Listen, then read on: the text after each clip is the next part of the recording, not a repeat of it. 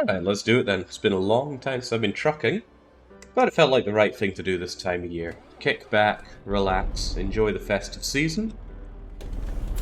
And what better way to enjoy it than by spreading Christmas cheer? After all, it's all in the giving and not the receiving, right? Well, that's where the real joy is. And for us, we're going to be giving some festive joy to the Western Balkans. It's the latest expansion to the Euro Truck Sim map.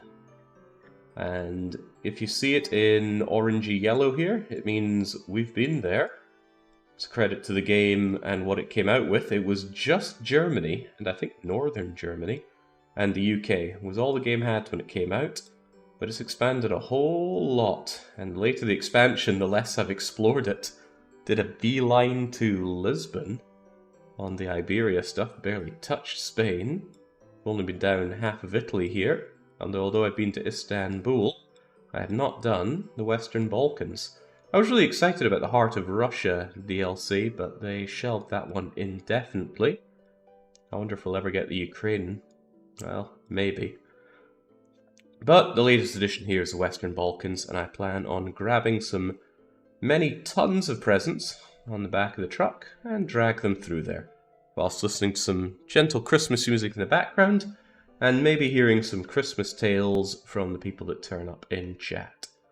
Going to do that for an unknown amount of time before I do some traditional marble giveaways, and then play around with some of the games that I picked up in the Christmas sale on Steam.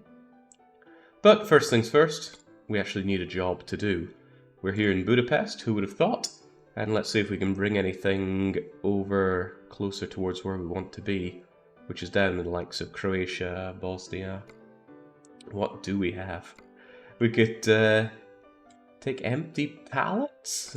No. Peas, barrels? It's all going in the wrong direction. That's the problem there. There we go, heading south now. Although, if I took some acetylene, which I don't even know what it is, over to central Austria, that would give me a nice way to go down and take a coastal route along here. Trieste, Koper, Rijeka, Zadar. That does sound good. Yeah, I don't want to start in the center. I want to start one side and work my way through. I will do just that. I can't stay around, says Baboon.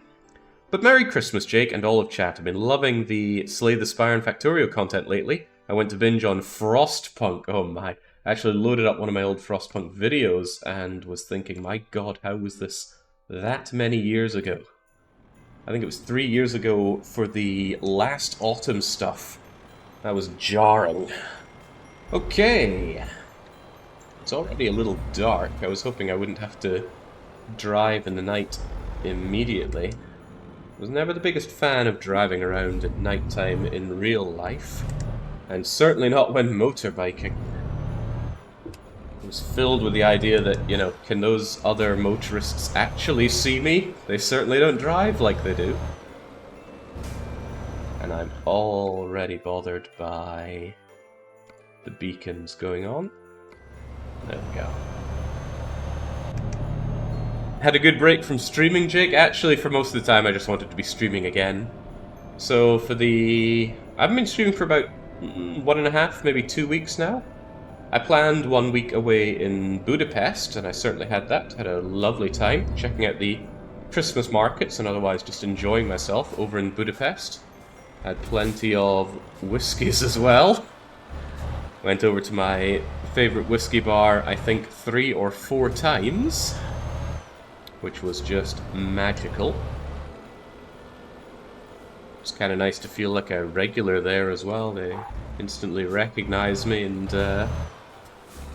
pour out all sorts for me, which is nice. Like they put out some wee snacks and a little bit of water with a pipette for me as well, which does not seem to be standard fare. I think they took note that I was grabbing water, a straw, and making my own pipette setup. And then they tell me what are the newest arrivals in terms of the whiskey, and I gotta say that kind of stuff really makes you feel welcome. I don't have the skill set for bartending, but I do appreciate what they do for me there. And it really helps that even for Budapest, those prices are pretty low. That and the bartender knows his stuff. So anyway, it was a good time in Budapest, but when I went to the Christmas markets, I was clearly not the only person with that idea. There must have been tens of thousands of people that I was wandering past, and at least one of them certainly had lurgy that they wanted to share with me, because I've been pretty ill for the past week.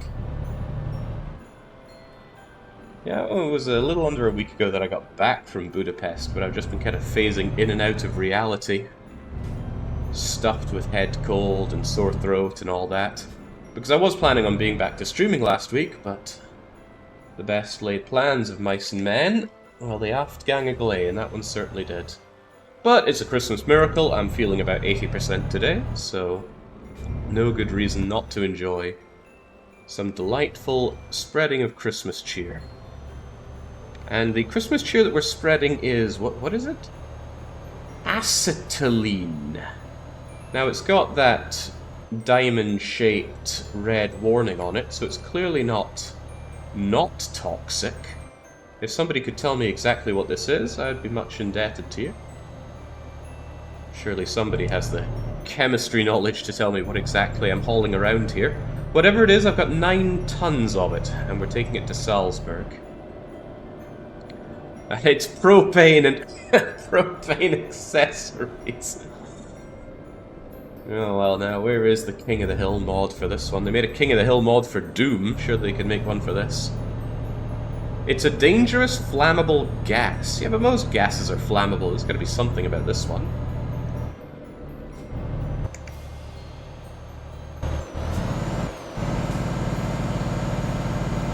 There we go. On the road again, 600 kilometers in front of us. 9 hours to get the job done. We won't need those 9 hours. We are well rested. And for some reason we're in neutral. We also have a mail, so let's check our emails while we're driving along here. Used trucks for sale. There's a used truck dealership. Powerful machine, a reliable workhorse. Excuse me, there may be pauses for spluttering and coughing every now and then. But don't worry, you can't get affected. Not from where you are. Probably. Stuff that goes boom, it's carbon triple bond. I shouldn't have asked, I don't know what these terms mean. Well, I think I get the boom part at least. So yeah, some lovely flammable gas for the Austrians, and then we'll see what we can bring to the proper Western Balkans, because I highly doubt Austrians like to be classified as Western Balkans, even though, I mean, come on. Oh, I'm fine, sweet Jazzy. I appreciate the sentiment, but I don't need to hear it. That's why I don't tend to advertise when I'm sick. I don't like hearing the influx of, oh, get well, oh, I'm sure you'll be fine, oh, here's an old-fashioned remedy. It's like, yeah, I've been sick many, many times in my life. I know what to do and what not to do. Maybe that's just the bah humbug coming out. There we go. Young's got it. Got the sniffles, I hope it festers. There we go. Really speak from the heart.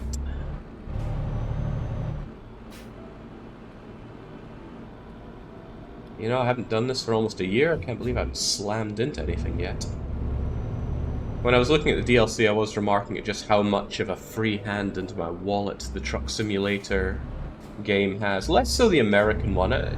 There's just something that's not very exciting about playing in America compared to playing in Europe in this.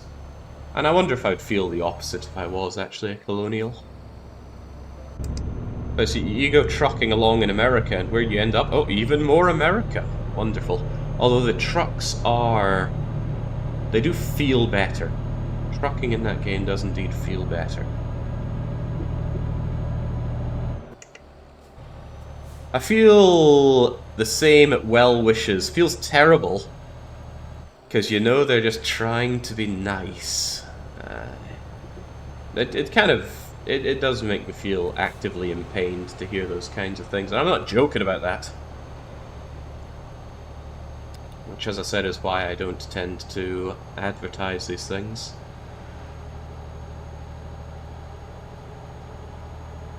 I mean, I didn't put out an announcement last week saying, "Oh, I just feel awful, guys, so no streams for a wee bit," because I knew people would be saying, "Oh, get well soon, Jake. Hope you feel better." Oh, I had the same thing, and I da. But hey ho, what can you do? People usually want some kind of explanation as to why there's no stream. I can't just always say, "Oh, I'm in bed." What is going on here? Oh boy. So that was actually his fault for just being stopped completely dead on the road here. Oh, and he's driving away. Hit and run? Wait till my insurance hears about this.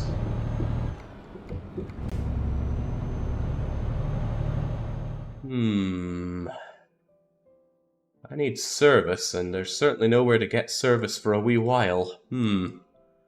That's not good, and I don't want to be dragged back to Budapest. Oh well, best foot forward. I figured you were just drinking the week away. I so seldom drink at home, you know. Well, it's a little bit more common now that I've discovered Hungarian wine. Those sweet Tokai wines are delightful. I'd hardly call that drinking, though. It's just something to pair with my dinner. I did pick up some new whiskey in Budapest, actually.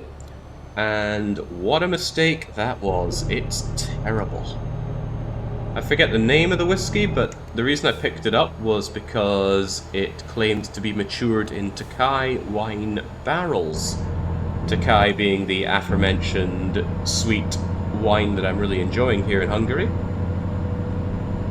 Yeah, I cannot help but feel that that engine noise is extremely loud.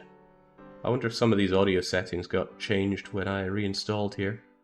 Truck engine volume. Can we just bring that right the way down?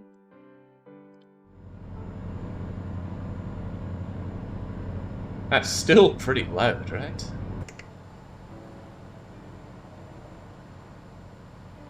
That's Master Jake. Ah, really? Ah, I was on the wrong one there. Yeah, that truck engine volume. Let's just bring you right the way down. Oh, easy now. Still sounds insanely loud. Was it always this loud? Come on, I've got some Christmassy tunes to be listening to, unless there was another option just next to it. It's not my exhaust that's really loud, is it? I don't think so. We'll just bring it all down.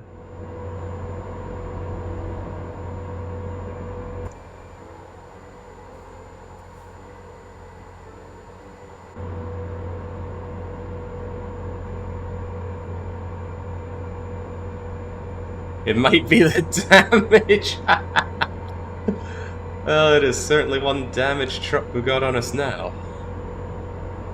Hi mate, first time coming into your stream. I love your Frostpunk and State of Decay playlists. Ah, State of Decay. My beloved. You and me both. I was actually rewatching a bit of State of Decay the other night. Enjoying Professor Layton's exploits there.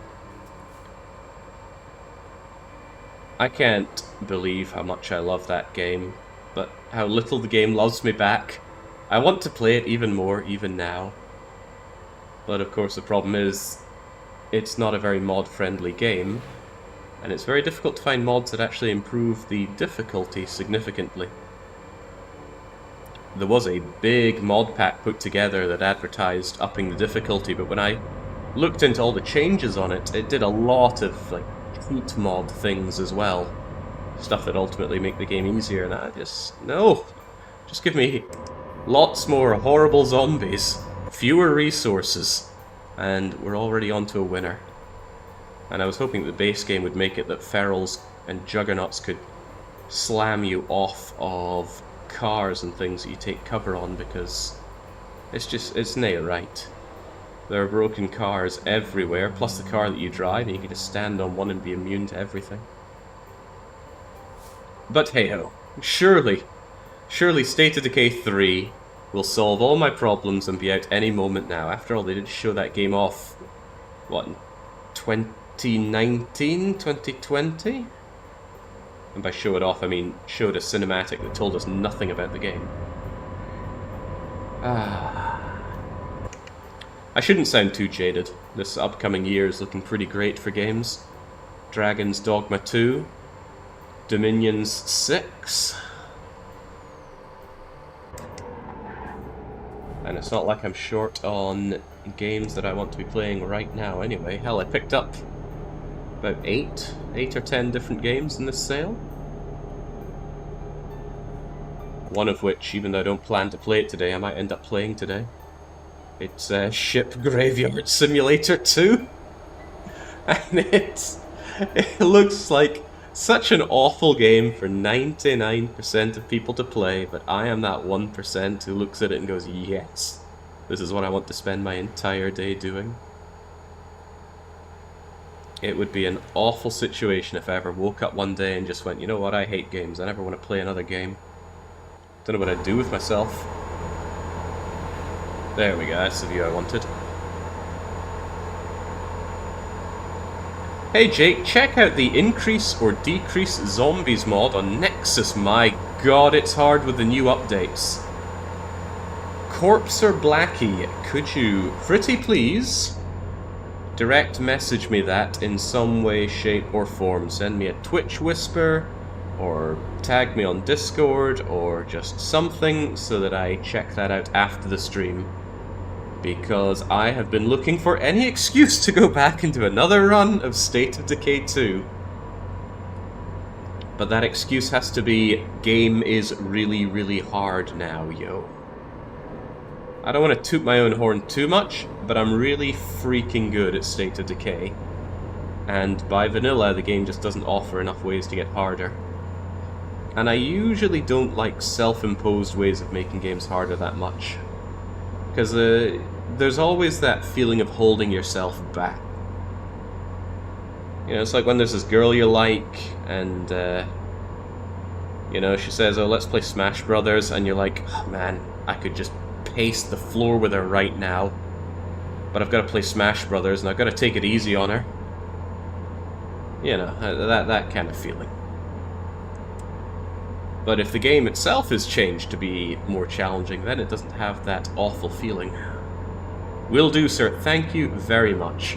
See, just like that, Corpser has given me the greatest Christmas gift of all. A reason to play more State of Decay.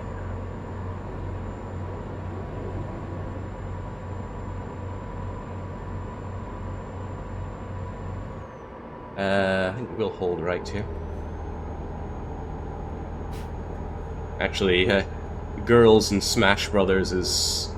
You know those cringe-worthy memories you have in your life that you know you're going to be carrying for the rest of your life? Yeah, that is definitely one of mine, and I'd need a lot more alcohol in me before I would share it on stream. I'm sure your imagination can put together a decent story. Wouldn't the greatest Christmas gift be a fake out to the Prince of Egypt? Hold on. Oh, just about coughed and trashed the truck there. I do love the Prince of Egypt. I'm not really sure it's Christmas film stuff. I don't feel right for Christmas.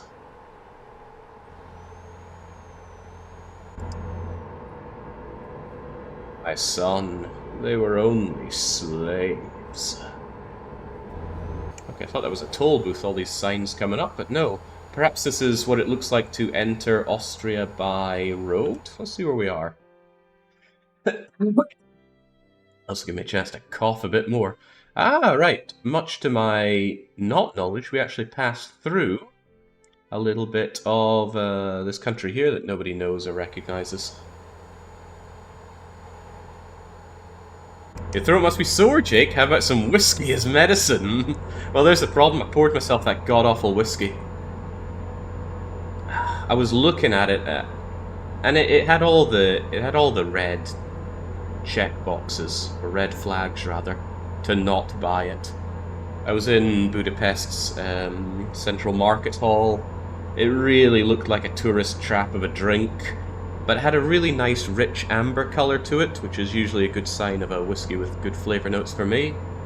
And although it just said unnamed blended whiskey, the fact that it said matured in Tokai wine barrels made me think, oh, there's no way this could be bad, even if it is touristy tosh. But no, it's really bad. It tastes like whiskey that you have killed by adding too much water. It happens every now and then. You get a whiskey and you think, oh Christ, that needs some water. And then you water it, and you water it a bit more, and then before you know it, you've killed the whiskey. I've done it. We've all done it. Oh, jeez, might not be the only thing getting killed if I don't fix this engine at some point. But what are our good shouts for getting this engine of mine fixed up here, anyway? I don't know. I think that's a cinematic viewpoint there. I don't want to take a turn into Klagenfurt am Wörthersee just to fix myself up. But my opportunities for getting fixed aren't huge.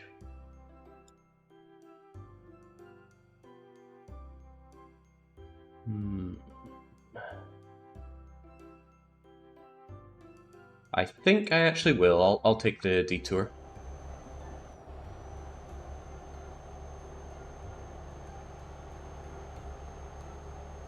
It's a type of whiskey you need to mix to not waste the bottle.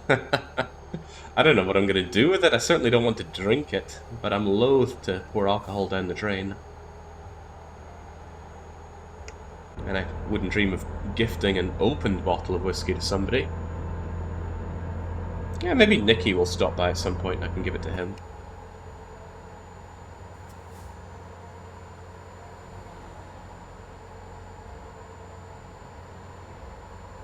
It was a double slap in the face because I gifted a bottle of whiskey to my landlord. He's been really good to me, so stopped by his place, chapped on the door and said, Merry Christmas, and presented him with... Now, me and him can't really communicate.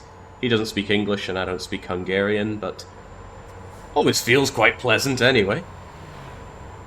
He seemed to be taken aback and rather touched by it. Although for all I know, I committed some incredible social faux pas.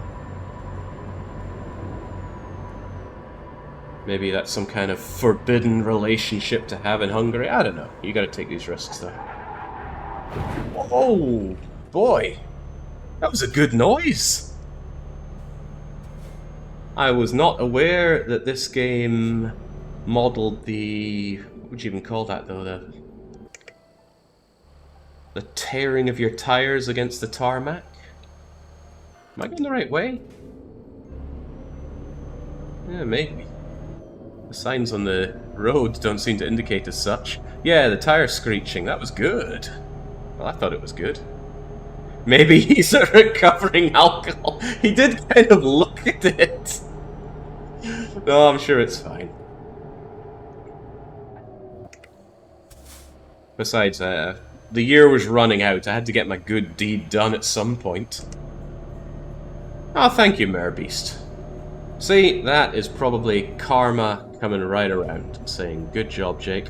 Although, you know, the thing was, right, the reason why it was all coming together was because the bottle of whiskey that I was having was so terrible, but the bottle I gave him was a bottle I really wanted to drink.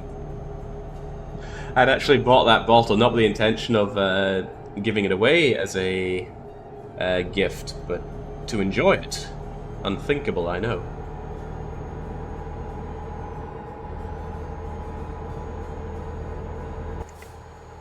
But hey, it's not really a gift if it doesn't cost you something. Doesn't have to be money, could be time, or it could be the pain of having a bottle that you don't get to drink.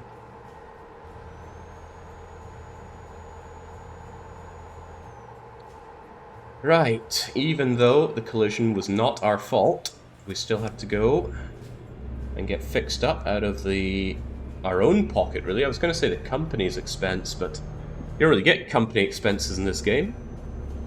You are the owner and operator, so every cost is your cost. On the other hand, every profit is your profit.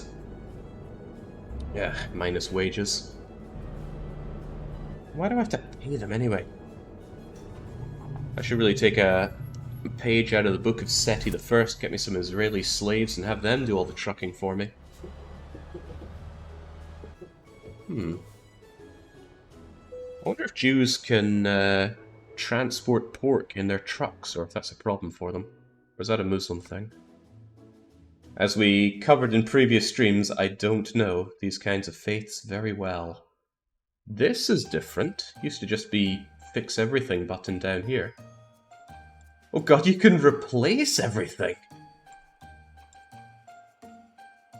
Does that mean that... oh god, there's wear and damage now? Oof. So you can do the service recommendation, alright. That's a scary thought, because my truck is not cheap. I pretty much got the best of everything for my Renault. Pretty sure I'm driving a Renault. Yeah, the Renault Magnum, right? Yeah, there we go. The Renault Magnum Excellence. Scary. Jake, do you have a whiskey region which is your favorite? It's a no-brainer for me. Speyside.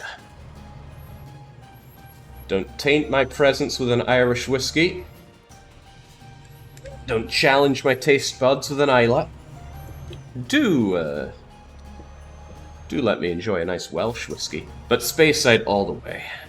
Speyside whiskies have this delicious caramelly taste and are often sherried, and it's just so delicious. I like sweet things. Sweet by nature and sweet tasting. But when it comes to my whiskies, oh heavens, yes. Oh, Christ! It's okay, they're Austrian police. They'll probably just tip their hat and say, "Thank you, I'm sorry, and good day, sir." So off we trot. I was actually stopped by Austrian police in Vienna. Very large, intimidating policemen. I don't know if it's a national thing, but the Austrians seem to be quite cute. Or maybe I just ran into the beefiest officers in Vienna. Anyway, they told me off for not wearing a face mask.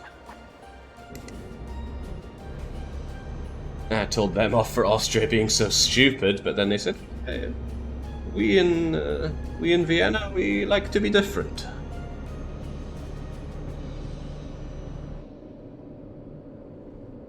Out of experience, Austrian police are never nice. Yeah, but most of the time you have an interaction with the police, it's never a good thing, right? They're either there because something bad has happened to you, or they think you've done something bad, and seldom that's a good thing. But I can relate to the experience because I worked in security for a long time. A long time. Was it 3 years? Was it 3 years? Can I not cross this off of my visitations list now? Okay, there we go. Now we get back on track. And it's a similar thing with security, right? How often are you seeing security and it being a good experience for you? They're either there because they want you gone, or because you have some kind of problem and you want them to fix it.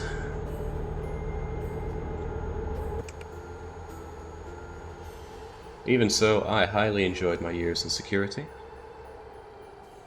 Merry Christmas, says Kaladin. Merry Christmas indeed. Oh, Jesus, not for them. You were on the outside.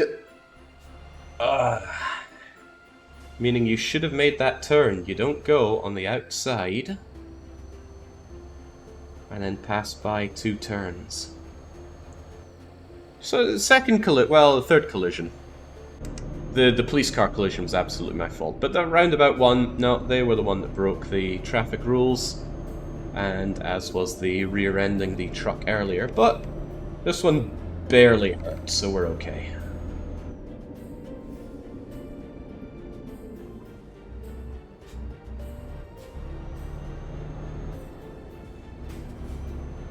Yeah, I'm feeling okay, Rolling Ninja. Austrians are never nice, period. Oh, that is just categorically not true.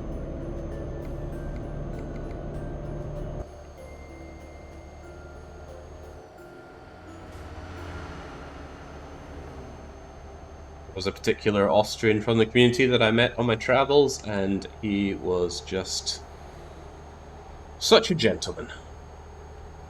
You thought such nice people would have died out long ago, but no, there he was as I lived and drove.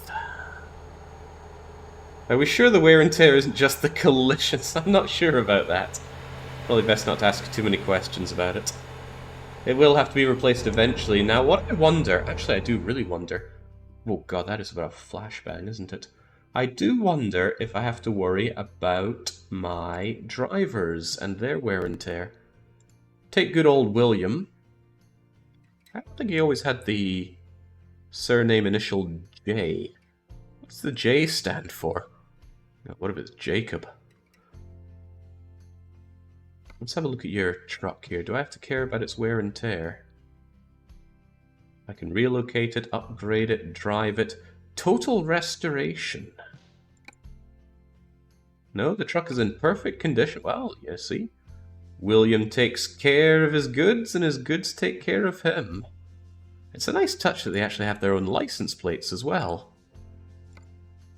This game really has been a labor of love for the developers, hasn't it?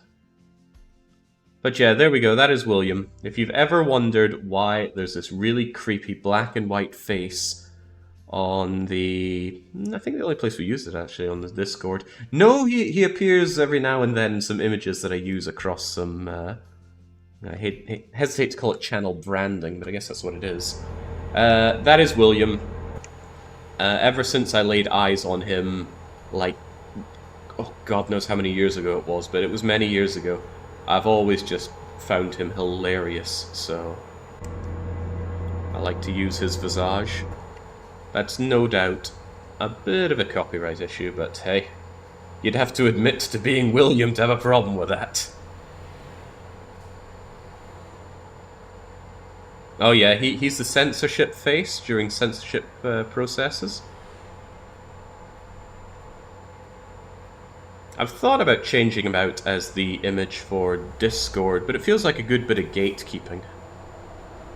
Like, it's not a very inviting look for the place. No one's going to stumble in and go, hey, this looks like fun. And I don't really want to use anything about me on it. I don't like the idea of a community just being me, me, me. It's just, ugh. Ain't right.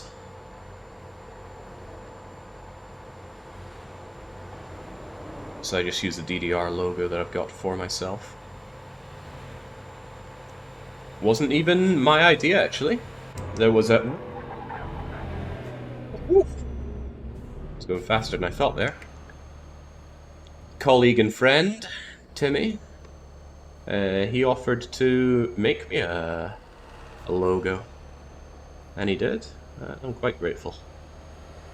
That's the downward arrow with the DDR on it. Legally distinct from Konami's DDR arrow. Well, maybe.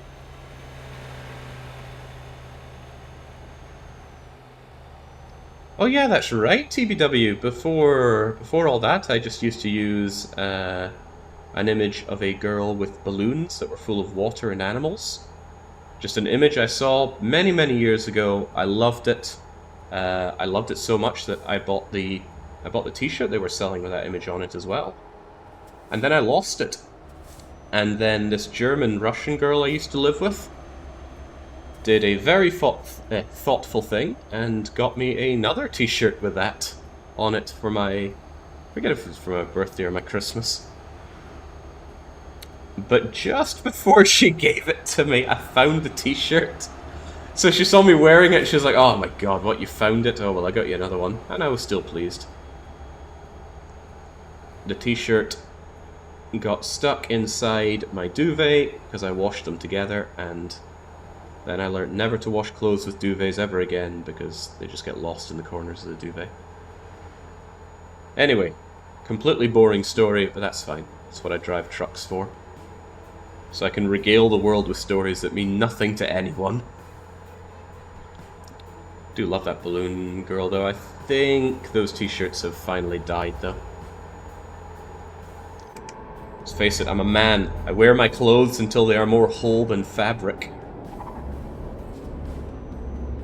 And I'm pretty sure I got those t-shirts about 12 years ago, so...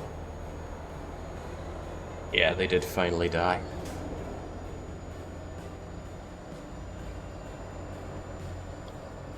Yeah, very, very nice image. Still like it. Will the stream be on YouTube? The family is calling, says H2RG.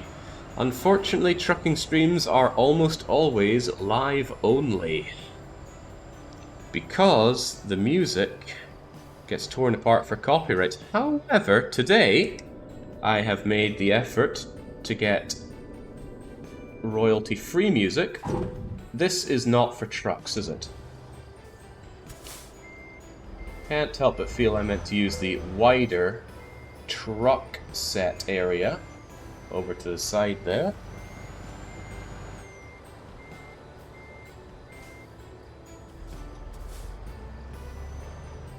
Wonder if there's any aerial photos of truckers causing this kind of mayhem here. Out of my way! I've got to deliver what remains of this flammable gas to the Austrians. So the answer is maybe. Depends how torn apart it gets on copyright. Bloody tourists. Yeah, where are we right now? Anyway, we're certainly in Austria for sure. But we're between Salzburg and Klagenfurt. I never actually did my ring around Austria that I planned. I didn't get very far. And actually, because that got aborted, it's probably the reason that I live in Hungary right now rather than Austria. My original plan was to do an anti-clockwise ring around Austria. I think I planned to go as far as Salkammers something or other over in the west. But the reason I got disrupted was a friend of mine visited. Ooh. Hang on. The emergency services are cutting off our route. We're gonna have to change out. And we're gonna need to get fuel. But what we're not going to need are even more gifted subs, because we got them out of Scipio. I thank you, Scipio. All these years, and Scipio continues to be the grey eminence on this channel. If you've ever wondered why Jake took to Dominions, it is entirely because of Scipio. All those years ago, forced to play Dominions 4. Unfortunately, Dominions 4 is kind of rubbish. I mean, let's be honest. Their take on turn-based combat was pretty grim. However, Dominions 5 is a different kettle of fish entirely. I'm going the wrong way now, aren't I? I don't know, maybe. According to the map, I'm going in kind of the right way. I'm sure it'll be fine.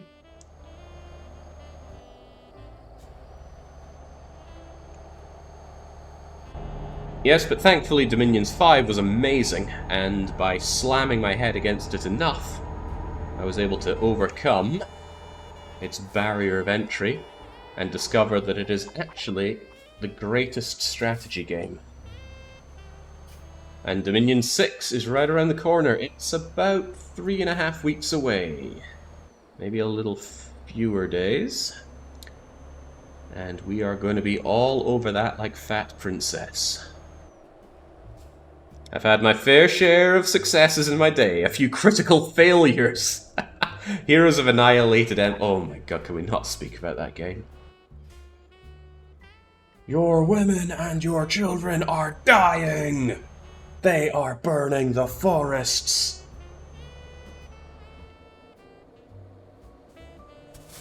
And those slow-talking, legally distinct...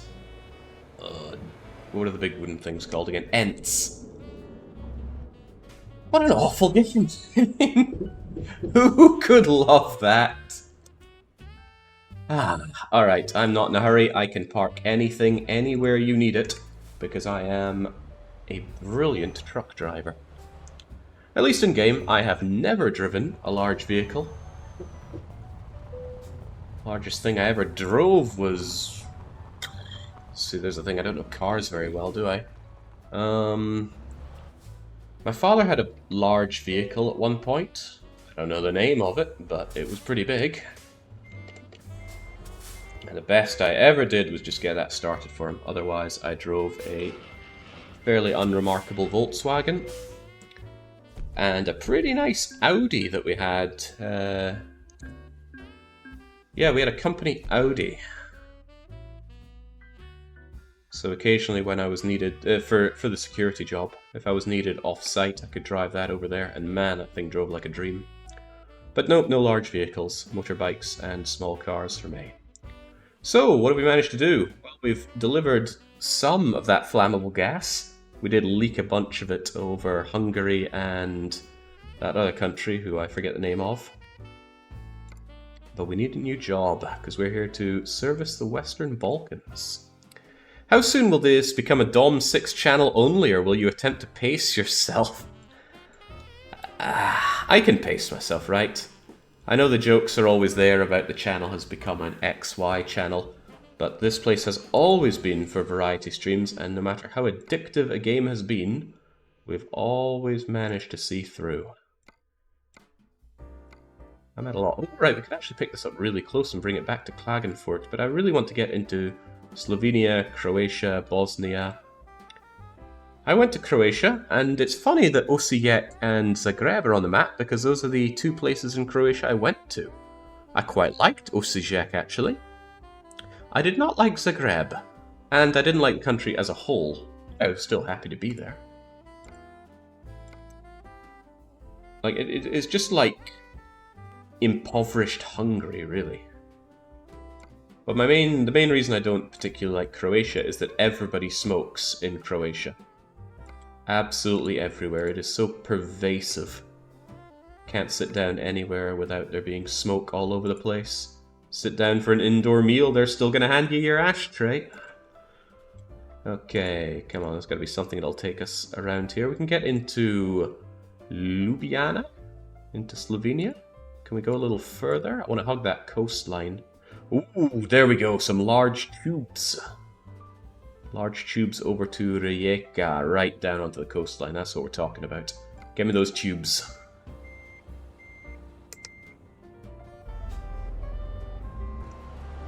God, Warhorse Studios, they've been working on Kingdom Come 2 for a long time now? They did all those bragging posts about just how much they sold of Kingdom Come Deliverance.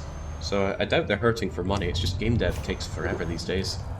And I truly don't know or understand why. Even Paradox. Now the Paradox mantra for so long, there's a term, F it, ship it. Actually, I'm pretty sure I'm not allowed to say that, so can we forget I told you that? Anyway, point is, big idea of, doesn't matter, just get it out. And that kind of strategy did really help Paradox in a lot of ways. But it became very pervasive. And it's just shocking to me that right now... yeah, excuse me, I'm not feeling 100%, but I'm feeling good enough percent.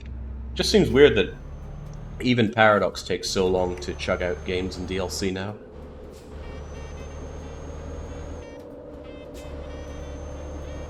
Jings, yeah, it's only been 4 years since I left.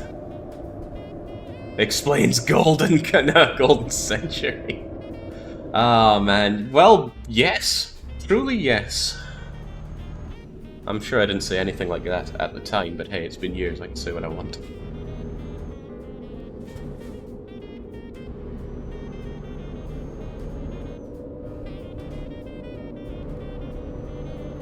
More so after Paradox went public as well, beholden to shareholders.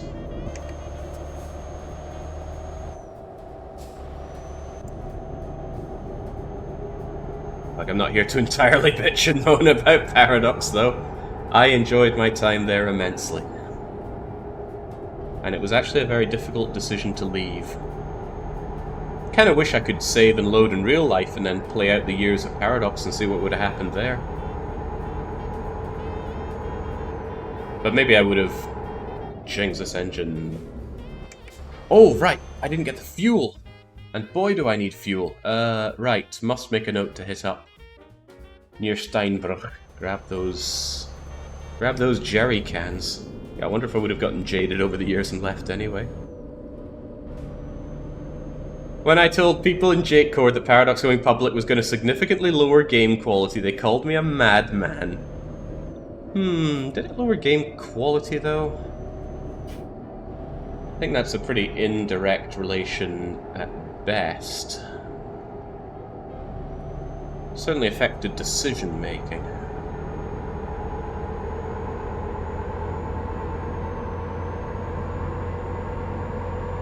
Feels so weird to be riding without cargo.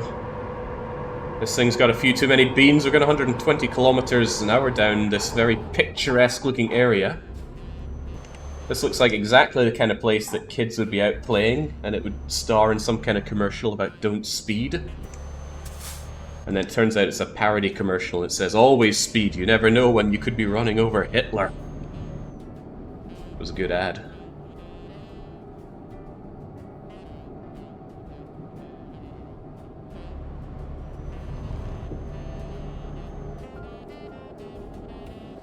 Man. One of the reasons I love traveling is that I can actually mentally confirm to myself, yes, there are absolutely places in Austria that look like this. Those kinds of idealistic looking giant houses that you think, core blimey, I'd like to raise a nuclear family in there. Saw no end of those, especially when I was around in Langenwang. Oh man, I can't wait to get back to my castle touring. But yes, one of the castles that I was happy to check out in Austria was Castle Langenwang. I couldn't even see it from where I was. I had to climb a hill and make my way through forests to get there, but absolutely worth it. I love checking out old ruined castles. Okay, we are tired and in need of fuel. Fortunately, we can do both pretty much at the same time in the same place. But we need to get there first, so we need to not run out of fuel and not fall asleep on the job. I am mandated a rest in 1.5 hours in game time, not real time. And can we get some information about the fuel? I think if I tap I a few times, it tells me I've got, is that saying 61 miles of fuel left? I don't know. I don't have my little binoculars out to check that. But I can be quite certain that I don't have a lot of fuel left, so we absolutely need to go and fill her up. All the while though, Joseph S. making us 2 grand. I gotta hand it to this game. It's not often a game about the acquisition of wealth is able to be exciting to me outside of the acquisition of wealth. But this game, I play it because I like to truck. I don't even do it because I like the gaining of all the money. Now I do like that money, no doubt about that. But it's means to an end. Did you check out the ruins of Castle Losenstein? I have no memory of a Losenstein. Where is that? I mean, I might have. I didn't remember the name of everywhere I went to. There were a couple of ruins that I checked out south of Vienna, at Baden by Wien. Cannot remember their names, though. Pretty sure I was trespassing, too. There were gates and signs and things, but I just climbed over them. I do not give a damn about that.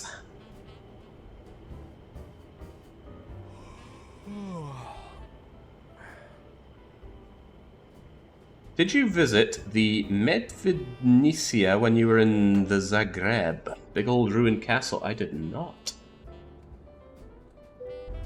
Honestly, when I was in Zagreb at that point, my thought was, okay, I need to get out of Croatia now. I have so little tolerance for cigarette smoke, and it was everywhere. So I caught the first flight to Scotland and, funnily enough, went to another castle. Good freaking times. Oh, that's right, we need to sleep. Where can we grab a rest? You know, this background music doesn't sound very Christmassy, does it? Sounds a bit jazzy. I'm sure my playlist is going to run out at some point, and then I will... Okay, I don't think they appreciate trucks stopping here. That hotel. The hotel will sort me out. Yeah, I went over to the Black Isle after Croatia. Just north of Inverness. Saw one of my old housemates and good friends from days of yore sign his life away in marriage.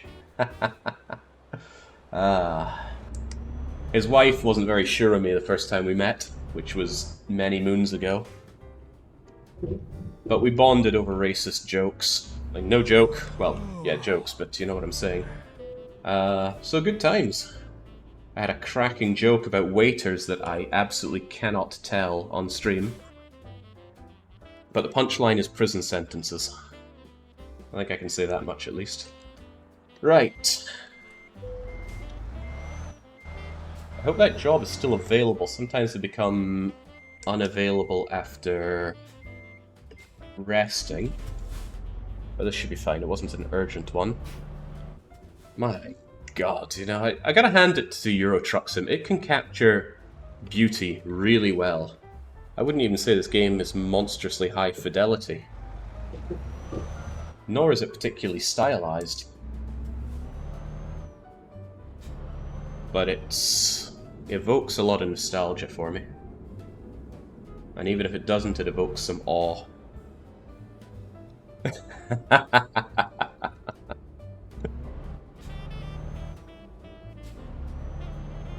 No, I think my channel would disappear from under me young.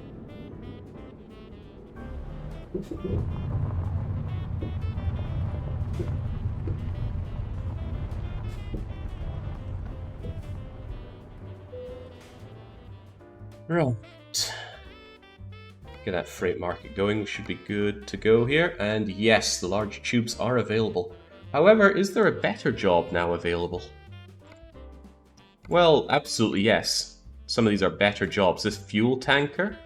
Or these urgent stones to Berlin. Berlin does not have enough stones. That just seems mad. But that fuel tanker job would be great.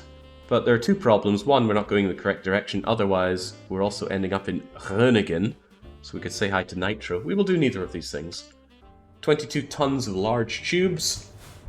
We're bringing them over to the Balkans proper. Oh, I see where to pick them up. Never mind.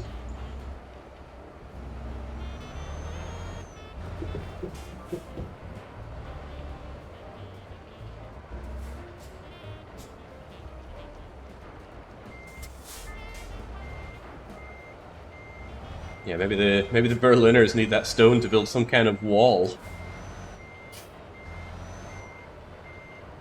Alright, easy does it now. Line her up. Slot her in. Fifth wheel locked, raising legs, attaching cables. And let's go. Oh, it feels so much better to be dragging actual stuff behind you. I wonder if it feels similar to drive a train, in that it's very different feeling having loads and not. Like maybe sometimes you're just a locomotive and sometimes you're with the carriages. If only we had some kind of train driving Dominions fanatic to tell us about these. But he's too busy training for Mario. That joke's going to be lost on anyone that doesn't know Tyrion in this community. He's one of the big voices of Dominions, and he swore he'd get that Mario marathon finished, but he's just so busy with work. Same excuse he's been using for about 2.5 years now, just too busy with work. You know, once work calms down, he'll finish off Mario.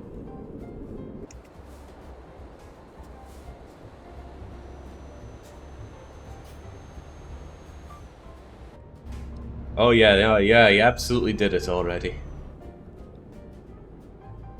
The most convincing Swede completed Mario.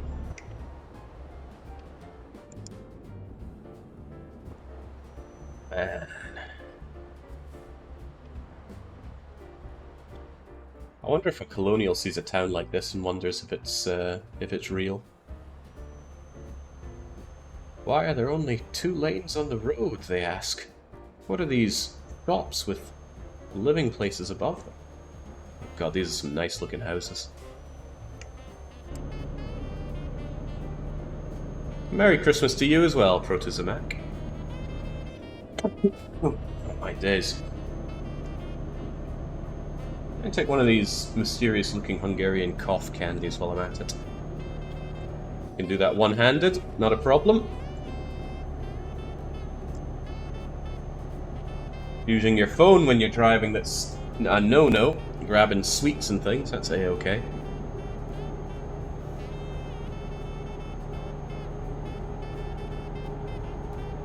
Can't be the Balkans yet, looks too nice. You're right, we're not in the Balkans yet, we're still inside Austria, surely.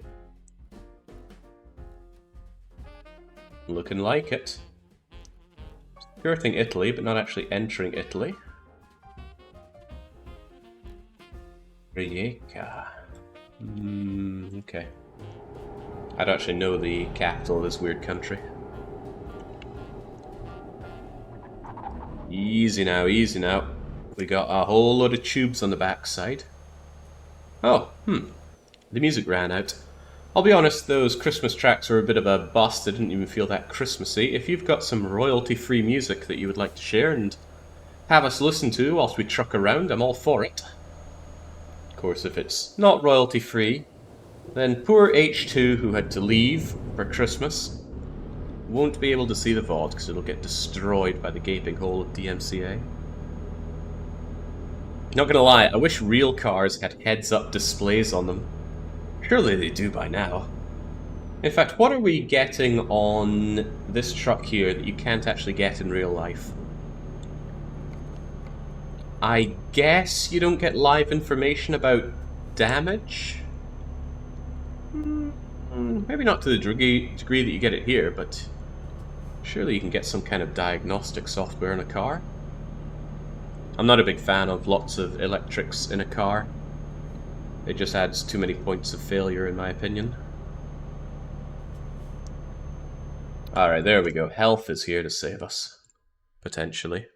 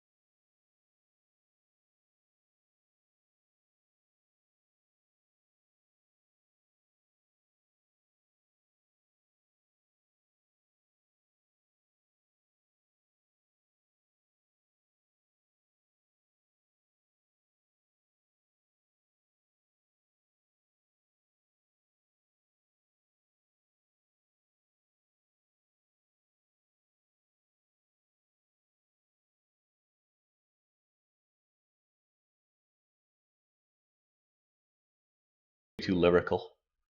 It's hard to focus. Great Christmas album, though.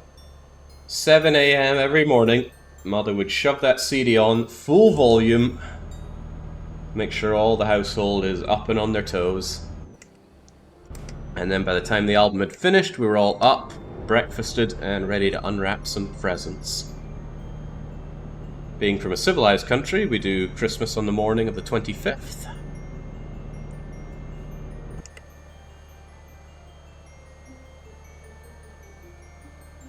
One Christmas I got a CD with such hits as I'm a Wanker, and I still have it somewhere. Wow. Not so subtle messaging. I'm just gonna come to a restaurant in the middle of nowhere like this. I suppose it's been done.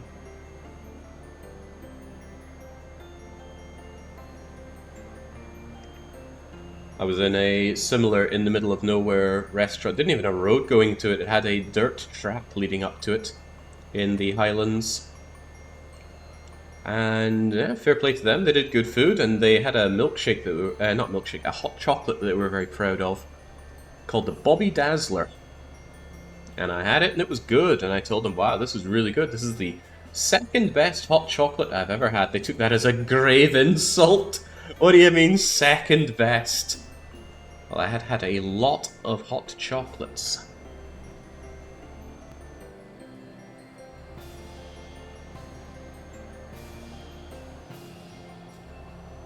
If Ainsley Harriott had stopped by and said, wow, that's the second best lunch I've ever had, probably wouldn't take that as an insult, right? Well, consider me the Ainsley Harriott of hot chocolates.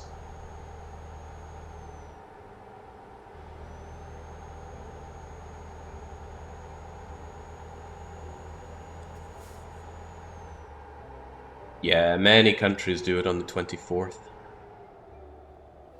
No patience, that's their problem. If it was up to them, they just would have squeezed Mary until wee Jesus popped out. They didn't want to wait around.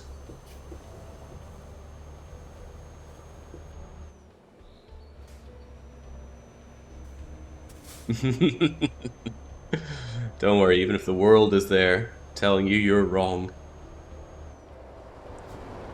you stand firm. Whoa, whoa, whoa, easy now, easy now. Don't let chat distract you now. The majority can be wrong. It's like Chinese medicine, right? How can 1 billion people be wrong?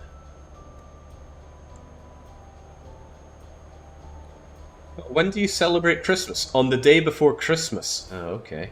Sure. Whatever you say, Hans.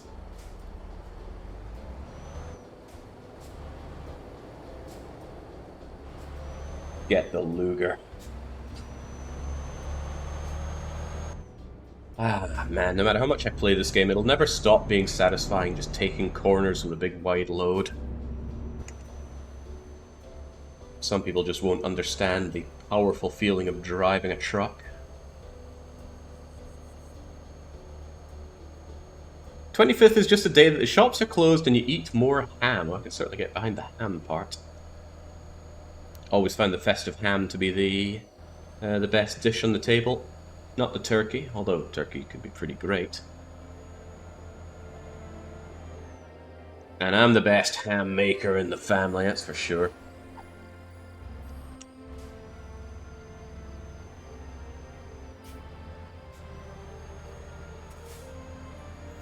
Take a ham, make sure it's not a smoked ham. Boil that thing in a whole load of either cider or Dr. Pepper, or whatever substitute you can get for that. Slice up some vegetables, throw in some cloves and spices and whatnot. Boil it for a few hours, take it out. Pour that thing over with a glaze of maple syrup and crushed clove.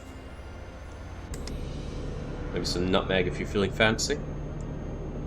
And then roast it for an hour. Every 15 minutes, pop on a new layer of glaze. Be sure to score the fat and shove in some spices while you're at it. Nobody has ever done a ham as good as I've had it. Not that I've had it, at least.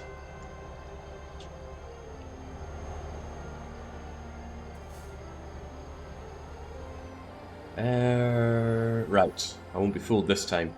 We do take the digital toll route, because otherwise we just get stuck. Oh, Jesus!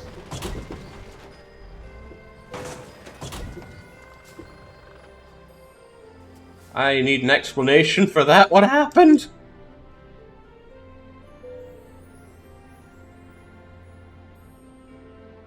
It's a Christmas miracle that we're still alive, but what's going on?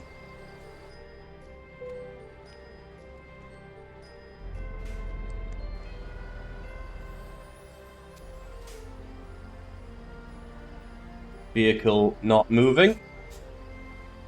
Well, kind of maybe moving. Oh, it's not a happy vehicle right now. You spoke ill of Christmas, Catholics. Baby Jesus did not approve. Evidently, right. Come on, we need to get ourselves over to some services right now. Over at Wörthersee? It's going to take 4 hours. I got a delivery to do. Also, where's Wörthersee? Oh, is it Klagenfurt? That's inconveniently located, but I think it's one of those beggars can't be choosers moments. Yeesh. Alright, well, needs must.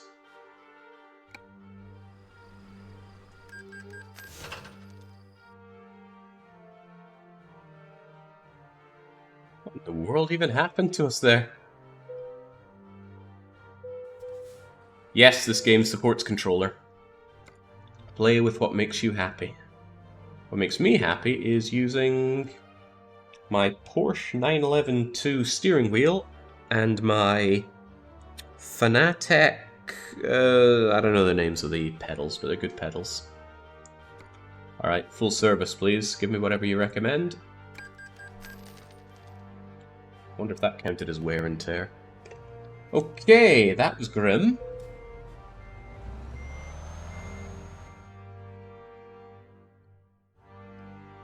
Do I really want to go via Zagreb? Does anyone want to go via Zagreb? I do not. Can we take a more scenic route? Too many curves here, but I think we'll take this route anyway. Yeah, there we go. We're not going to be late, surely. How long do we have to finish this job? We got 10 hours and 8 minutes to get this job done. We'll be fine.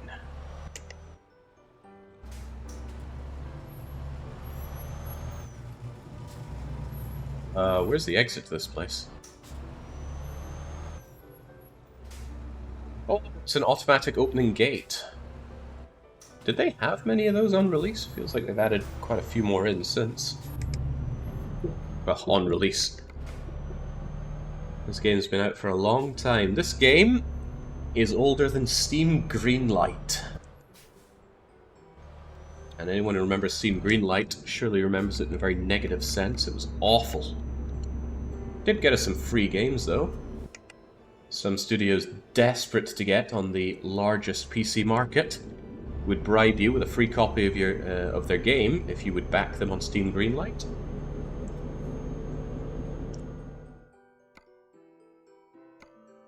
Going to agree with that, but hey, take it and run. So I got a free copy of Guruman.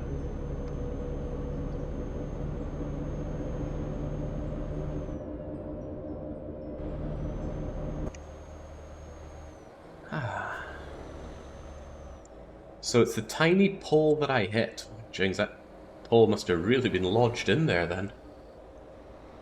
I also did not see the pole.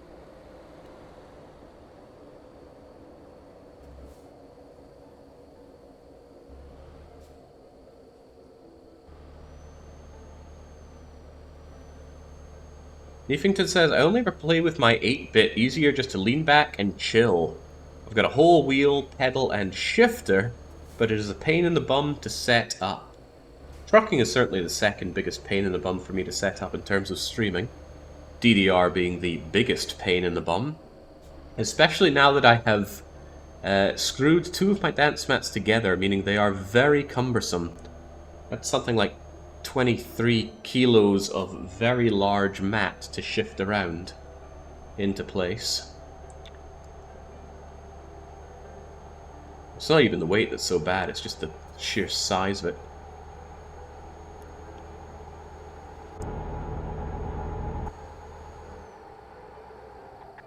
But, much like trucking and DDR alike, once they're set up, they're a real joy to play with. You can play this game with a keyboard and mouse, or just with a controller, and you'll have a fine enough time. That's how I used to play. I just used keyboard and mouse when playing UK Truck Simulator back in the day, before I was a streamer, which is an almost unthinkable time now. I've been at this game for a long time. But yeah, I just played keyboard and mouse and had a raucous old time. In fact, playing UK Truck Simulator is probably the whole reason that I'm into the trucking games. Me and my housemate, together we bought a Rapid Share premium account and downloaded so many games.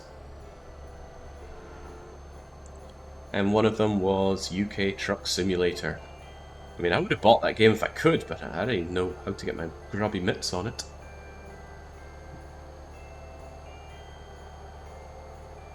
But it was one of those games I started playing as a laugh. Like, haha, funny game, who could possibly enjoy this?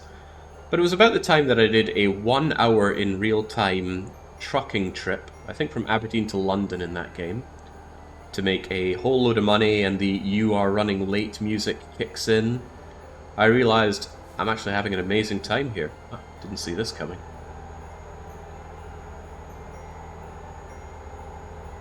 But the real formative moments in life are the ones we don't see coming. I'm thinking about getting this game. Reviews are good. Your stream is good. Oh yeah, this game... No joke, this game is fantastic. It is polished to an incredible degree. The gameplay loop is very fun. Setting up your trucking empire also feels really good, so progression feels nice. You progress to bigger and better trucks. You can take bigger and more lucrative jobs. You can eventually have people just working for you, and those people, they level up and get better at their jobs and bring you more money, so you can have more offices across the world, explore more. Different garages that you get allow you to fast travel to different areas, pick up new jobs. And if the game were only about managing your trucking empire, I think that kind of progression would feel a little flat. But the core of it is that just driving this truck around feels so good. Most of the time I spend it in this view, but some people might find it a lot more comfy to ride in this view. And I think if I was playing in my own time, I'd do more of this. But I find this view feels a little awkward because I run the game in a window. If I was doing it full screen, big immersive mode, I'd probably play more like that. So yeah, you can enjoy your trucking how you like it.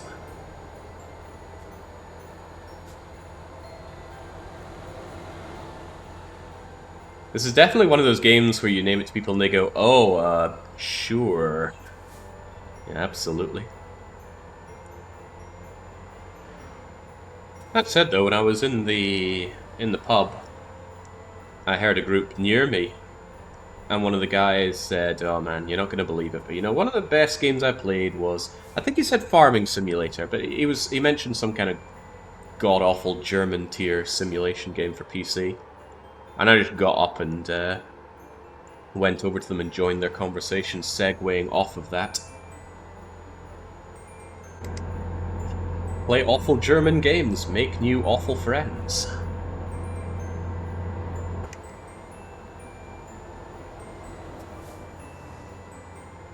Farming Simulator, though, I do think is quite terrible.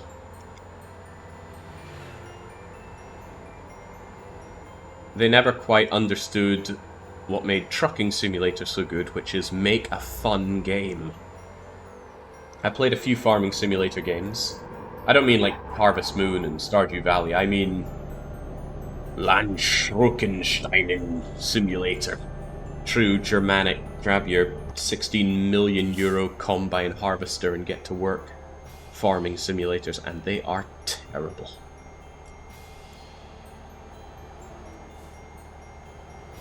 Farming sim is fun in multiplayer. Now, granted, I have not tried them in multiplayer. I don't think the ones I tried had multiplayer. Was it fun? There is only work. Oh man.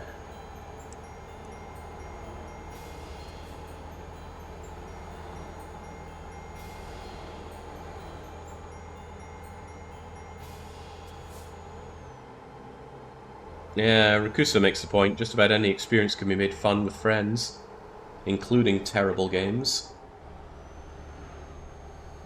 I do plan to explore Avorion multiplayer. In the coming week or two, I'm going to see if I can draft up some people just to try the game in multiplayer. I want to see how the systems work, how stable it is, how it runs server-wide. And if it looks promising, I might see about setting up a reasonable multiplayer for it. Feels like the start of a new year is a good time for multiplayer events. I think it was about February time that we did the 600% Factorio run. Kalpa sets up the open TTD multiplayers. I don't remember when I did the Roller Coaster Tycoon multiplayer.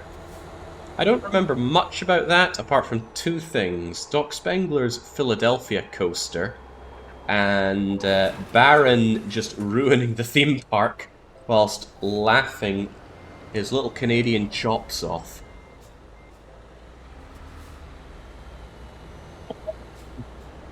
Man, it was awful. I mean, I love the game, and I enjoyed what we did, but Baron... It's like Baron set out to make me unhappy that day. Where am I meant to go? I mean, this one has the green bit to say, yes, you can go here. That's okay, though. Baron has made me happy in many other stream events. And how can I begrudge him? He's a monster. I seem to recall you doing something underhanded there, young.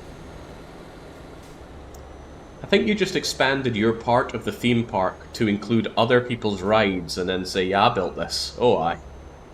This is my, what's it called, a inverted coaster. Aye, mine, Ken. That's what I choose to remember, at least.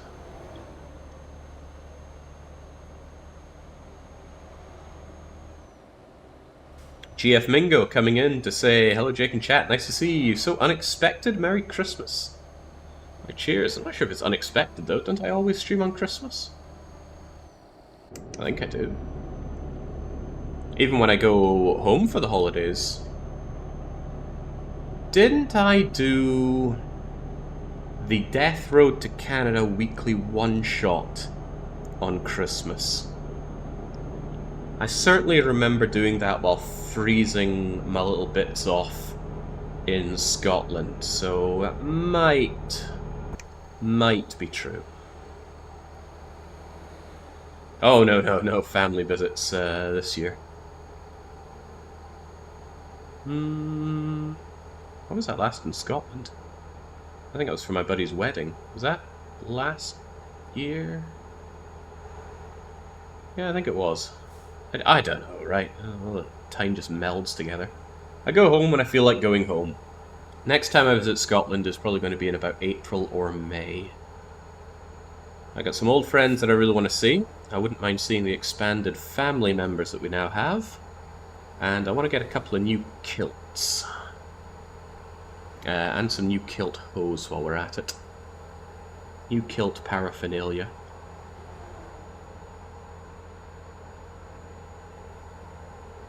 Nothing wrong with the old kilt, but my old kilt, that one is a tad aged by now. I need a replacement.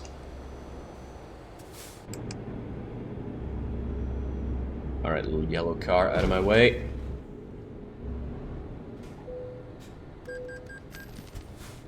Ho ho ho, and all that. Kilts and kilt accessories. Yeah, I got myself a new belt last time I was back.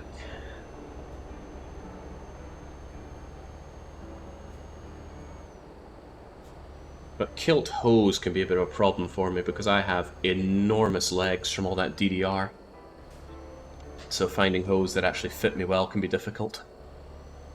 Hose are the big old woolly socks that we wear. They generally come up to below the knee, and then you fold them over on the flash, which is a little cut of your tartan that you strap around your sock. And then you plant a knife in there for good measure. Had a guy in Budapest actually when I was just there the other week. He just sizes me up and down and says, nice kilt. I say thanks, and he points at the knife and says, police will probably give you a problem for that knife. And then he said something strange. He says, they'll generally be alright with you if it's under 8 inches. I'm not very familiar with Hungarian laws, but maybe they do that weird thing where a knife is only a problem if its blade is X amount of inches or retracts or whatever. More so than any other country, Hungarians fixate on the knife. I can feel it. Yeah, I've travelled through a lot of different places decked out in full kilt gear, But the Hungarians always look at the knife, and they remark on the knife.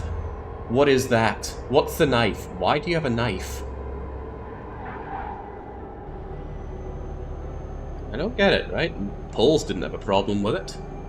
Of course, they all know about it in the UK. The Swedes never bat an eye about it.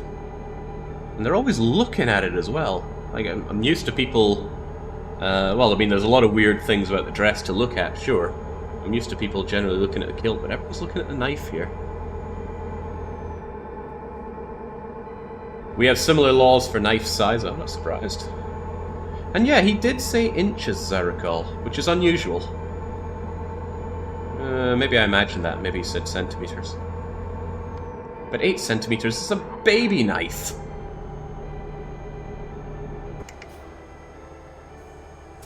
Boy, driving at night around here is just asking for trouble.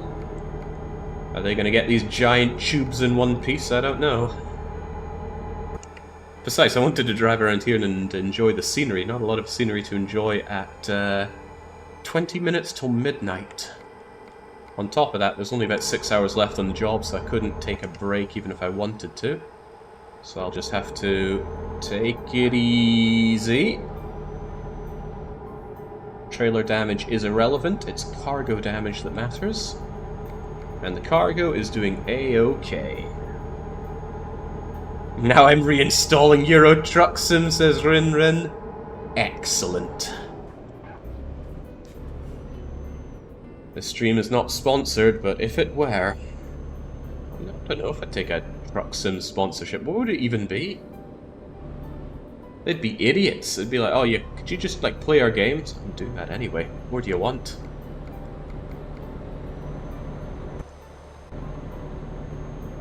Maybe the more reasonable kind of sponsorship deal for this would be a peripherals company. Like, someone makes a good 6-shifter. There we go. And then every 30 minutes or so I go, and you know, I was able to make that wonderful move thanks to this Mad Cat's H-shifter that I have. Glides like a dream. And then you just hear me swearing under my breath as I try and mangle the thing in my hand. Was that a crashed car? You must have imagined it, Spangler. That's just the sounds of Philadelphia outside your cracked window. I have never been to Philadelphia, but I imagine it's horrible, based 90% on what you tell me about it. That, and I've seen a Philly cheesesteak, and, you know, if you're putting your name on that, you probably don't have a lot going for you.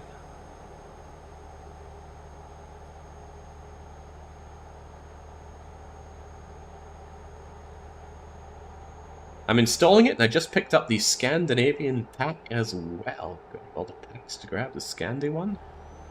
I suppose that's one of the nice things about the DLC model for Euro Truck Sim. You can just grab whatever region you're interested in trucking around in. If you do not want to set wheel in Croatia, don't even bother getting the Western Balkan pack. You don't want to go to Iberia, don't get the Iberia pack. You don't want to go over to the UK? Well, tough tomatoes, the UK and Germany are integral to the game. That's what it launched with. The game didn't even launch with France. you just avoid France and you take the ferry over to Britain. I think it was the Vive la France DLC that added France. What was tight oval around here? What's all this then? God, I love that tire screeching. That's got to be new. I've played a lot of this game and I don't ever remember there being tire screeching. Just avoid France. Good life advice. Not even advice I've taken myself. I've been to France twice. Not even going through. I spent 2 weeks... 2 weeks? 1 week? I stayed in a French castle called Chateau Beaumont, I think it was. And then I spent another week in France, and I can't remember where. It wasn't that good. I mean, I wouldn't recommend France to anybody. It's full of French people. They're snotty, they're rude.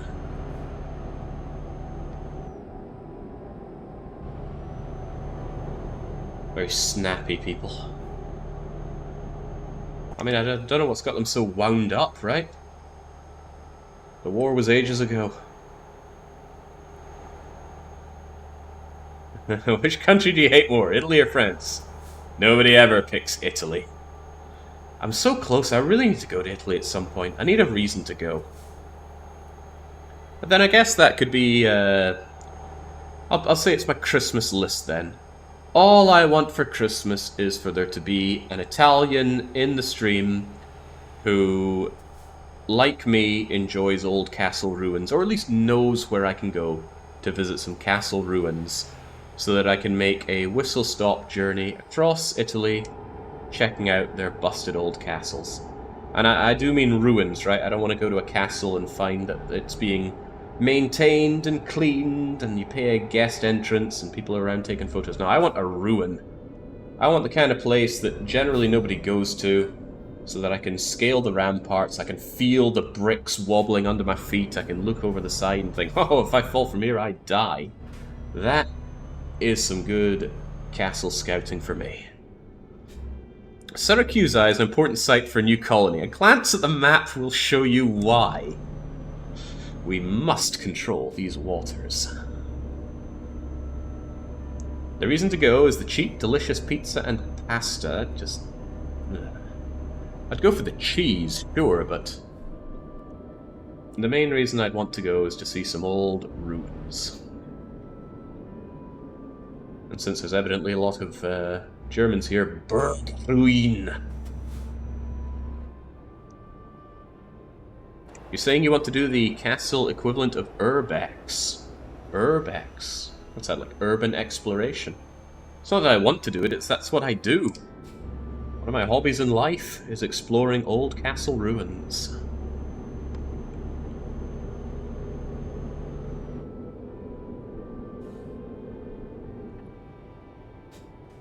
There's a certain kind of kick I get out of being in those old ruins.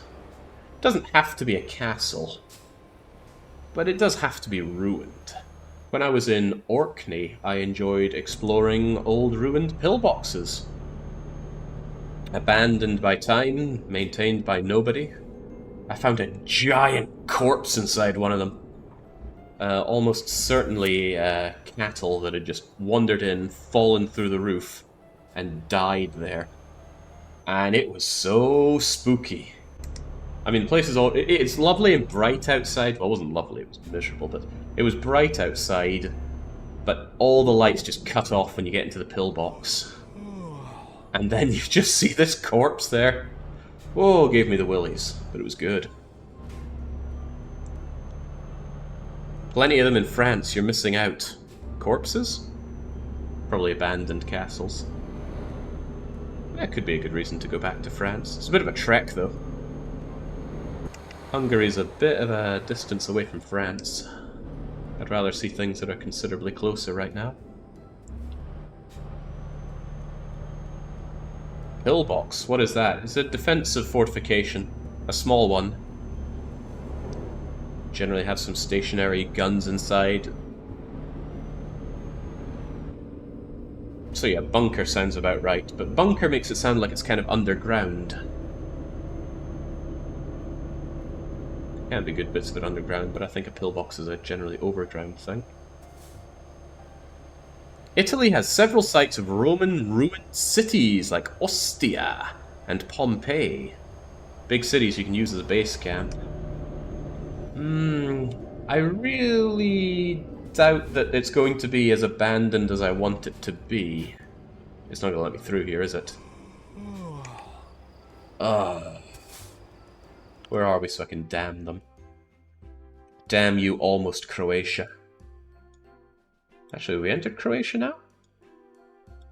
It's hard to make out the borders. Or are we actually in Slovenia? I don't know, but I certainly took the wrong turn here, because whoever's meant to be manning that custom post or whatnot, I think it's a toll road actually, they have taken a bit of a Christmas break themselves.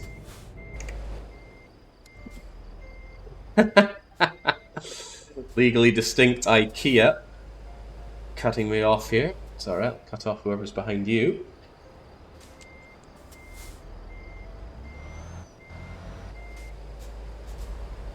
Easy does it now, champ.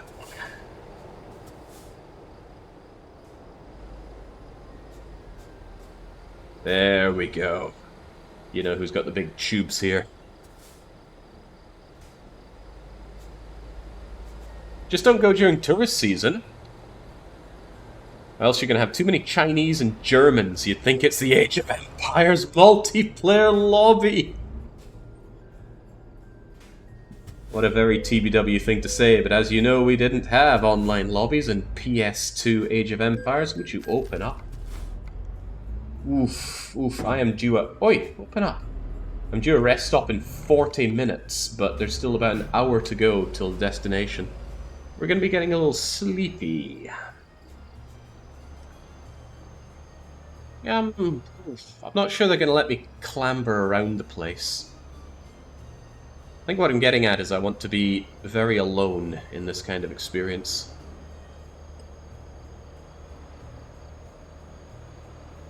Slane's Castle in Scotland. Now that was a top-tier ruined castle for me. And the castle in Langenwang in Austria, another glorious castle ruin.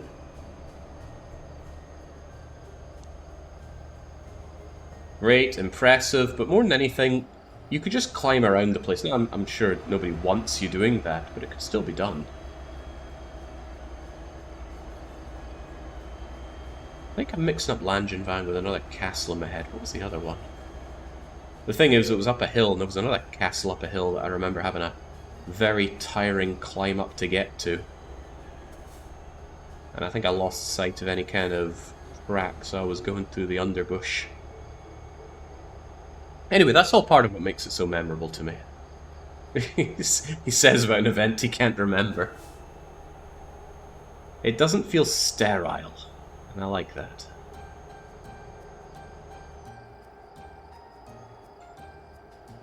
Many ruins don't let people touch them because the Yanks keep defacing them. The Colosseum has higher restrictions now. Some bloke tried to steal a brick. Blame South Canada. Do I need a reason? Tried to steal a brick from the Colosseum? Well, I guess it would make a hell of a souvenir. Hell, people take bottles of sand from beaches for whatever reason.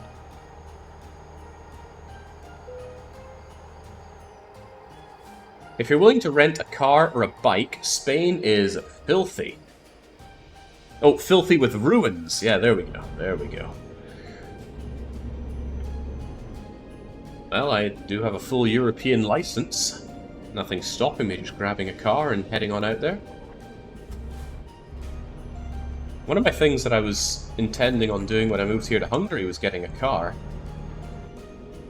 I mean, the idea was I was going to be living in a place that wasn't very urban, so, you know, surely I'm going to need a vehicle, right? But no, here in Sea of Folk, not only do I have everything I need within a very short walk from where I am, if I ever need to go further afield, the transit is actually quite good. I mean, as long as you want to go to Budapest and pretty much nowhere else. Budapest and Balaton. Well, I'm in Balaton, and I frequently want to go to Budapest, so I have not found a reason to get a car. Maybe at some point I want to go all kinds of exploring. In that case, I'll just rent a car for a wee bit and go driving around. And I'll be sure not to tell them that I haven't driven a car in a decade. And I think that's how long it's been. I sold my car 10 years ago, give or take a few months. To my next door neighbour, actually. Apparently he wanted a hobby project. What is this?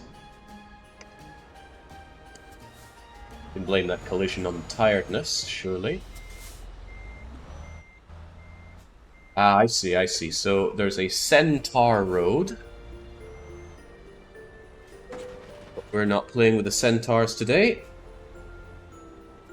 Come on, out of my way. I was trying to make a Dominions joke, but I couldn't remember the race that uses the Centaurs. Pangea, that's it. Oh, let me try again. We could take that Centaur road, but we're not playing as EA Pangea, so we're going to take this road to Zagreb. Come on. Squeeze the tubes. Have you ever driven a car with the steering wheel on the left? I have never driven a car with a steering wheel on the left. I was about to. At one point, I visited the United States of America. I was 24 years old, and I got my international driving permit, which supposedly makes it easier to rent cars abroad. Where am I?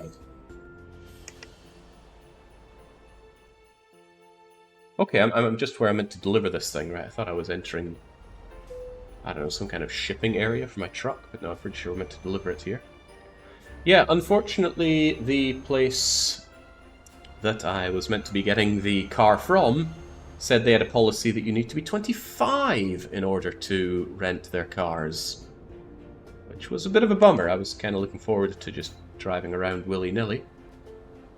But fortunately, I was there with family, so the older members could take care of the driving. Viewpoint. Oh, okay, right, so this is something that they added quite a while ago by now, actually, but you could visit scenic locations in Truck Sim. And what better thing to look at than the dockyard? I'm sure this is meant to be exciting to someone, but yeah, no.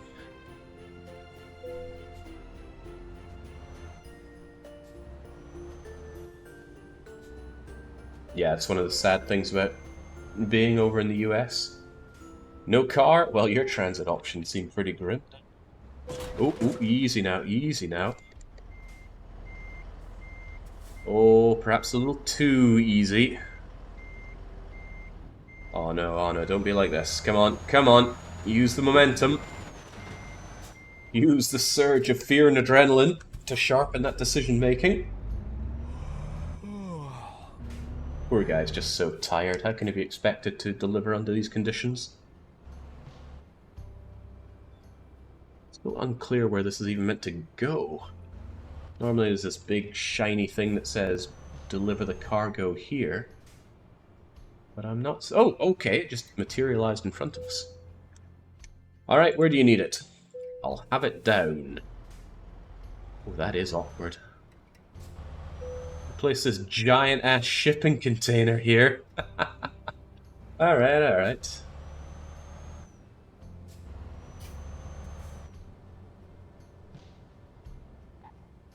This is what passes for beauty in Croatia.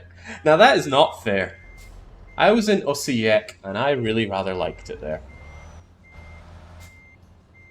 I mean, they were still smoking everywhere, but I thought maybe I can cope with that. But I cannot. I can thank my parents for that. All those years. Smoke, smoke, smoke everywhere. Youngest of 3 kids, that's me. Wedged in the middle, in the back of the car. Parents smoking in the front. Hotboxing the whole damn car. Oh, it's hard to breathe, it's nasty. And they say, just open the window. Just open the window, I'll get you some fresh air. Quit your worrying, just open the window. There we go. Good work. Damn right I did good work. Lovely. It takes a long time to level up at these high levels though, but now that we've made it properly into the Western Balkans, the question is, what jobs can we get to really breathe in the beauty? Another question is, do we have anywhere that really appeals to anybody watching? Maybe they're from, I don't know, Zenica, and they really want to have their city beauty highlighted here. I think we have to go to Durrës, right? We've had 2 different streams centered around Durrës.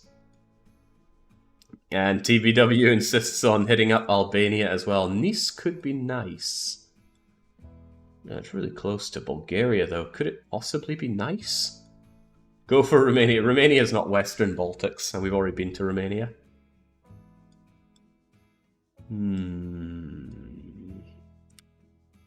Well, we've got to see what jobs there are available first. Freight market, what do you have? We're here in Rijeka, which I am led to believe is Croatia. What can we do here? We could go to Zagreb with some beverages. Actually, before anything, what we need to do is take a sleep. Otherwise, the job is just possibly going to go away anyway. Stayed in 2 different hotels in Croatia. One of them was very nice, and the other one was not very nice. But the staff were very friendly, and that can make up for a lot of things. The problem was it was boiling hot, and it wasn't summer. At least to my Northern European sensibilities, it was boiling hot. But because it wasn't summer season, they didn't turn on any of the air conditioning. I mean, why would they? That costs money. And if there's one thing they don't have in Croatia. But upon hearing that I was boiling away to death, they did grab a fan out of storage and sent it up to my room. And that I did appreciate. I'm not sure they're going to let me out here. How do I leave here? I think I've got to take that other route. There's got to be a nice short haul from Budapest to Istanbul. No doubt, but I do want to specifically take care of the Western Balkans here. I think the DLC that had the not Western Balkans was Road to the Black Sea. And that, I think, added Hungary, Romania, Bulgaria, and a tiny smidgen of Turkey. Security check? Better hide the gun. And the dead bodies. Alright, there we go.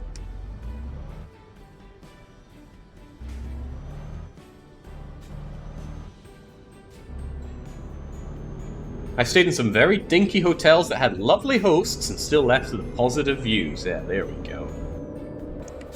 I'm a little torn on whether or not to stay in hotels or Airbnb when I travel now. I have had nothing but great experiences with Airbnb, but the one thing you don't usually get with that is a host. Normally you just want it as hands-off as possible, so you don't even meet anyone. They just tell you, oh, here's the entry combination, or the key is here, go and get it, and stay and leave the place clean so I don't need to have to do much cleaning. But with a hotel, yeah, they have to greet you some way, shape, or form. They might even make you breakfast. Very nice. In fact, I think of all my Airbnb-ing, there was only one place that I actually met my host, and that was in Austria. That was in Salzkammergut? Does that seem right? Salzkammergut. I might be wrong there. It really left an impression on me, but obviously not enough that I can remember the name of it. Let me get my bearings here.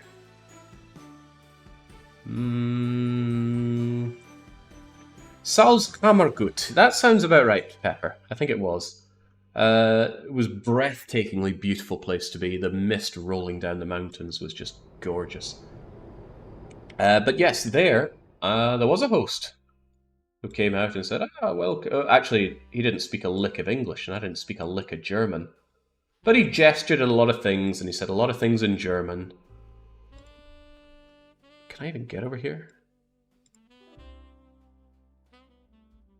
Calculating route. How is that a difficult route to calculate? Just follow that route over there. Alternatively, we could go over here. It's got a rest stop, repair stop. It's got a whole lot going for it. Could I not take the right along here? I think the game is having difficulty calculating because I'm right on the bend here, but let's do things our own way and take this. Oh yes, Salzkammergut was beautiful. And remember, I was travelling around trying to find a place to live. I guess my problem with the place was it felt a little too remote. On reflection, Sea of Folk just ticked every box. Even though my initial impressions of Sea of Folk were grim.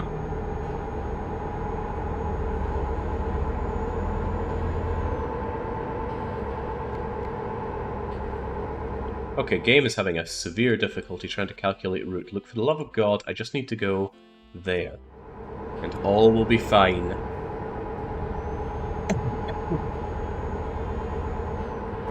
The only time I ever met my Airbnb host was in Barcelona, says Sora. The host wasn't even a native Catalonian or Spanish. It was a Chinese student. Why was a student running an Airbnb?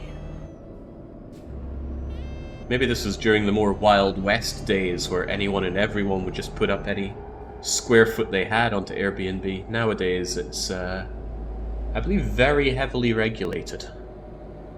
Oh dear. This was not a double trucker road, it seems. It's okay, I was able to thread that needle. It's a kind of pinpoint precision making that I can do because I'm a good trucker.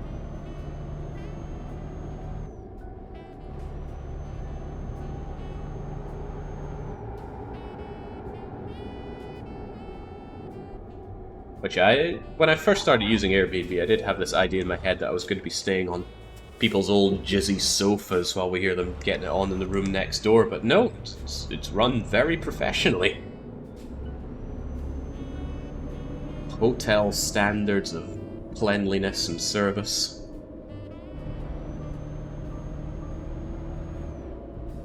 It's so cheap. It's so very cheap.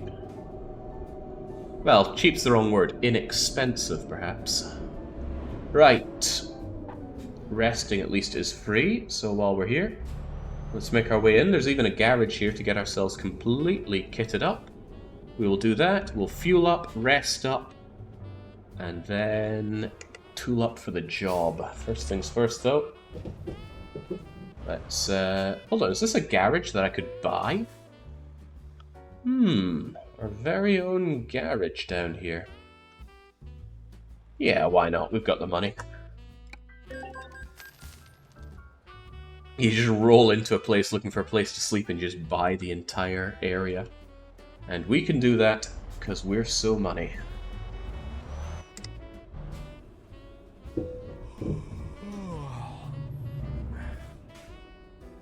When you're so tired, you'll just buy a place. Alright. I thought there was an option to sleep while you were here. Maybe you have to do it out front. Best Airbnb experience I had was in Rome, says Miss Morrigan. 2 Buddhist monks in a tiny studio in a Zen garden. Dropped off freshly squeezed blood orange juice from their own tree with every... Oh, man. I do absolutely love a good citrus fruit drink. That sounds like you had it made. Why does it keep saying calculating route? There's no route to calculate.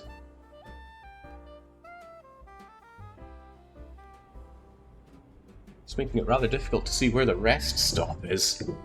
Surely I can sleep somewhere here.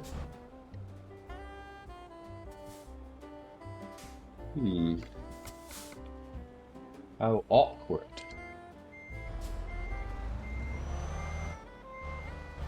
Okay, well, when in doubt, get the other 2 things done. Fuel up and heal up. Sadly, it's daybreak now, and go figure I'm missing daybreak to sleep. Like I said, I like to get my jobs done during the day so I can breathe in the atmosphere.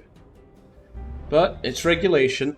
Our driver's got to sleep, and we are our own driver right now. There we go. Come on.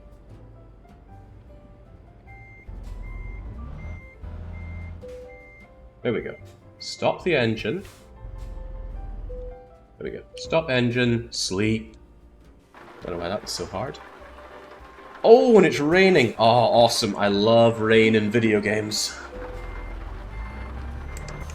I love rain in real life as well, but most things in my life come down to games anyway. Yeah, there was something weird going on with that garage. Normally there's a parking spot to just sleep in. Oh well, not a big deal. Let's just get ourselves fixed up. That wear on the chassis is looking a bit rough.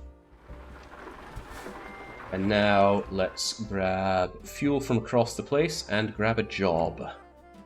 Hopefully something that brings us closer to Albania. Well, see, now it's not even showing the routes here. I think something's really busted up with the route calculator.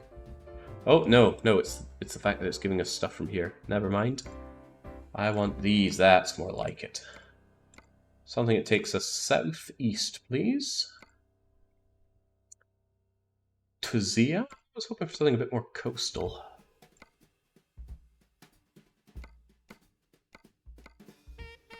Tuzia it is then, unless we want to head all the way over to Galicia, which we do not.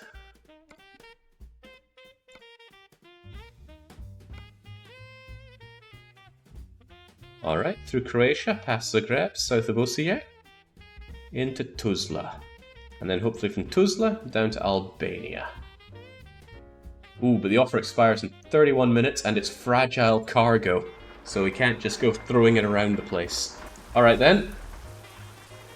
I might have to skip grabbing the fuel if time is not on my side.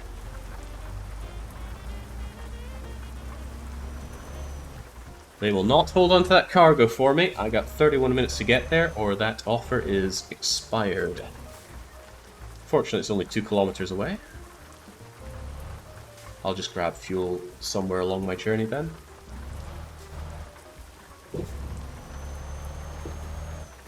Don't get greedy for fuel, that's how that airplane disaster happened.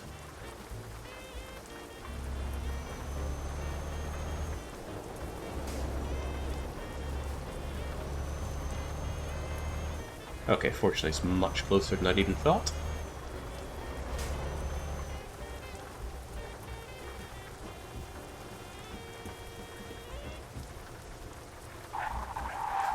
Yeah, the big travel question for me is when do I go back to Japan? Japan was amazing. In fact, if I recall well, the last time I did a trucking oh, crumbs. I just fixed that. The last time I did a trucking stream was just after I was back from Japan, as I recall. And I think that because when I opened up my scene on OBS for trucking, there was an entry on that scene for photos from Japan.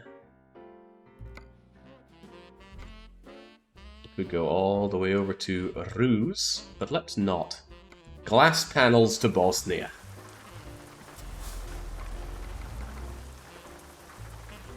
Where are the panels?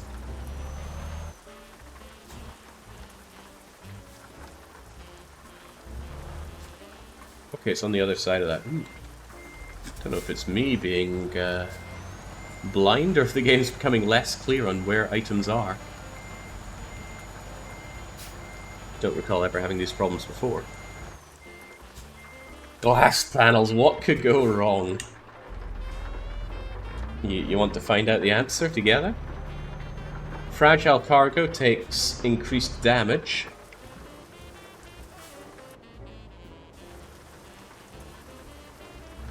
But surely, being the excellent prepper I am... Oh, that is so good!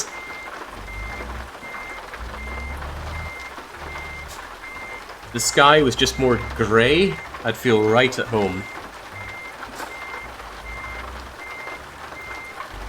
Yeah, home, not my adoptive home here in Hungary.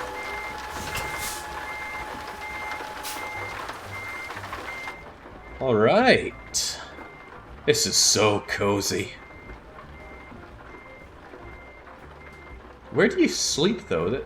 I mean, is that meant to be my sleeping bunk right there behind me? That looks very small.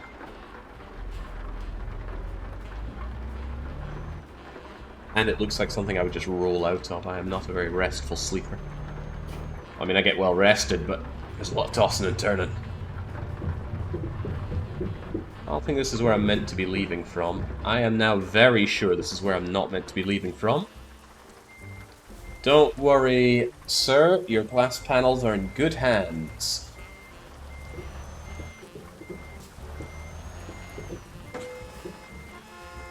It's okay. The jackknifing was part of my plan.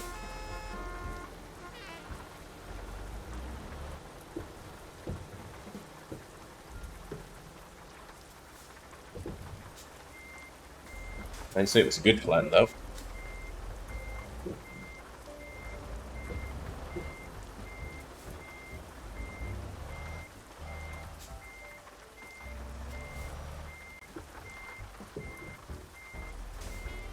Okay.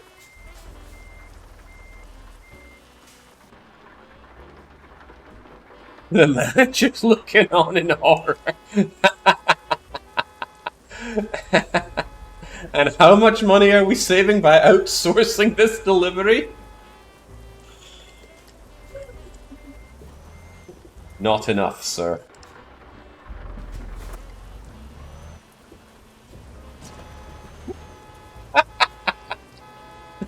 Yeah, Merry Christmas to you too.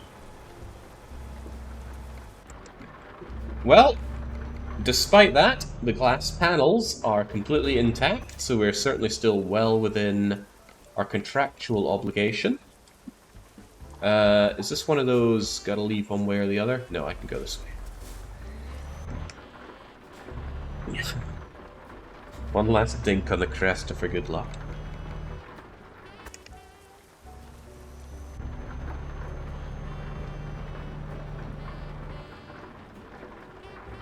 And this time we're not going to break ourselves on these automatically opening things. Tycho says, very interesting viewer reduction strats around here. I don't think trucking has ever really qualified as viewer reduction strats. It's certainly not in the same realm as, say, DDR or Sengoku. Sudoku. We don't stream Sengoku around here. That said, I don't know how many people are tuning in today, because my dashboard that would normally show me that is instead playing some gently relaxing Christmas music. Which I'm pretty sure we can't hear over the engine and the rainfall anyway, but I can slightly hear it. It's about normal, that sounds about right. Viewer numbers have never been a concern around here, or at least gaining them has never been a concern. Reducing them has sometimes been a concern. Those grim streams where we were getting over 1,000, yeah, that had to come to an end. Am I meant to be going here? Feels okay. Doesn't feel like the kind of road for trucks or for people just going in this direction, but okay.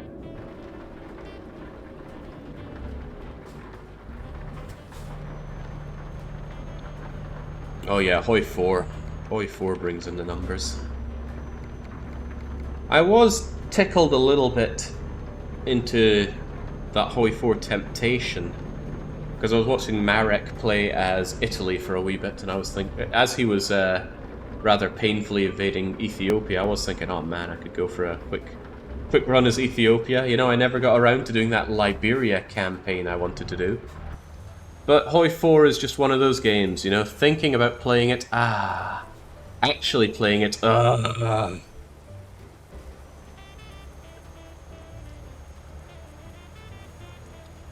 And that's such a pity. I think Hoi 4 has too many auxiliary systems now.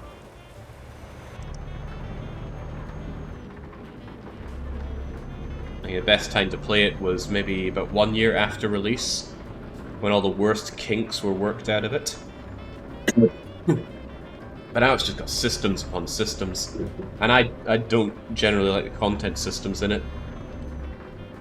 The events, the decisions, the spy stuff, oh man, it's all so superfluous.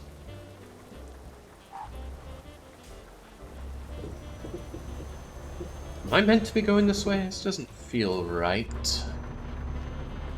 Oh well, follow the GPS, it knows better than I do. I've never driven around Croatia. Still hold out for seeing the end of Timbuktu. Oh, dearie me. I think Timbuktu was the first ever campaign shelved on this channel. And there have been many since. In a way I'm glad though, because the alternative is to sit and suffer through some pretty awful games, and I already have a dedicated part of my channel for suffering through games. We don't need more. Rants 5, X4. God, I'd probably still be playing X4, still searching for where you're meant to have fun in that game. I do like to give games a chance, though. And I can't feel too bad as long as I gave them a chance. Oh, we'd never suffer through a game like Infra. Well, suffer is one thing, but spite is a powerful motivation. I needed everyone to know just how unpleasant that ride was. And I wanted to single-handedly bring down the global view of Austria and Austrians. Even after myself saying plenty of nice things about... Oh, they're not letting me through again, are they?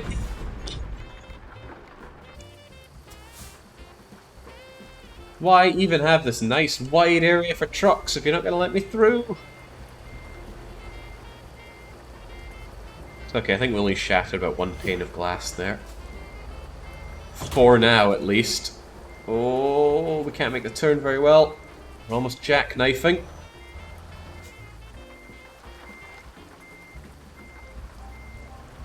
Right, where can I actually enter?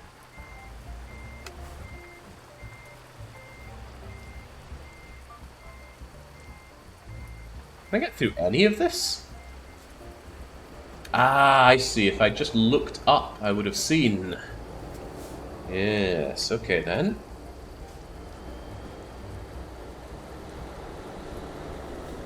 Don't mind me, everyone. I just gotta do what I gotta do. There's no way I'm getting in here. I'm just trying to back myself up a little better.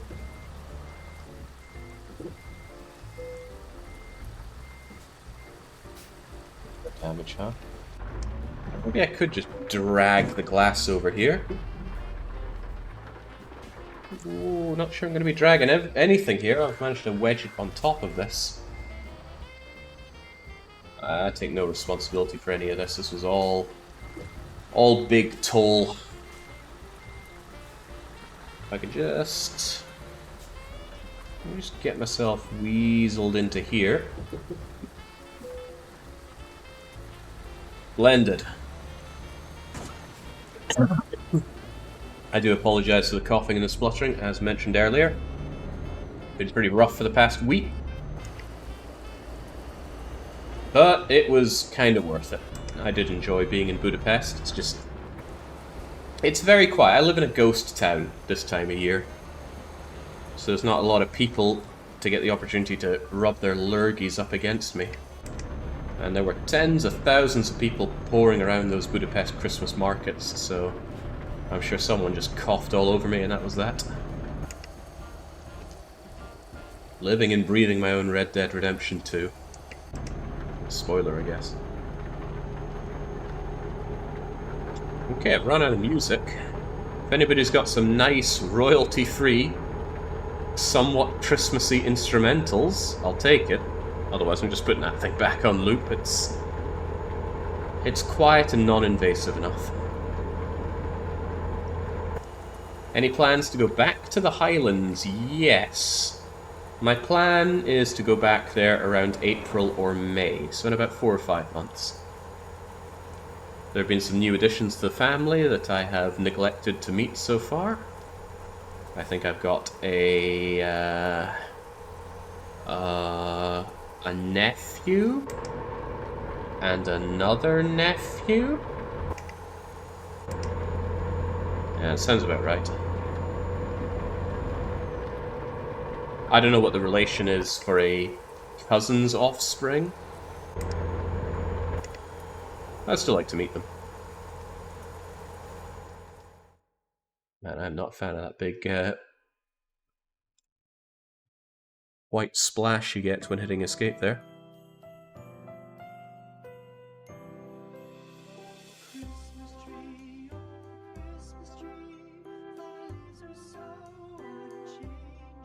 Yeah, I don't think so. I'll just put this back on. I wasn't wanting anything vocal.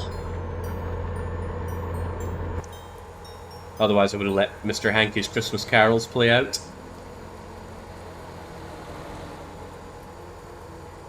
First cousin once removed. Well, that just sounds ridiculous. It's close enough just to say niece or nephew.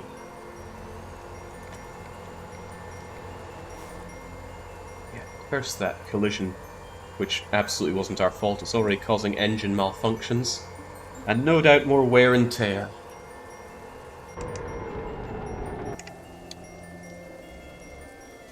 Going to make a terrible assumption that the Balkans are awful for having toll roads. Poland is chock full of them. France, I recall being absolutely rife with toll roads. You gonna open up? Yeah, there we go.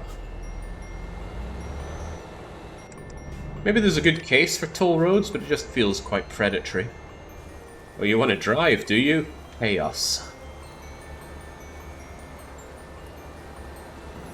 Croatia certainly is, that's sad. Yeah, there's quite a few toll roads in Florida, as I recall. But the advantage was that the toll roads tended to be quite good, better than the other roads. I mean, you could go somewhere, or go somewhere with a toll road and enjoy better roads, less traffic. You still don't want to pay, I mean, it just feels wrong. Toll roads are generally a scam, says Kaladin, who's always known for his balanced and measured opinions. He is not, far from it.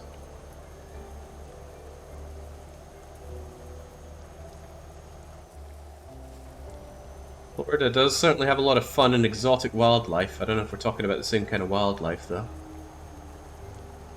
Been a few years since I've been to Florida. It's typically my holiday destination of choice, but haven't been there in quite some time. It's kind of like a family destination to me. It's been quite some time since a big family holiday. Unless they're doing it and not telling me about it, that'd be good.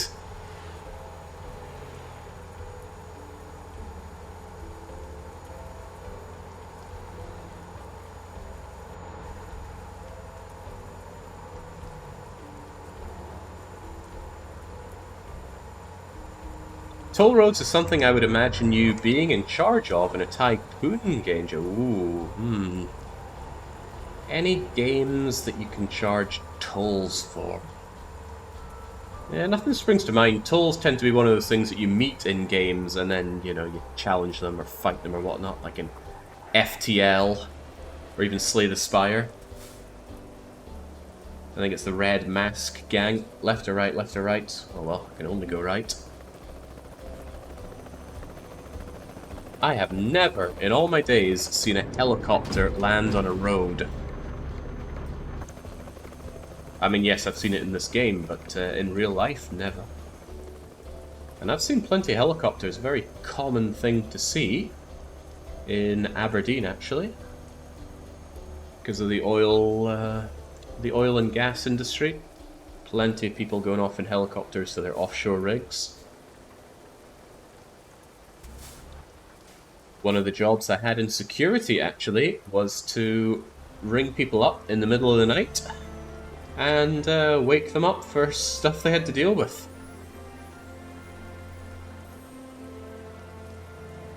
The big boss, at least in my branch in security, was an absolute yes man.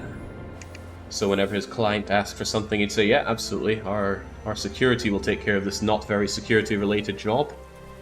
So if you were security night shift, you were given a list of people on call. And if a phone call came through, oh, there's an emergency in blah blah blah, well, you gotta wake that guy up and pass it on. Why in the world that went through security, I have no idea. Nothing quite like having them not respond either. James, we're just doing loop-de-loop here, all because of that bleeding helicopter. I dodged a bullet, though. I was not the one doing the night shift during the Elgin oil disaster. That was a busy night. And not my problem. Although just saying that probably allows you to worryingly narrow down where I was working at, but I'm sure anyone convicted enough could figure out that kind of stuff. Right, there we go. The Wake Up Samurai, you got a rig to fix, pretty much.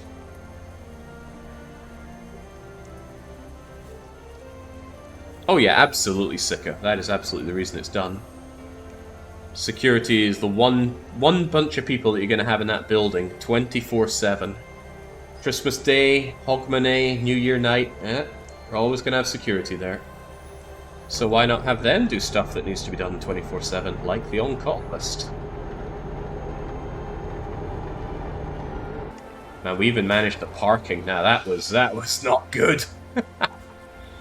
Oh boy. Well, managed the parking. Certainly we're the front line for it. Someone else took care of it.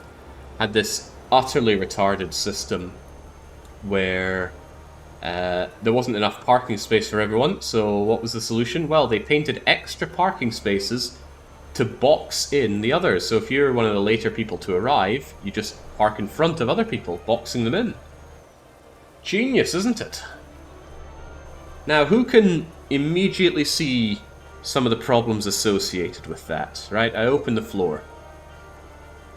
You know, you people are not, certified area operators, surely. But perhaps your layman eyes and ears and brain can figure out some problems with that. Oh, no, Dark Young sees no problems.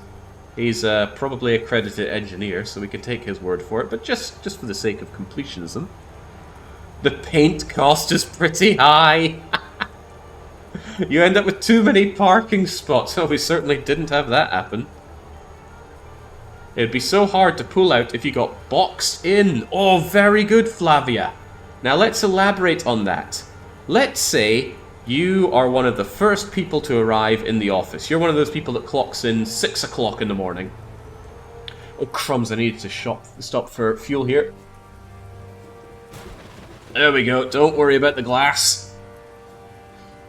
So, you arrive at 6 o'clock, so as one of the people that arrives first, you get a parking space, a normal one. But then someone that arrives at maybe 9 or 10 o'clock, they take one of the parking spaces that boxes you in, okay? Now, who is more likely to leave the office first? The person that clocks in, bright-eyed, bushy-tailed at 6 in the morning, or the one that's just dragging themselves in at 9 or 10?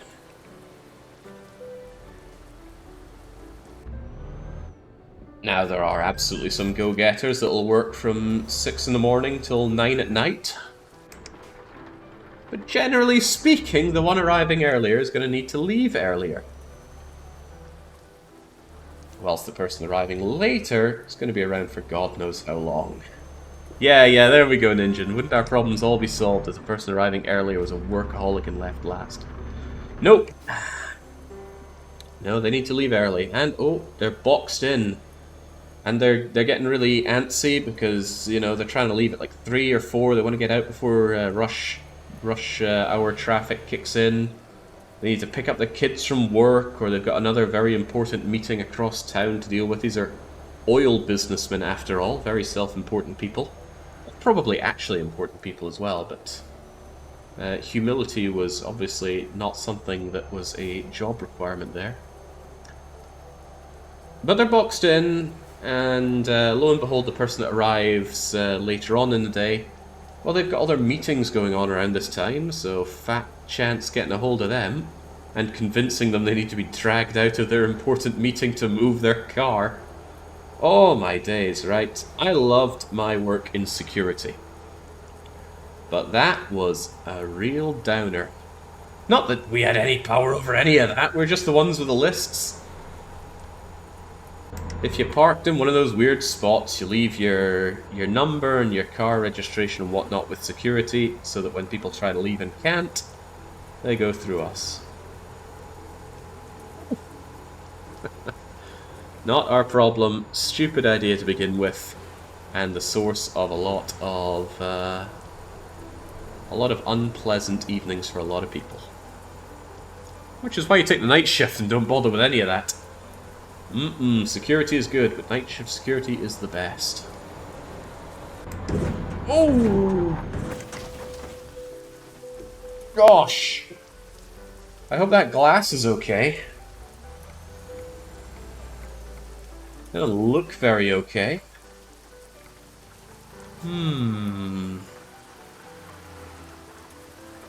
Well, maybe we can phone in another helicopter here, because now we are the one parking to box everybody in. That's right. Is nary a scratch. I hope it doesn't take us back to the likes of Zagreb. It's probably going to take us to Banja Luka. There's no way that's a real place's name. Well, you know, this is just one of those someone else's problem moments. Hey, we are going to Banja Luka. See, this is actually good for us. Broaden our horizons. And we can complete our delivery of powdered glass. Glass is technically a liquid. I believe it's a super-cooled liquid. But I'm sure that's a source of many an argument. So, what do you recommend? We recommend the $77,000 treatment. Couldn't I just replace everything for cheaper? You know what? Do replace everything. I'm going to take that out of William's budget. How's William doing? How's William and his colleagues doing? Damn that flashbang.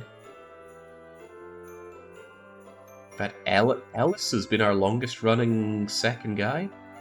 I think when it came to William, that's when I had to get the old mod pack in for the old faces, but there we go. Very skilled driver as well.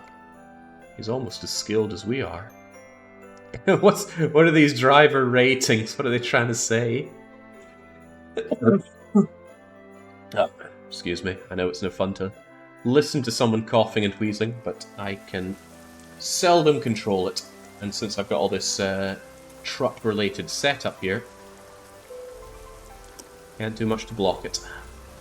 List of common misconceptions Wikipedia page. Chemistry and materials science. What are we being misconstrued about glass, then?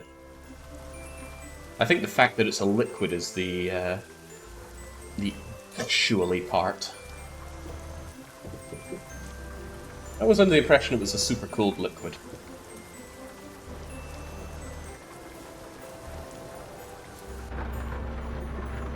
I'm glad the rain is keeping on, though. I do like the rain. None of these have the name Chefrin. To my knowledge, we cannot edit the names of drivers in this game. It's funny how that's not very moddable. I do have some games on the horizon that do have moddable characters, and I'm sizing them up for potential streams. One of them I actually plan on playing on stream later on today. See, spreading Christmas cheer throughout Western Balkans is part of what I have planned, but after that I plan on doing some good old marble races. However, it's marble races that are also going to reveal the inner character of the people in chat. Because winning, sure, you can win something, but you'll also be able to pass it on. Doubly so, in fact. So it's a question of, are you a Grinch, or are you full of Christmas fear? Because you'll either be able to claim the prize for yourself, or let the second and third place marble rollers get a prize of their choice. But that comes after we've explored the Western Balkans, so that's probably something to look forward to once we hit Albania. I'm a very greedy Pole, says the Fox Tattoo.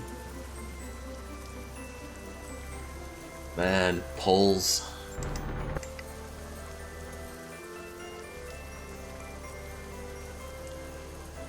Got simultaneously some of the most ugly and beautiful looking people I've ever seen in Europe. And that's actually a double compliment. Ugly people have got the good stories. Polish voices tend to be lovely to hear as well.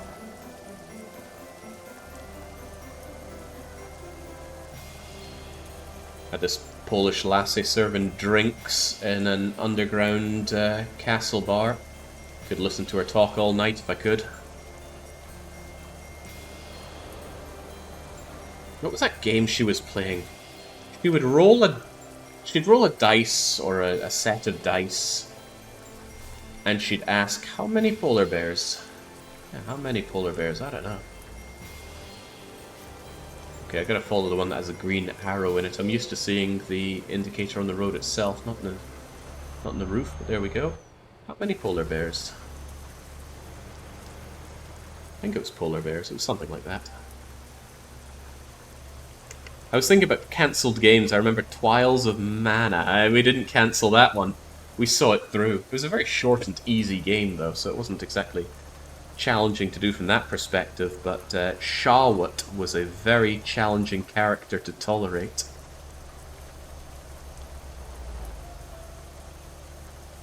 Yeah, remember the fairy just getting twunted away.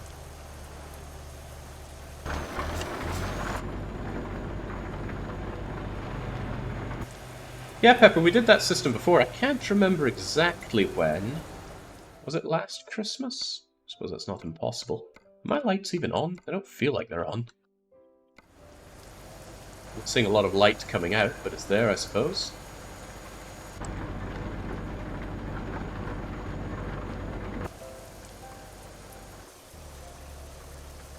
Actual pain. I don't know, for actual pain, I wanted to watch a run-through of Forspoken. I'd heard about how terrible it was, and I thought, well, surely I should actually check and see if it's just that bad. I think I lasted an hour and a half, and I could last no longer. Just quippy dialogue to the maximum with your foul-mouthed urban trash, swearing all the time.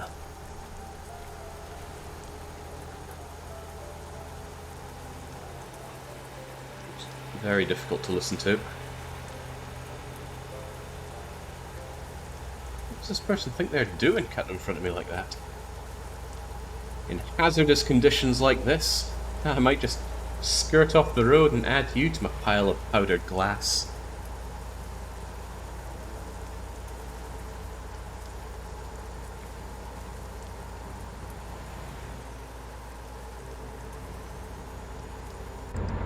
Alright, let's try and thread the needle along the hard shoulder, this time without pirouetting through the air. I said without pirouetting through the air. I swear we just catch on bits and that causes us to spiral.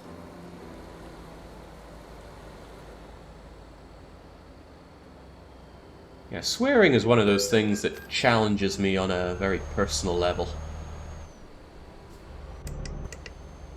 I don't particularly like foul language.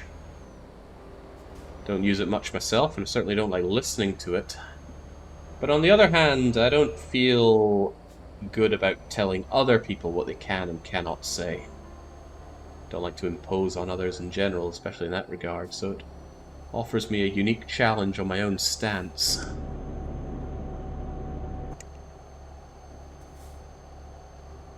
I mean, we got some people in the community that just swear all the bloody time. I mean, you're doing that essentially in my home. I could tell you to do whatever, but that doesn't feel right. I'd feel like a censor there. So I'll let them be, but occasionally rip into them for it. That seems about right. Take Fish Lips. Love the man, but he has got one foul mouth. So instead of telling him, "Oi, don't be saying that," I just constantly remind him that he needs to put that swear jar into operation. Maybe I should just do the work and actually make it. He said he would use a swear jar if someone else made it for him. It couldn't be that hard to implement, I just... You know, that suddenly puts the ball in my court. I'd have to exert some effort. Do I feel that strongly about it? Probably not. Why, thank you, Joe Pro and Forever Lona. Making my Christmas that bit more merry.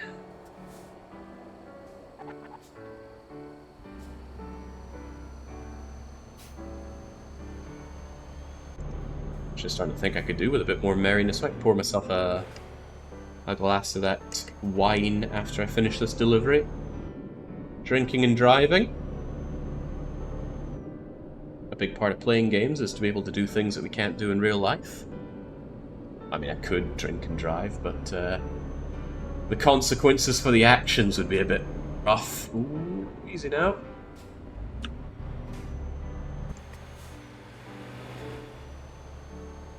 A wee bit of wine and some jokes about... Okay, well, you know what I can do is I can change the joke. Right? change it in a way that nobody can judge me for it but myself. So, what do Scottish waiters serve? Prison sentences. But it's definitely not about Scots. Well, I mean, it might be. Could be. And for the purpose of this stream, it is. Anyway, the point about that joke wasn't that it was a funny joke. I thought it was pretty funny. The point was that my housemate's then girlfriend, now wife, didn't really like me that much. But because of that joke and the obvious implications that I like a good racially motivated joke, was the source of some good bonding. What a catch. What was the name of that horrible Hungarian tourist whiskey? Yeah, I'll grab that bottle as well when I go and grab my wine, which will be in 65 kilometers. Which surely won't take long for us, because we're not really slowing down much. Oh, they are not going to pay me for this powdered glass. It's just returned to sand. That's what glass is made out of, right? Sand? I mean, in Minecraft, you just take sand and throw it into a furnace and you get glass.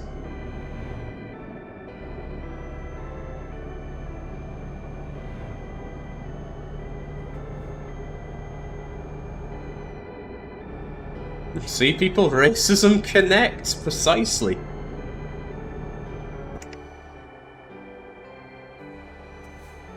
When racism calls, pick up the phone.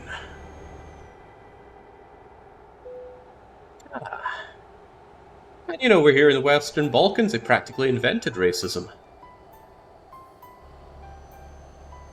You know, once upon a time they were all together in glorious homogeny, and they decided, you know what, this actually isn't very good, I want to hate my neighbour again. And they hated each other so hard that they broke apart, and that is now why we have 15 countries instead of 1. Beautiful story. While Tito rolls in his grave. Oh man, I shouldn't be telling these jokes in Hungary. I was warned when I came here that the walls have ears. Well, I dread to think what they've been hearing.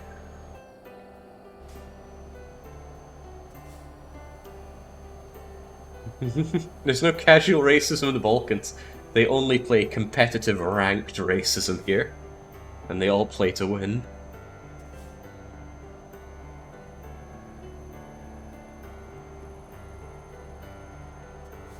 Yeah, don't let anyone tell you that sharing a common language is the way towards harmony.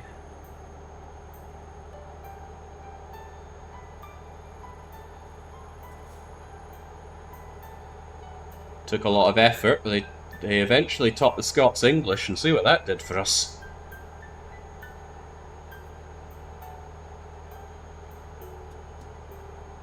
All of the Scandies, bar the Finnish, well, I mean, the Finnish have been forced to speak Swedish, but they all functionally speak the same language. And I think Denmark and Sweden are some of the front runners for the most wars between each other. Yeah, I'm worried that the Swede-Danish wars will return soon. Worried? Give me some front row seats for that. Whoever loses, I win. Actually, now that I'm an honest-to-God Swede, I suppose I could be called up for military service, right? Nah, surely it's not that simple. Right, where do you need it, Chief? I want to park your sand so that I myself can go and grab a drink. Not just that I want something alcoholic, I'm also just generally thirsty. I think I dinged the trailer on the way in. Yeah, where did you want it? Not here. Around the back? If you still have a British passport, you cannot be called to arms. Is that in the fine print? But yeah, of course I kept my British passport. I even got myself a brand new one they've gone dark blue these days. That was one of the selling points about leaving Europe, you know. Not only do we get our country back, we're going to get our passport colour back. No namby-pamby burgundy for us. They promised me black, but it's actually just very dark blue.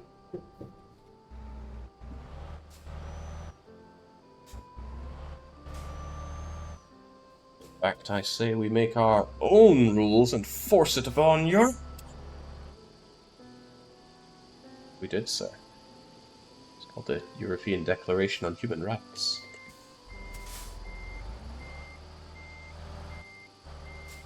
Right. What I have delivered you might not exactly be to specification, but you have to understand it was not my fault. Gravity did most of the work. There we go. Hopefully, now that it's night time, no one's around to investigate the glass, so we just drop it off and nobody's the wiser.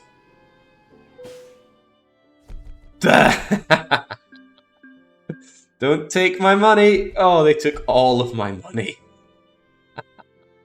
So what do we get? 5, 6, about 750 experience, and they took 1,000 off of us. 8, 9, 10, 11, 12, 13, 14 or so grand, and they take 17 off of us. Yeah. When the game tells you it is fragile cargo, it's not messing around. It's okay. Let's just get out of here. Change our license plate and company name. And then we're going to find ourselves a new job. And once I'll rest up as well so I can sleep through the night. But where can we do that? We're a little far. Tuzla? Tuzla. I'm going to reveal my my ignorance here. I do not know the capital of Bosnia and Herzegovina. If I were one of these stupid sounding cities, which one would I make the capital? Sarajevo, probably. Kind of centrally located. I mean, Banja Luka. Yeah, I would have heard of that stupid name before if that were the capital. So yeah, it's Sarajevo. And we're getting that confirmed by TBW. Excellent. But that's not the destination. The destination is to get to Albania. Oh god, they've even got the disputed Kosovo lines here. If we could stop by Pristina on the way, that would be all the better. But prior to that, we must rest up. Good opportunity for resting up right here, apparently. So let's just get over there.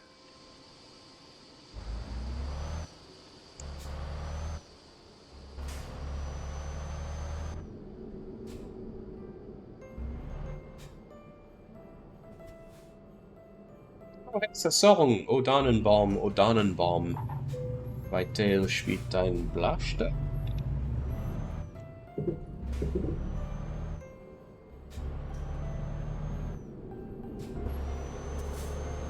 I don't know, I only heard the song from Hitler.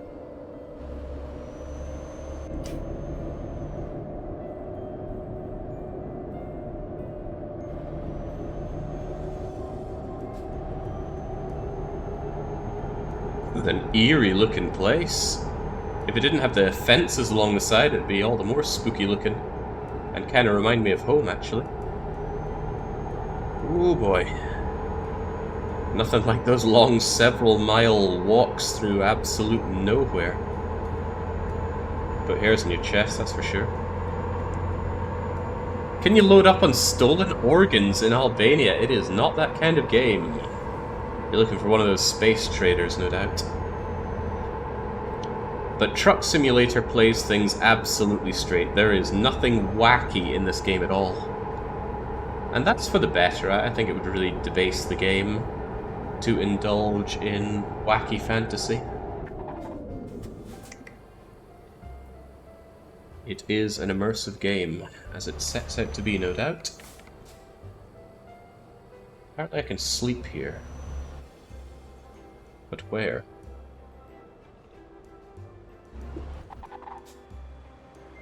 Why is the sleeping spot just shown to be where I drove past. Did that really look like somewhere I could take a nap?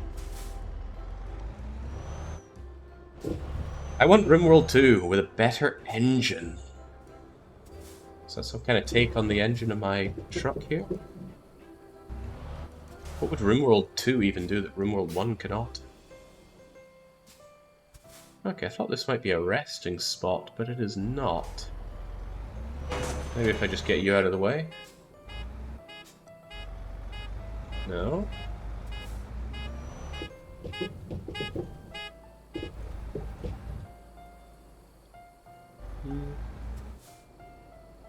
Maybe this hard shoulder here is okay for trucks to rest on?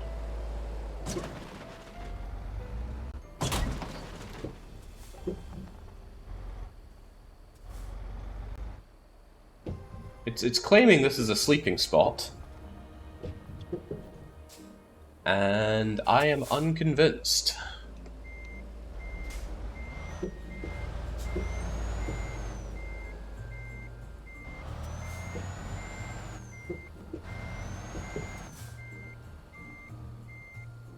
Okay, maybe it's just off center on the map, and actually the sleeping spot is inside the...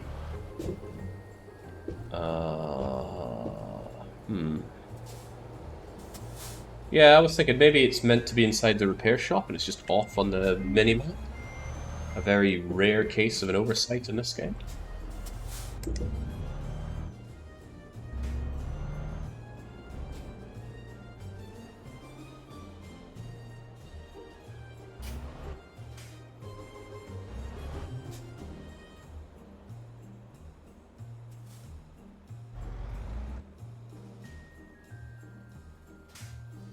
Oh.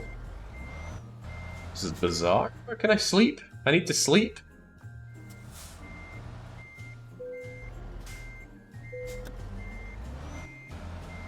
That was not a sleeping boom, that was a your parking brake is engaged boom. Well, while I'm here, I might as well get the works. Please service me.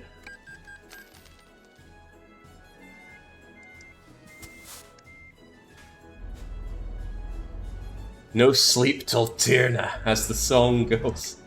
That's not how I remember it. Alright.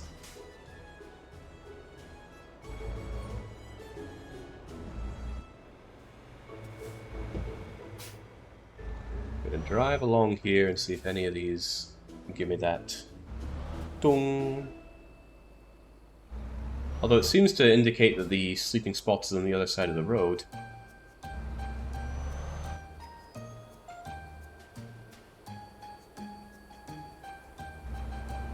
A surprisingly large amount of people are driving into.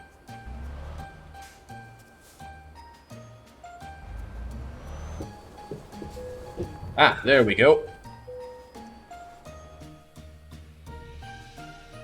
Excellent. Well rested. Hopefully nobody slashed our tires, and we can get ourselves a job. I mean, probably the only job going here in Bosnia is to be a truck driver, but what do we do? Shortwave for the chemicals to make Dark Young happy and go to Sarajevo, but frankly I'd rather get more on the way towards Albania. Ooh! LPG down to North Macedonia. They can't call it Macedonia because they kowtow to the Greeks. And the Greeks aren't even in the game. I think we've got to do that. I don't know what LPG is. But we'll get it for you anyway. Right, we'll pick that up and then I'm getting my drink. Drink.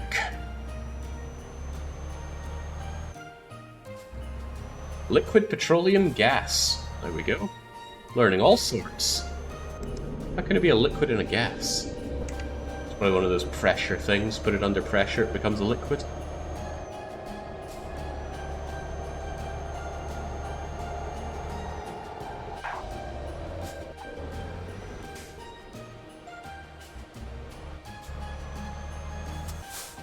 What greater gift could North Macedonia ask for? Probably its name back.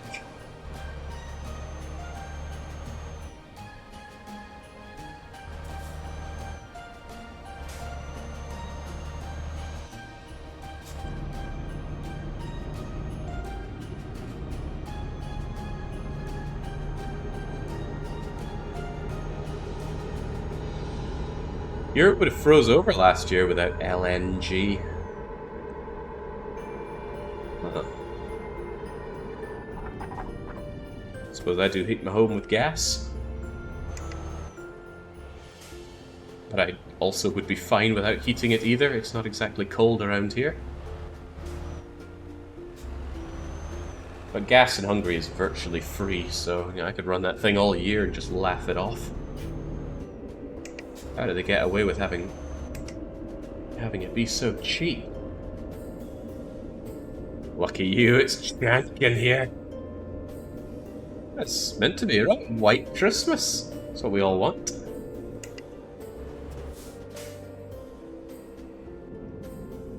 By the Pantocrator, I missed the truck. So it's funny, by the Pantocrator, you're probably not going to see many other kinds of streams once Dom 6 hits. Well, we'll see. Who knows, it might be awful. That would actually be a blessing, Dominion 6 just being terrible. Right, there's our job, but before we go and pick it up, I am going to go and pick up some wine. I'll be back momentarily.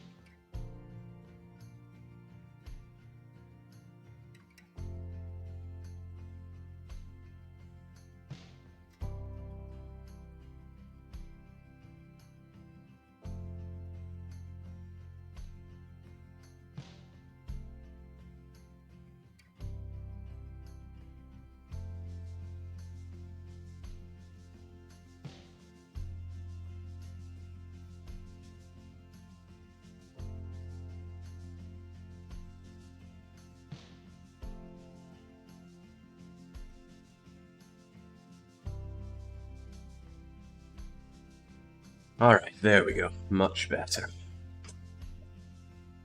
So the wine of choice is Grand Tokai Azu 2017.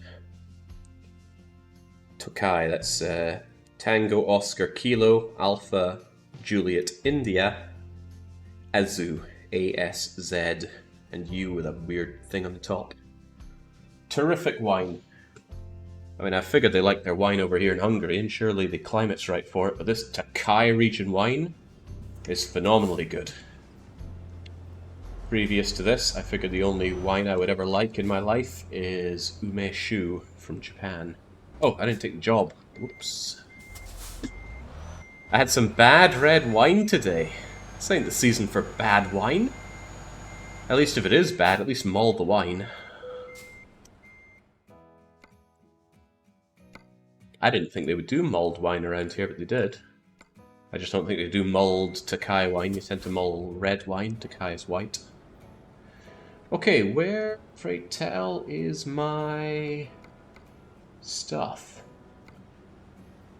Dead ahead and around the corner. Gotcha.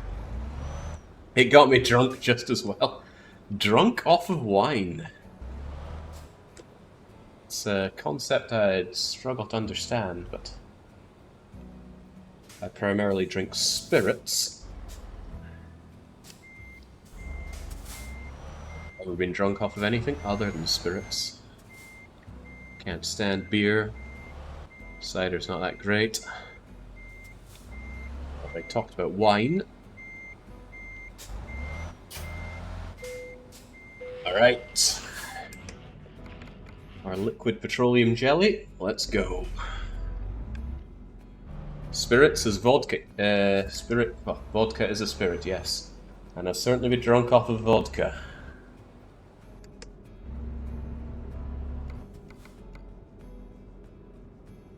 These days the only vodka I drink is the lovely stuff from Poland, and it is lovely. Oh, I did also grab the bottle of that whiskey that I thought was awful. Let's see. It is called Agardi. That's Alpha, Golf, Alpha with a little dash above it, Romeo, Delta, India. Single malt whiskey. And yeah, just looking at it, you'll think, well, what were you thinking, Jake? What I was thinking was matured into Kai Azu barrels. That's the very wine that I'm also having and going yum yum yum with. And normally I can say something about the nose of whiskey, but this actually just smells of nothing, which is a bit of a warning sign straight up.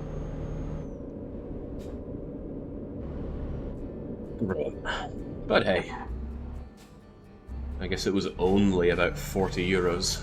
Still 40 euros down the drain. I'm sure after the fourth cup it would taste okay now. Typically I only drink things I think taste good. I've never been one for just drinking for the hell of it.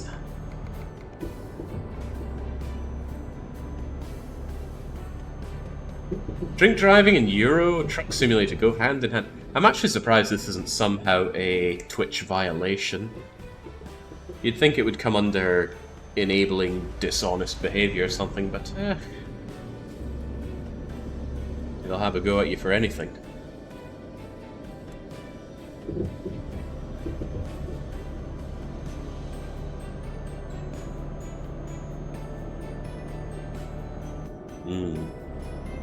Oh my god, that tastes so good.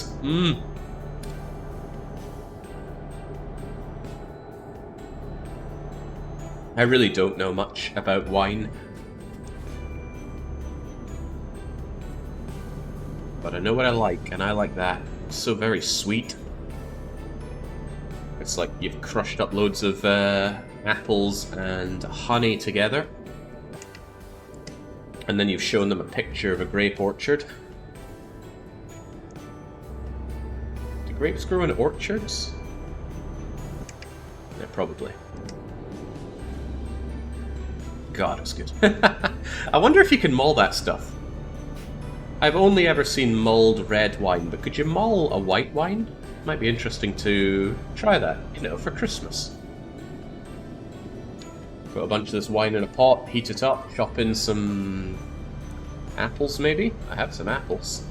Throw in a few cloves of cinnamon. Yeah, it's worth a try. Wine is dirt cheap here in Hungary. It's not like I'm losing out on much, even if I spoil it.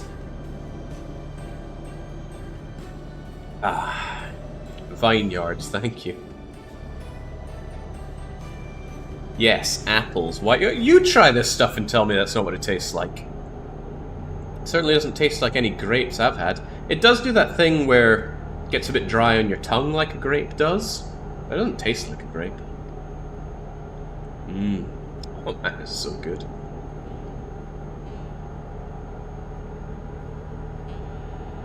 Do you fancy sake? I've had sake on numerous occasions, and I've always thought it was disgusting.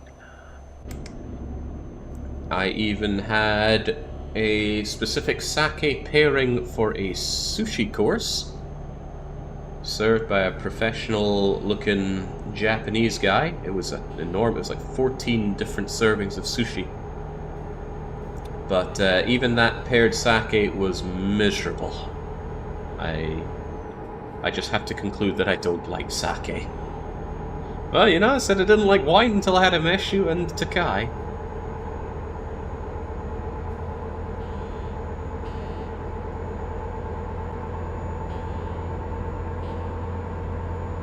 And unfortunately, we've got a guy around here that lives in Japan and he's not big on drinking, so I can't get good sake advice from Ninjan. I can get advice on 20,000 yen places to eat some meat, though.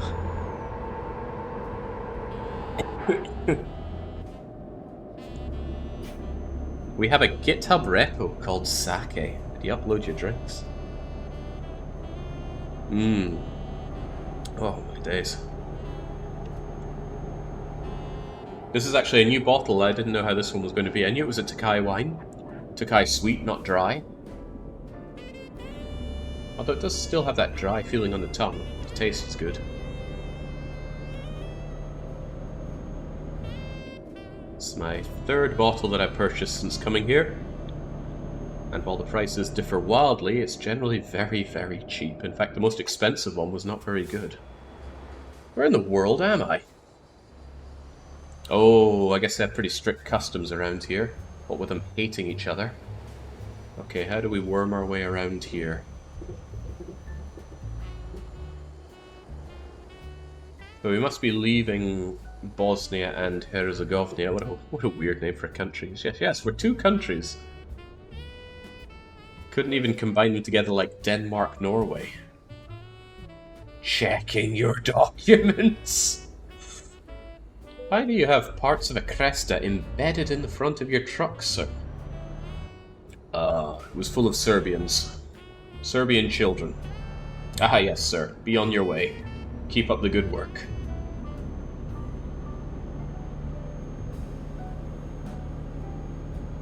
Met a guy once who would always proudly exclaim about how he was born in the middle of a genocide.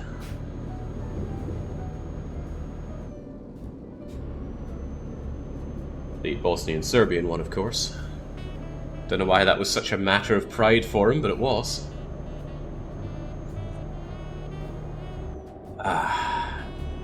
Circle of life and all.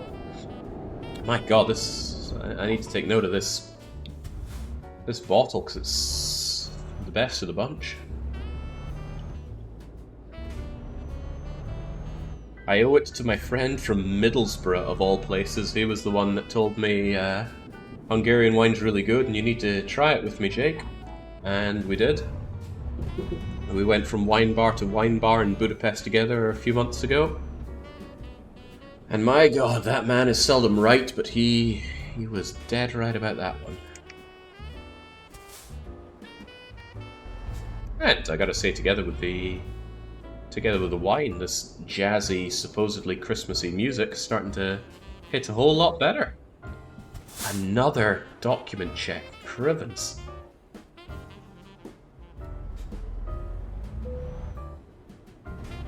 Middlesbrough, the capital of high culture. Is Middlesbrough even on the map here? I gotta remember left-clicking doesn't drag. Well, Newcastle upon Tyne is about as close as we're getting here. Thinking about it, they don't even have York, do they? Well, evidently not high enough class for a Euro Truck Sim. I wonder if they'll ever do a UK expansion where they add a lot more detail to the UK. Probably not, considering that in terms of landmass, it just doesn't have the space to justify adding detail to in this game. Not when there are real high points of culture like Greece and Ukraine not explored on the map.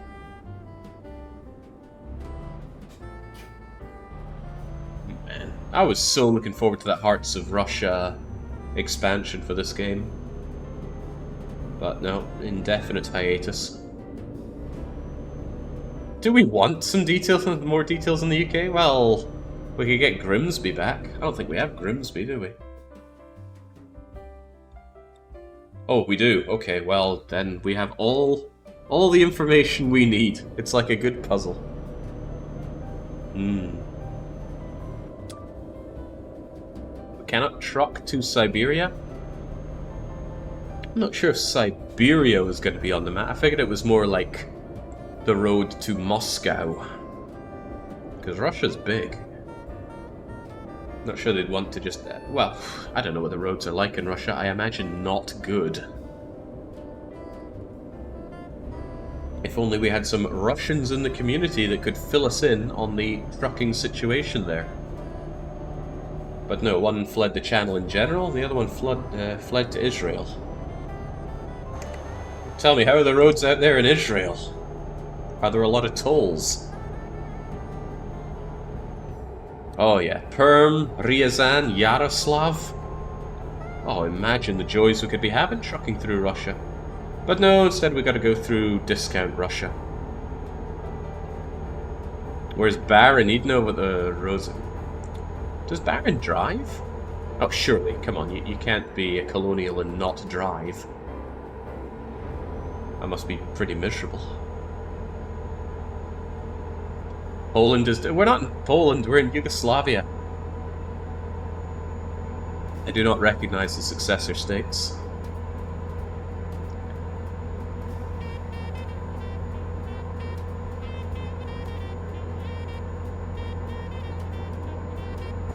I gotta say, this is really rather pleasant. I do feel a bit dumpy though. Like the whole truck just feels like it's not living up to its full potential with such a short, stocky load of fuel in the back. How heavy is this anyway? That's funny, it's 10 tons. The first shipment we took today was 9 tons and looked a lot bigger than this. I guess the LPG just condenses to be that bit more dense. Don't want to end my career a ball of flames here now, do I? I want to get back to civilization first.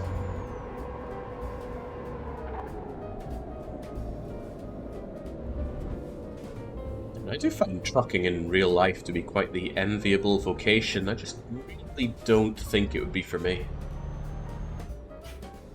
Whilst I enjoy driving, I like driving on my terms. And that's usually not for very long. After 3 hours of driving, I am done with driving, and I want to touch a car for the rest of the day. So if I knew my day was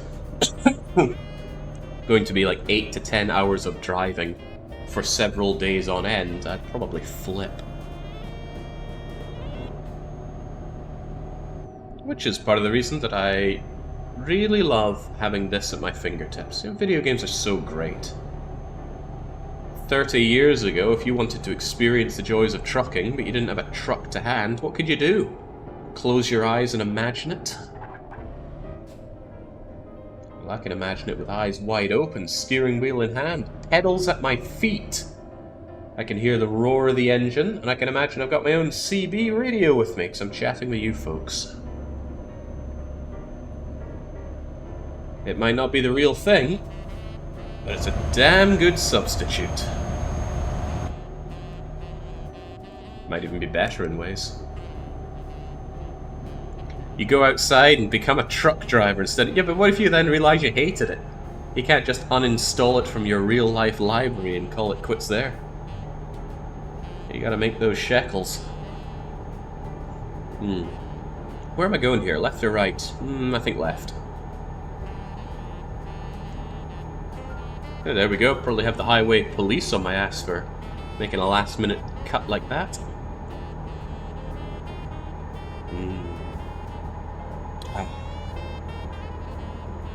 A few years ago, I had some guy at my work. This is not my story, this is Caffey's story, but that's alright. Trucking is all about getting people's stories, not just mine. I work as a recruitment agent, and the guy presented his Yugoslavian passport, visa, and immigration documents as proof of right to work in the UK. Sadly, I had to decline him, but I wanted to accept. He also refused to accept the dissolution of Yugoslavia.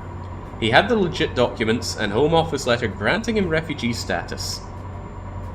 But he wouldn't bother to get his British residence or update his passport to a Serbian one. Good on him for sticking to your guns. I heard that recently Scotland had put an end to the not proven verdict in court. But if I got called up for jury duty again, I would ignore that. You know, assuming I wanted to give a not proven verdict. I have done jury duty once before in Scotland, until very recently. Had a unique thing in our courts where you could get guilty, not guilty, or not proven. which was functionally not guilty. But I like it. I mean, who am I to say someone's guilty or not? Boy!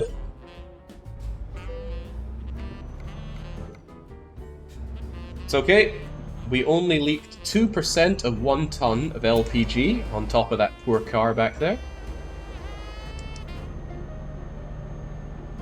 That's right, just a dent. Nothing to worry about. It might say visit service immediately, but do you really want to get your truck serviced in Serbia? Actually, they probably know a thing or two about servicing trucks here.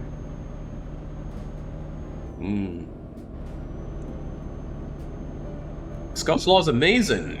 Not proven, as we think he's guilty, but we have no evidence to convict. Make both the parties dissent. Exactly.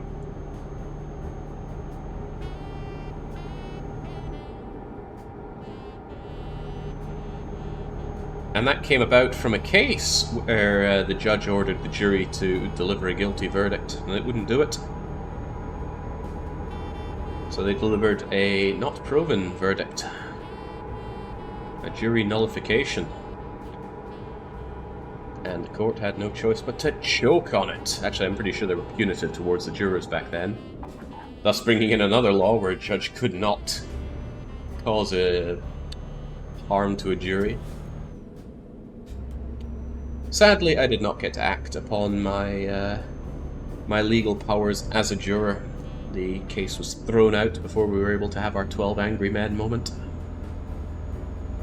It was a very eye-opening situation. I'd never been in court before. And heavens willing, I'll never be in one again.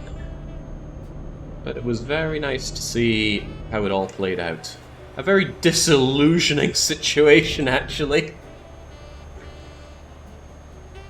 I know it's a real rebellious and nihilistic thing to say, oh man, lawyers are scum, right? They actually are.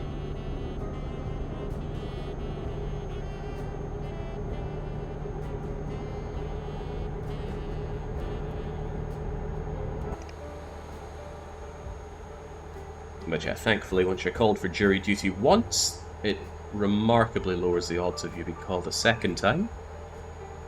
Which is good, because then I'd have to explain to them that I'm not in the country. Which I did tell the British government that I was leaving, I just don't think they got the message. What was the offence? It was attempted murder. So, you know, there's a bit of excitement going on. Right, we had the, what would you say? Is it conviction at that point? How does it go again? Detain, arrest, there's something between arrest and convict, right? Or are you convicted when you're found? I don't know, right? The point is the accused, let's say. Ah, there we go, charge, that's it. Detain, arrest, charge, convict. Anyway, point is that the accused was there giving evidence. Was he? Yes, he was he? Christ, now I... No, but we could see him. We could see him sitting there. He did not testify. He was just sitting there. I think the witnesses refused to give testimony, but the victim did. Oh, and it all came out there. It was a real switcheroo. You know, it was... I'm probably, like, legally not meant to talk about what happened in that case, but there was a big switcheroo. And at the end of all it, the judge had clearly just, like, run out of patience of it. And he just tossed the whole thing out. But there was a great line I remember from being in the jury. And that was a guy, and he said, he's guilty. Look at him, he's guilty. And that was it, just look at him, look at his face, he's guilty. And that really told me a whole lot about justice system. I think if I'm ever called up for my many grievances with humanity, I will request a judge trial and not a jury. And there's a lot of great. Look at he's the type. Look at him. He's hurt people. He must be guilty. Whew. Good stuff. I have considerations of many things, Jake, says our good old Scipio. But the fact that AI will eventually be able to cut the $700 per hour profession down to size a bit, only meet one good lawyer for every 5 trash-type Pokemon. I'd just rather not have to deal with lawyers in general, but sometimes needs must. In Russia, I think you can just not be a juror. There's no legal punishment. Ironically, a month after we left Russia, a letter of jury summoning came to me and Dad. Probably some kind of scam. I'd just ignore it. What are they going to do?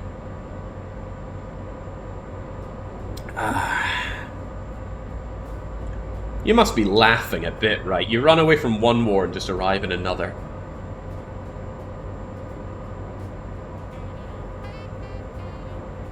I mean, which side is causing the other? Move to another country I don't like, see if another war starts. The look at him, he's guilty would be grounds for mistrial. The whole thing is someone like that got a jury in the US. Yeah, but there's the thing, that the jury could say whatever the hell they want. It's protected what goes on inside that room. We can be as many angry men and women as we want.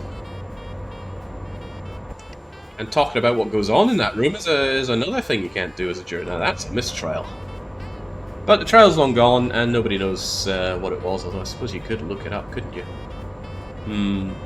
Well, that's okay. What are the British going to do? They're not going to chase me down to Hungary, I'm sure. I'm glad I've got this long open stretch of road for regaling juror tales. If I had to actually think about the movements that I'm making here, might not have enough space in my giant lobes to process that. I was considering moving to the UK. Do you want the Great Ireland-England War of 2025? It depends where in the UK you plan on going. I think for you it would be a good move. Part of being British is enjoying misery. And few people embody misery quite like you do, Hamster. And for the record, I've actually met Hamster. He stayed over at my place many moons ago. During PDX Con? Yeah, I think so. Sounds about right.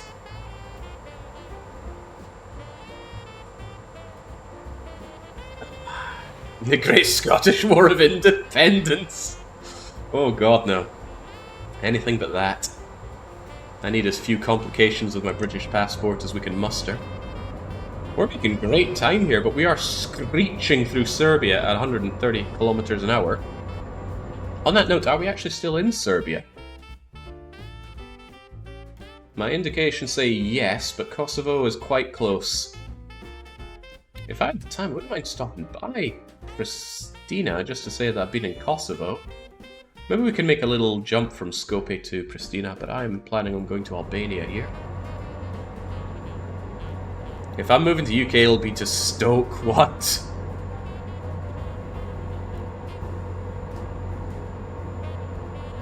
If you were going to the UK, I don't know why you would be in England. You get the best of both worlds. Go to Wales. If you want to live in a city, live in Cardiff. If you don't, live pretty much anywhere else in Wales. It's got all the conveniences of being British, but none of the downsides of being in England. Well, not many of them, at least.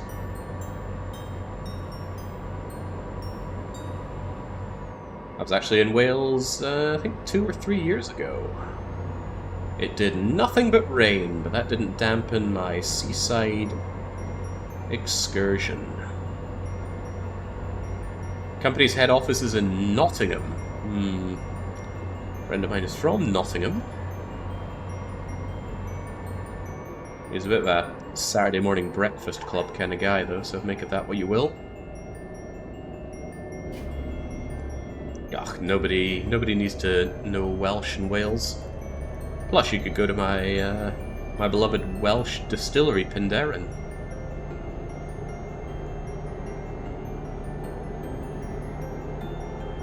I'm in the same boat as you, says Sora. I got my British passport. I was born in British Hong Kong. Yes, we're definitely in that same boat right there. But yes, please do not complicate matters for me, Britain.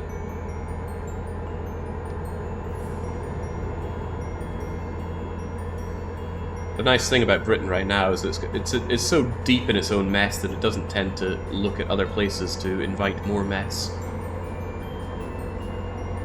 So I'm enjoying that kind of quasi-state of, yeah, I'm British.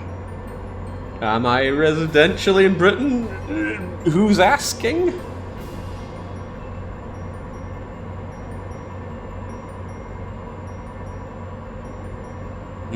Well, I doubt the Home Office tunes into my streams, but you never know. I have nothing better to do on Christmas.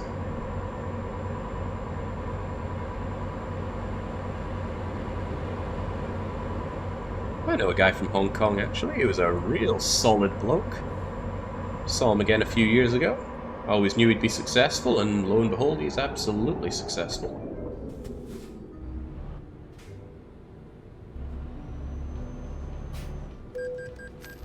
Are you gonna stay up and let me through? Okay, good. You'll have to slam those things down on me. We had a big university meetup, like, X years since... I think it was it since graduation or since starting? I honestly can't remember. Anyway, we had a university anniversary meetup. And I think I was initially thinking, oh man, it'd be great to see who's turned out to be a total freaking loser. As it happens, nobody really had. Everyone was enjoying their own kind of success. But I actually enjoyed that as well. Good to see peers, you know, people that I actually cared and still care about doing well in life. An unfamiliar feeling, but a good one nonetheless. More like Hungarian entry into Ukraine war, given who's Hungarian great people's leader. Well, you know we try not to stray into politics around here.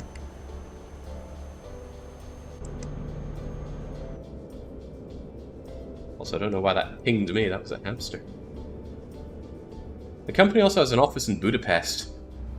You may start looking for new places to live as well. Well, I don't live in Budapest. I'm actually kind of Budapested out. I've now been to Budapest several times in the past year. I think I've seen all I want to see in Budapest for a while, which means my next big outing is probably going to be properly to Austria. But not Vienna. I did not like Vienna. I appreciated the company while I was there, and it's certainly a beautiful place, but I didn't like it. Am I still meant to be going around the side? How many paperworks? Oh, I suppose one side wants to check paperwork and the other side wants to check paperwork. So whilst the Serbians were happy to see me leave, we can't be sure that the North Macedonians would be happy to see me arrive.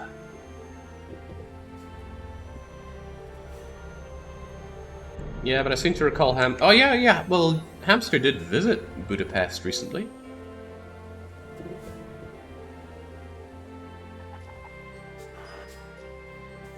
Alright, let me through. I thought Vienna was nice, though it was 2004. Why did I not get through there? I don't think they want to let me in now. Come on, North Macedonia. You know, I was just joking about that, crummy name thing. Imagine if Canada went to Scotland. Oh, yeah. Over here in the colonies, we've got this place called Nova Scotia, so you're not allowed to have the name Scotland. We're taking it. But you can call yourself the Northern Scottish Republic. That's okay.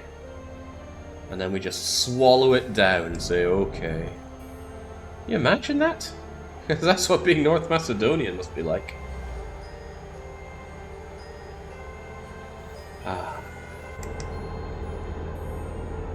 Actually, maybe I live a little too close to Macedonia to make these kind of jokes.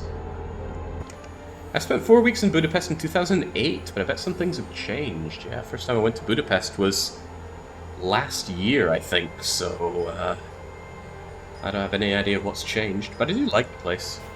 I typically don't like big cities, especially not capital cities, but Edinburgh, Budapest, and Vilnius are key exceptions to that. Oh no, oh no. Okay. Paid my toll of £4, which is probably a day's wage in North Macedonia. Man, that wine goes down a little too easy. I'm not used to drinking wine. It's a percentage and stuff. Goes down a lot easier than drinking spirits, that's for sure. Come on, I was meant to say so. It's only 10.5.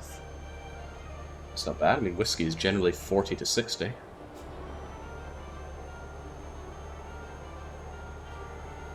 Jake's rolling before the marbles.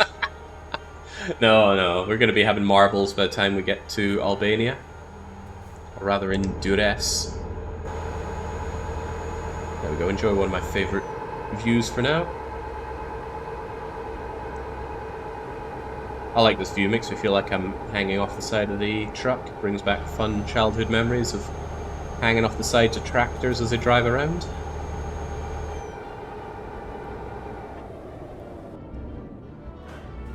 I had an unpleasantly lengthy school commute.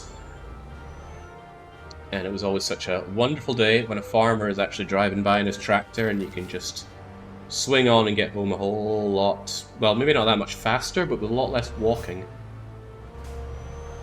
God, those were grim. I remember school telling me, it's like, hey, you know, I think it was a uniform thing. So keep your uniforms on until you get home. After all, you represent the school and we are responsible for you until you get all the way back home. And I was like, yeah, I gotta walk like 5 miles. You're responsible for me during that time? They didn't care. Also, it wasn't 5 miles. How far was it? Maybe 2.5? Up a big old hill as well. It was very unpleasant. Felt like the school bus just dumped me down at the bottom for a sick laugh. Does the UK still have school uniform? It varies from school to school. And I don't even think it's based on poshness. You can get some real slaggy places with uniforms. Well, no, definitely not uphill both ways. It was a very, very sharp downhill. On the way to the school bus pickup point, but on the drop-off point, oh man. It's one hefty ascent.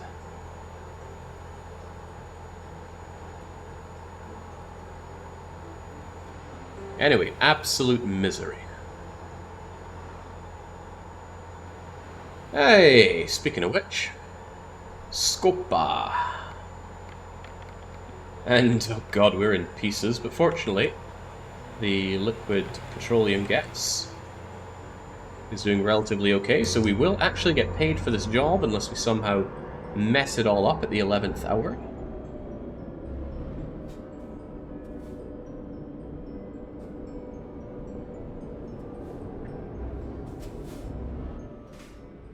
Yeah, no, our schools had uniforms right the way up from primary school to the end of secondary school. Fortunately, it wasn't a blazer, but it was still, what was it, polo shirt, jumper, smart trousers or skirt. Nobody wore a skirt. Oh my god, they got big red buses here! Did I accidentally stumble into England?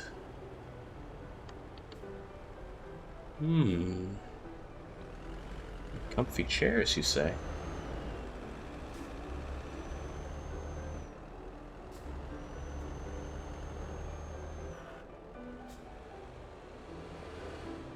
I saw some lads in the UK put the skirt on because it was warm and they weren't allowed to wear shorts. Oh, you wouldn't have gotten away with that where I'm from. Be flayed alive. I suppose times have changed a bit. And I'm sure the question is on some people's minds. No, there was no traditional Scottish wear stuff going on in school. That was saved for special nights like Burns Night or Cayley's. But no, we did not on a daily basis wear kilts and whatnot.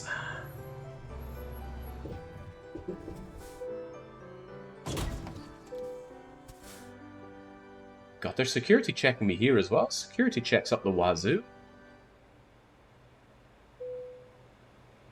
What exactly are they checking for? Of course you did, and you ate haggis 3 times a week. Stupid Burns Night and those stupid dances. Oh man. Can't believe I'm hearing this. Love Burns Night. I even did readings for Burns Night.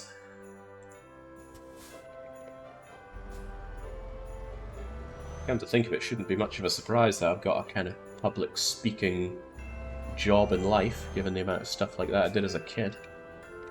Poetry recitals, Burns recitals, Ode to the Haggis, with the whole village sitting there. And they didn't have mobile phones back then, so they couldn't look down in that in dismay. They had to sit down and put up with my garbage. Right, can we squeak through with this? I strongly suspect we cannot. I'm going to do it anyway.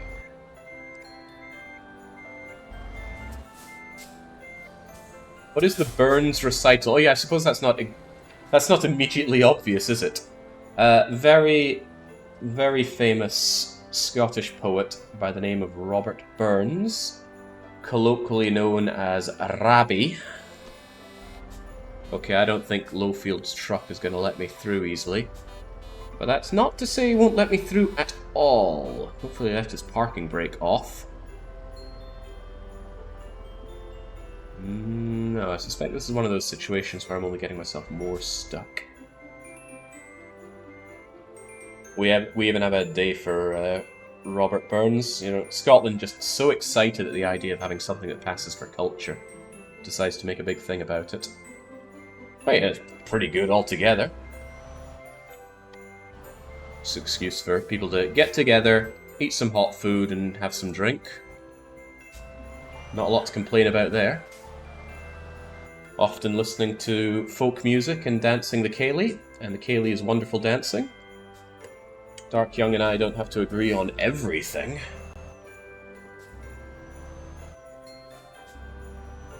Culture, the grub was alright. Okay, steady now, don't make me laugh when I'm handling all this gas. Ew.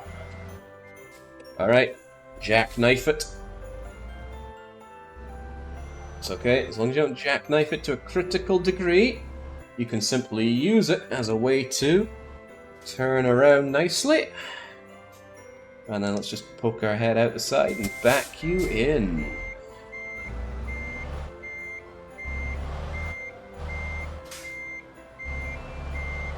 Sometimes it feels like I'm doing this rather speedy, but I have seen some truckers back these things in at lightning pace.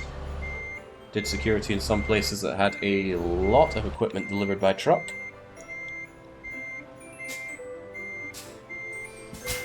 There we go. Did security at some distilleries, actually.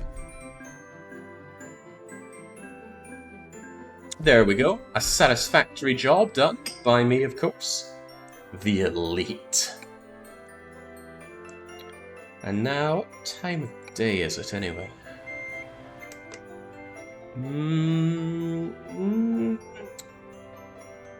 Kinda early in the day, but we are in need of a rest. We'll first check and see if there's any jobs that are going to take us over to Albania, shall we? Certainly not you. Ah, we're not looking at local jobs, though. Give me those North Macedonian jobs, please. This doesn't look right. Although we can get some cement taking us over to Montenegro through Albania. That sounds quite good to me. It's expected on Saturday between 8 and 9.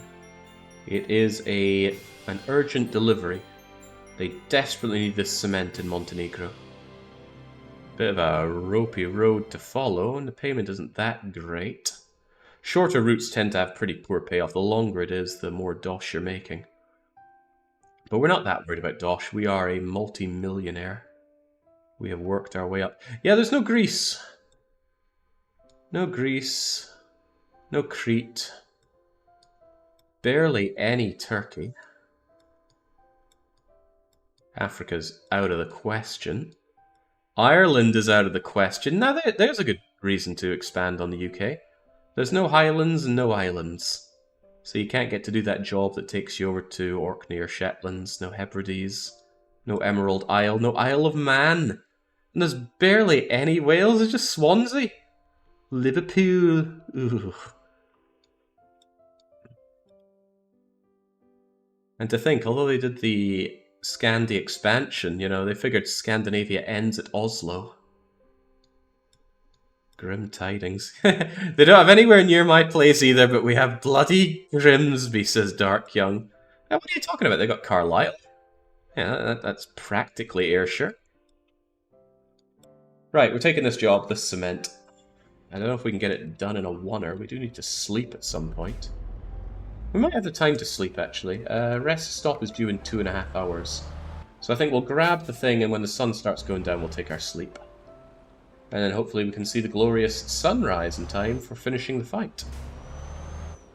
Splendid idea, and it's what we'll do. Where are we heading to, anyway? Out of Skopa, and a little bit north to the Itchy place. I know a driver who used to do Glasgow to Barcelona. What a change, like going from hell to heaven. These days, Glasgow is a relatively gentrified place. Not that hellish, probably. I haven't been to Glasgow in a long time, though. Well, the last time I was in Glasgow was probably to see that Avenged Sevenfold concert. I hope that doesn't date me too much. Can't remember if that was before or after the guy died. I like their music, but I wouldn't have gone to the concert if my buddy wasn't so enticed by it. The bad places are really bad, but overall it's fine. In fact, pretty good, says Dark Young, suddenly overflowing with patriotism. Probably an after effect from having said all those things about Burns Night. And, much to my dismay, run out of wine, so let's fix that, shall we? It's not often in life you can enjoy uncorking a bottle whilst at the wheel. Way to spend Christmas. There we go. Oh, that's my turn off. I mean, I love my family. Well, I love parts of my family. But, you know, getting over to the airport at like the busiest time of year outside of summer holidays, making the journey over, probably need to make a change because not everywhere is wanting to fly to Aberdeen or Edinburgh. And if I'm in Aberdeen, well, I suppose that's alright, but that's rare enough. I'm usually getting off in Edinburgh. Or worse. And then, oh my lord, you gotta take the train all the way up. You need to change at either Inverness or Aberdeen. And the trains are delayed, and they're cancelled, and they're on strike, and they're busy, and even though you've reserved your seat, oh, we actually didn't have that entire coach for this journey, so you're out of luck, and there's no refunds, and it's a miserable bloody journey. But then you can get home and enjoy being with the family. Or I could just enjoy being here right now. Tough choices, eh?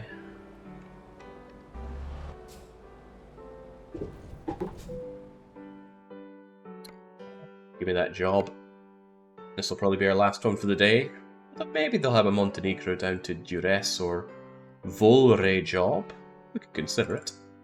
But let's grab that cement. It's an urgent job. And if there's one thing our company does, it's your job fast and cheap. And thinking about it, how could we possibly damage cement? Well, depending on how we drive, we might already have the rebars set in the cement for the customer. We anticipated your need, and we turned other cars into rebars for you. Now just imagine that, Jake, and add that you've flown from Japan, and the flight was 12 hours. Well, my counterpoint to that would be that public transit in Sweden is very good. And whilst I know that Swedes complain about it all the time, get some comparison points, and Japan is not a comparison point.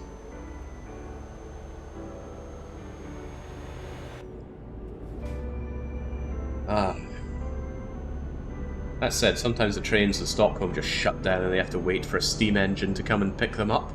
Because their electrical grid has failed them, or they've had some kind of electric problem and they got no backup for it. And then they have to remind their riders that they are not permitted to force the doors open, get out and walk. I would do that, though. Would you rather be set in the sweltering cabin with no idea when you're going to be moving again, and they don't put toilets on those trains, or just force the doors open and walk home? I'd do the latter. What are the Swedish police going to do to me? Send me a very polite letter about how dangerous it was.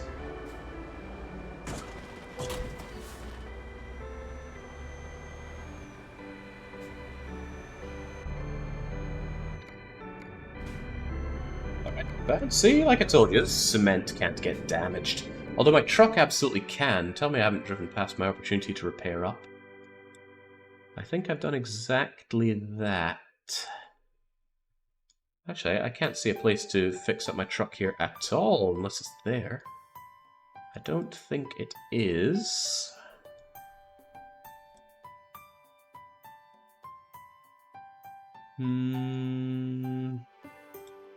Ah, there we go. I can go to Stokes. Get myself fixed up and finish off the journey.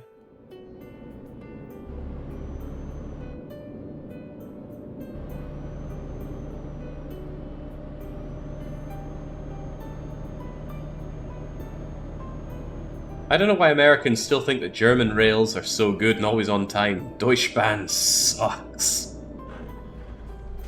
Well, are you familiar with the phrase in the land of the blind, the one-eyed man is king? Because in this comparison, Amtrak customers are the blind. And you, glorious Deutsche Rail customer, have only one eye.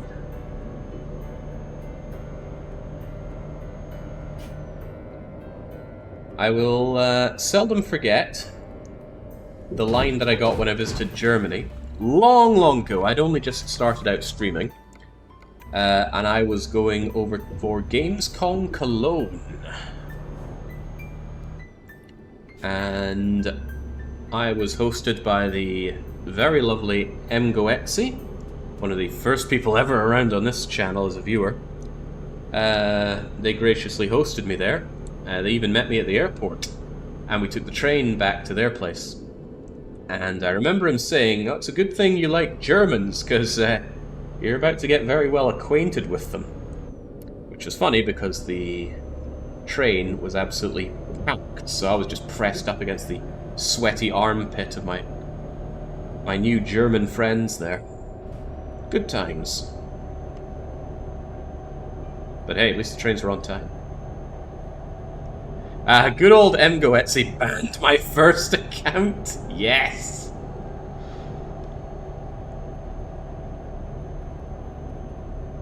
You know, back in those days, I just threw out a few mod ships and called it a day there. Anyone that seemed like they'd be a hard ass that could have a sword, and then that was that.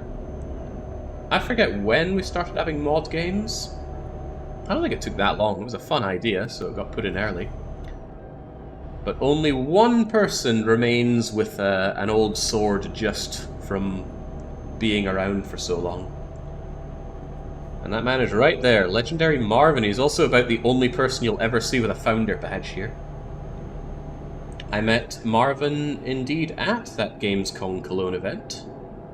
Tell me we did meet there, Marvin, because either that or I'm having a memory that's been placed in my head for me. I feel like that's what happened. You were a considerably bigger streamer than me back then. I mean, hell, you streamed back then. We all missed the Marvin streams. I remember the fun conversations of, oh Christ, this DLC for CK2 better not be Charlemagne. Nobody wants that. Lo and behold, it was the DLC for CK2 Charlemagne. Actually met a member of Paradox who would end up being a good friend and colleague. And he was the one awkwardly sitting there listening to people slag off Charlemagne. He did not want to be there. later on heard that he hadn't even planned to be there, but the people who were meant to be hosting the Paradox fan guests were too hungover, so they sent him. Oh man, I guess that explains a few things, but it's just funny to hear, you know, a situation you've been in, and then you hear the other side from it, and you're like, ah, I see.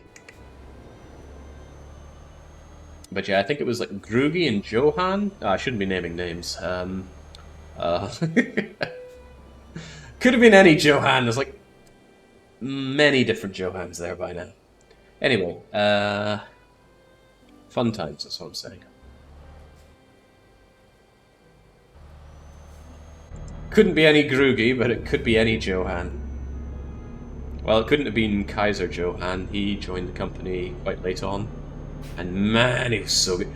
One thing I loved about hearing from applicants are the amount of people that joined Paradox because they loved the dev class. Could you imagine that as a motivation for having any kind of vocation?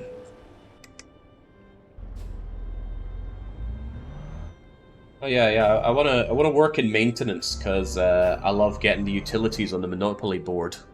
Okay, sure, great, good for you, but why are you wanting to work for Thames Water? No, they would actually say, big motivation for joining here, the dev class. I love it, I want to be part of it. Do they still do the dev clashes? Now, I love my time at Paradox, but a lot of it I don't miss. But one thing I truly miss is the dev clash. Oh, my days. I mean, Swedes can be great for work for a lot of different reasons, but they're still, like, there's no banter. They don't understand banter. So when I could take a couple hours at the end, once a week, me and Chris just sitting down and just having banter with the dev clash going on. Oh, my days. It was amazing.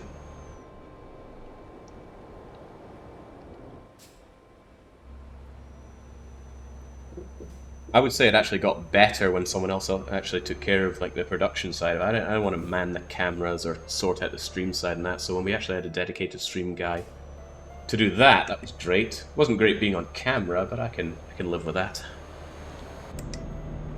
What's stopping you from organising a community class, Tycho Ambrose? Yeah, well, if I have to organise it, then suddenly there's a whole lot more overhead on my side.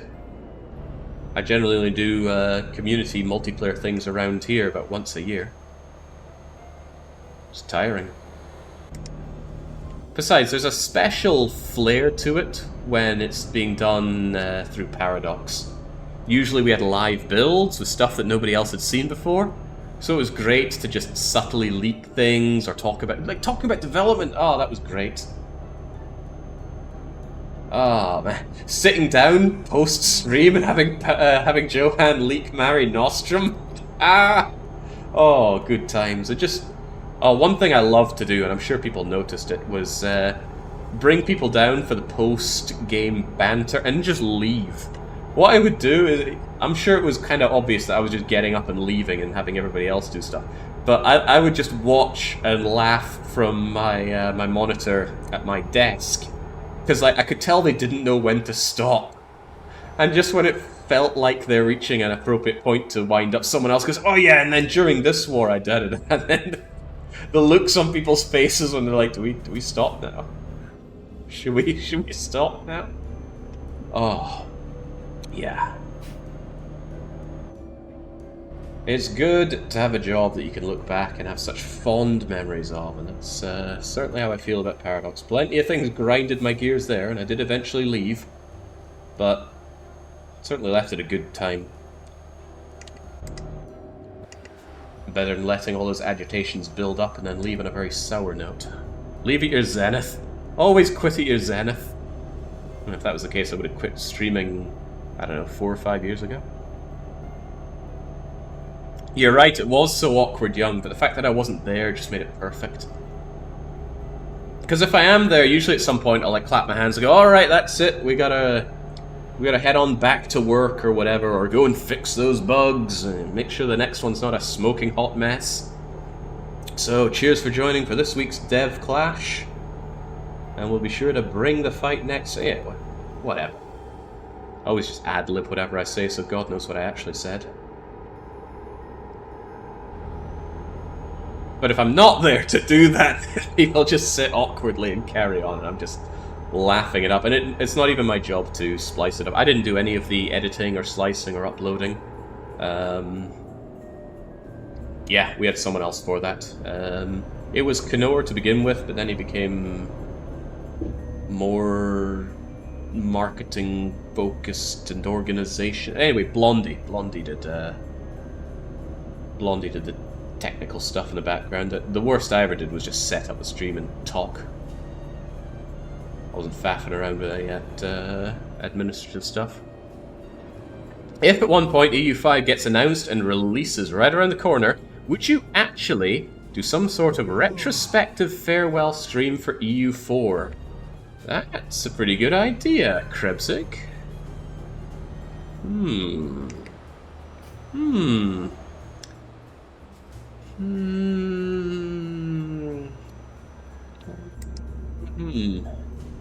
Yeah. Well, I don't know.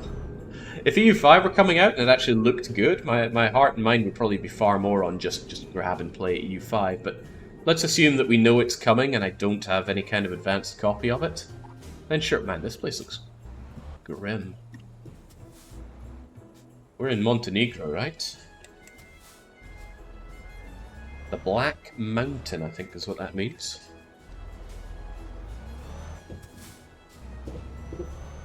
Going through all the patches available on stream, playing a bit, talking, etc. I think I'd have to do a bit more than... Actually, I have a retrospective kind of plan, don't I? I think in very soon, it's going to be 10 years since I did the 3 mountains. So I stuck in my personal diary thing, like, do some kind of 10 years on retrospective. So that is on the cards, isn't it? God knows if and when there'll be any... Well, come on, we all know there will be one, but when?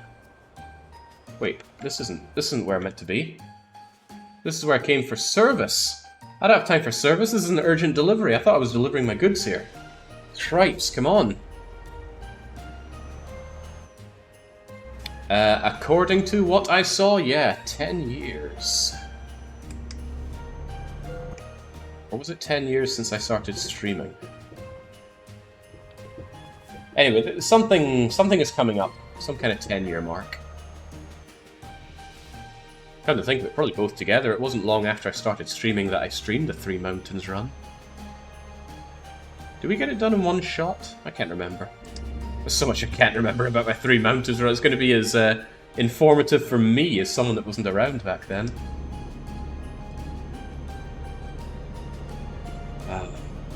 Time to admit the truth, I've never been very good at EU. The only reason I looked good was because everyone else was really, really freaking bad at the game. Nowadays, people are really good. I just can't hold a candle. But that's okay, at the time we didn't need to acknowledge that truth.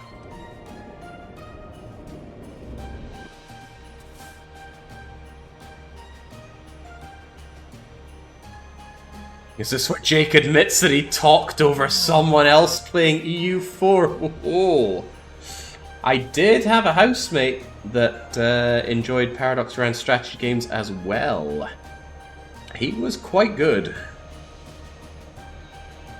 Like me, he got quite into Mayo. Not Mayo and taxes, just Mayo. Can we not see the route here? I feel like it should be recalibrated. There we go. Funny, it's not doing its calibration on its own. Yeah, what did he do? He played Mayo as... Ooh, crikey. Denichen? No, Denichen doesn't sound right.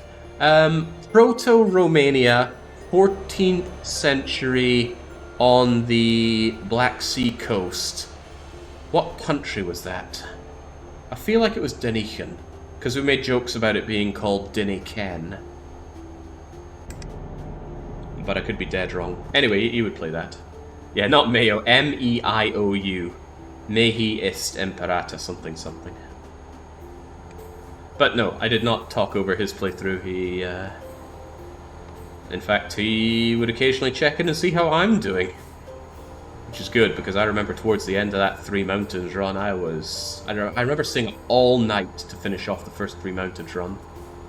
And I was just a quivering mess by the end of it, because the game had several, I wouldn't say bugs, but certainly shortcomings for that. Remember when EU4 first came out, it would auto-save on just about everything. Every battle start, every battle end, every event, every rebel uprising caused an autosave. The saves were not compressed back then, and would default to also being saved to cloud. Rough. So we enjoyed a sandwich. What does that have to do with EU4? Everything. You need some convenient to eat food when you're playing EU4 for those long hours. Did we even have SSDs back in 20... Christ, what year was that? 2013? Hadaken.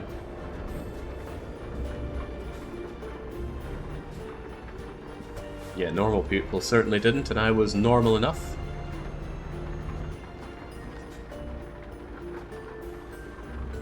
We're all getting old, Scipio. We got the numbers to back that up.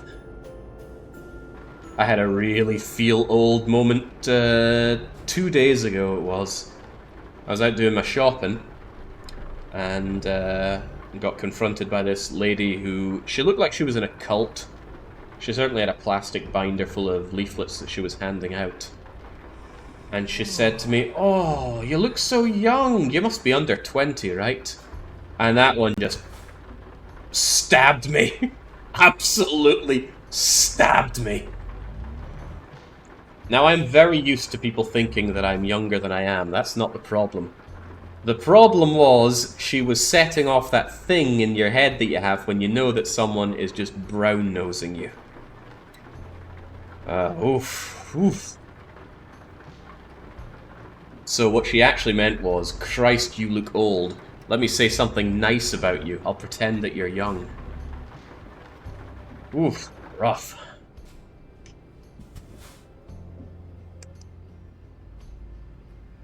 If you want to feel old, listen to classic rock on the radio stations, realizing I play music from the mid-2000s. Well, that wouldn't work with me, because I've never been big into music, so I wouldn't even be able to tell you when it's from.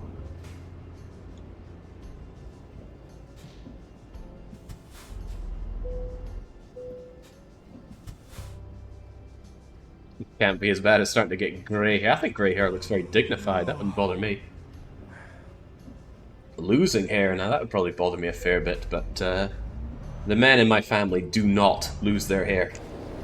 My grandpa's somewhere in his 90s, and he has a full set of sheet white hair. Looks amazing. Can't wait to look half that good when I'm 90.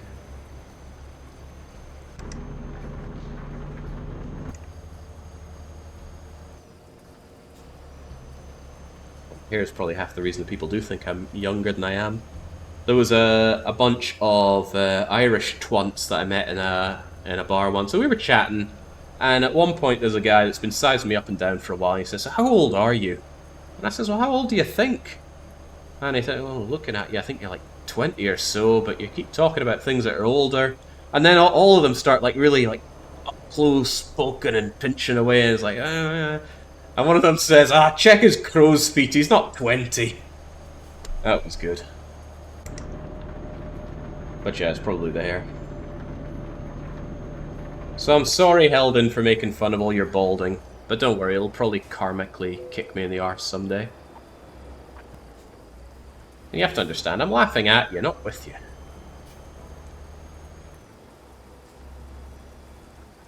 My mentor during my med research days would shift between late 30s to late 50s, depending on if he didn't shave that day.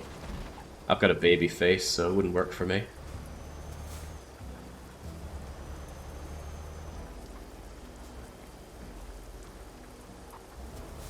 Spent a whole summer once just not shaving, just to see what would happen. And a mate of mine sees me at the end of it and goes, Christ, just looked like a neck beard.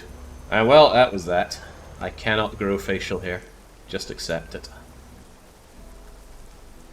Karma is something that's been eluding you very well. So there's obviously been some kind of celestial mix-up. There is some other Scot out there that's just been having the most miserable run of luck in his life. Because all the karma's just been bouncing off onto... Ooh, I think we might be figuring something out here, actually. Ooh. Either that or I am set up to have some absolute divine convergence point. And that will sting. He could be in this very chat room. Oh, I think I just went right past my opportunity to sleep. Yes, I did. No turning back now. But there we go. We should be able to sleep up in this upcoming petrol station, if we can remember to do so. Because our last rest stop was mandated 0 minutes ago. We need to sleep now. Our eyes are going to start feeling real heavy, and it's not just all this wine. Although this wine is really good. Okay, so we're also running out of fuel. And this truck doesn't run on concrete. Huh, that was a good joke.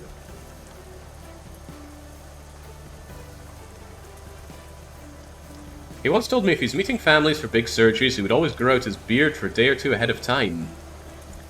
Even more before meeting clients, families.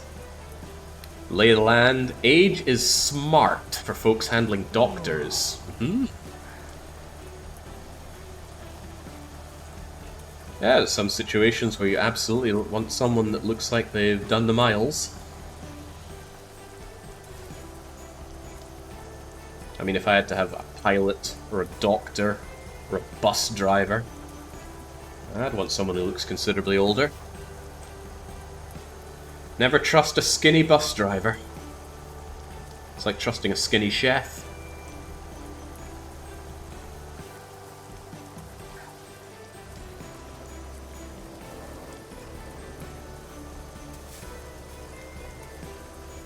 You can sleep after all this snake back turns up this mountain. I'll be fine. Not a lot of traffic today, though. Maybe they can't afford a lot of cars over in Montenegro. I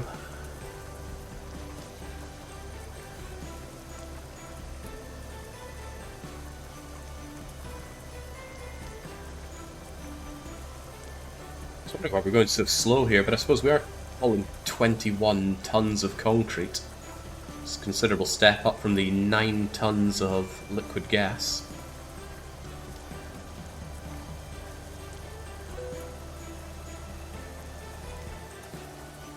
Oh, getting real sleepy here. Come on. Maybe not a great time to have to stop for... Whoa! Okay, now that was in no way my fault. Well, you just cut me off there. SCS Paper. That is your real company name.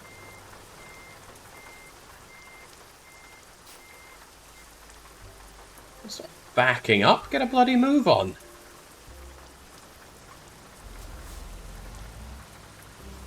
Oh, ooh. Okay, whew. If anything, it's good that he cut me off. I could have done that dozing off when I was going around the snaky bend at 100 kilometers an hour. Wouldn't have been pleasant for anyone involved. Oh, I can digital pass. Keep her open. Keep her open. There's your honking.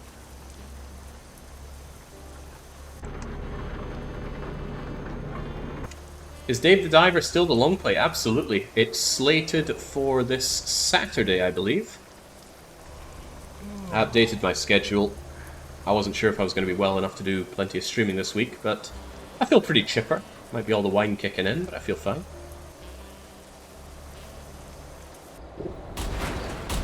Easy does it. Come on. In Formula 1 racing, that's a brand new technique.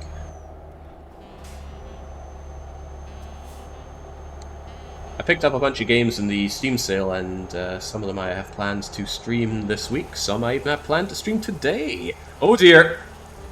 Jesus, take the wheel! Oh boy! Good thing we got the concrete with us to fix this.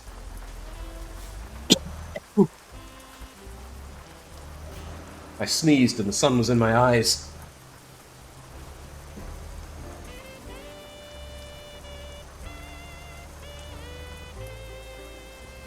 Jesus took the rail! Alright, where can we take a sleep? Because we are falling apart here. And it's gotten all dark. Oh man. And the calming sound of the rain. Our guy wants to sleep so badly. I mean, I feel you, buddy. I could go back to bed.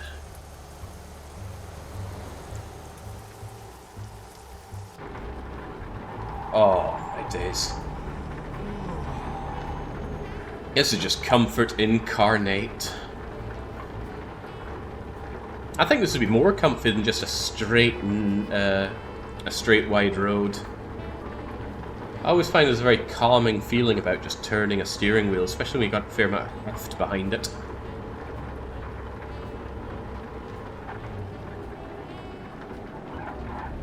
Something that's been a bit lacking today are some Christmas stories. Especially for you people that celebrated your Christmas last night. Surely you've had that drunken, racist grandpa that came over for Christmas and he's told you all the things you really need to know about those people. Or maybe Mama was at the wine a little too much and before you know it, Christmas dinner was a prepackaged TV meal. Oh, cripes, this is my stop, isn't it? Mind me.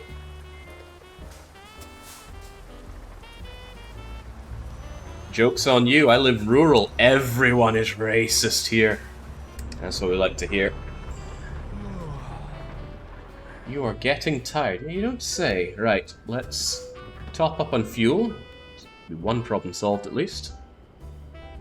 I saw my brother and his family for the first time in a long while, I think before the Rona. Is that good? Is that bad? Is he the drunken racist grandpa? Oh jeez, that's not a good sign. Falling asleep whilst pouring your own fuel. Right, there's got to be somewhere that we can park up and sleep up. I think it's going to be across the way, but some of these have places around the back that we can park. This does not appear to be one such place. It seems baffling that they wouldn't have a place to sleep on this side and only on the other. I think I'm just causing problems for myself here. I need to cross the road then. That feels like a setup for a joke. Everyone's laughing now. Come on, let's get out of here. We paid our dues. Ain't that right, Seti the First?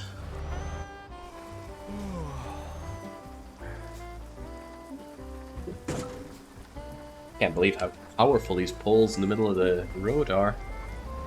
Enough to put me in my place. At the end of the gas station there was a parking lot. Oh, okay. In a way, I'm surprised this game doesn't have a more generalized mechanic for falling asleep. Really, rather than having a predefined place that's okay for it, you could just generalize it. Is this a parking space or just generally out of the way? Okay, then turn off your engine and fall asleep. I forced myself to eat Havard beets at church and almost died. Havard beets. So you're telling me this looks like a place to park up and sleep? I'm not seeing it. Unless this is cars. No, I don't think they want me sleeping here.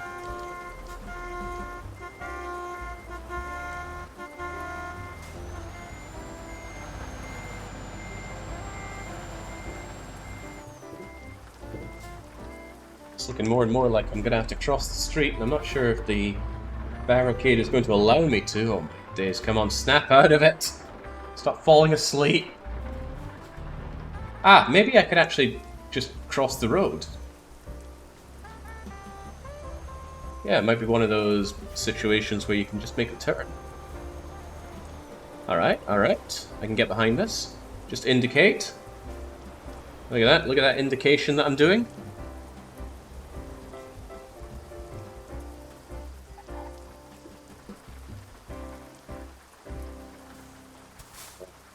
Oh. I see they're not big on marking exactly where I can park up. Somewhere here is going to let me sleep.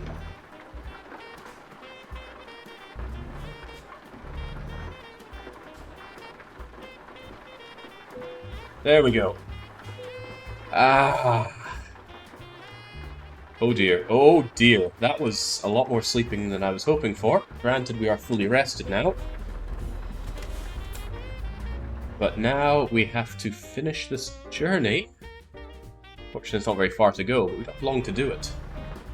According to our contract, we have 2.5 hours to get it there. It's game time, not real time.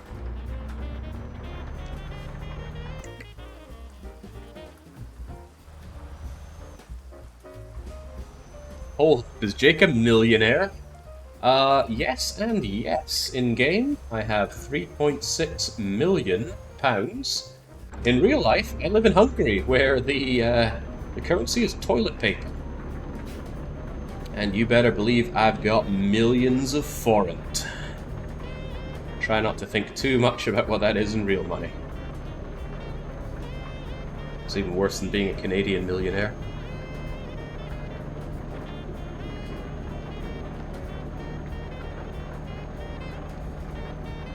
Alright, this is my right turn. The game is estimating that our journey is going to take how long? 2 hours 42, but we have 2 hours 16. Alright, pedal meet metal.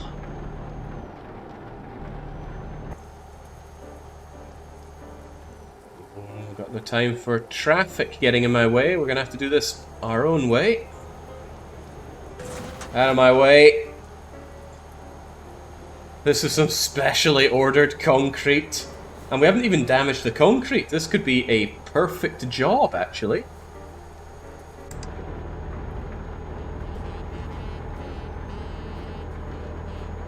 Is that Montenegro in front of us? No, surely if they're going to call their country the Black Mountain, there's going to be a more impressive Black Mountain than that.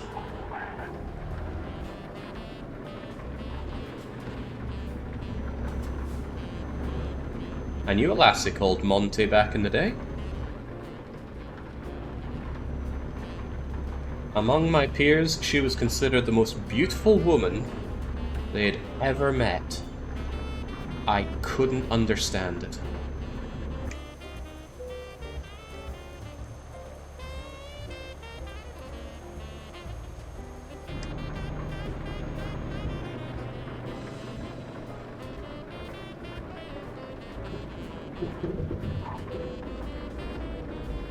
Does it now?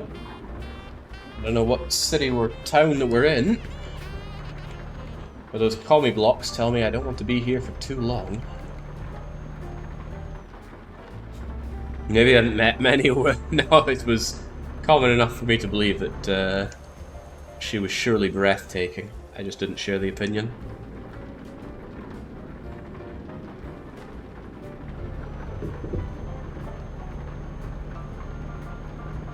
This guy's got a death wish. Look, I have got a delivery to make, and your existence was not part of my contract. So get out of my way. Didn't hurt the concrete, we don't mind.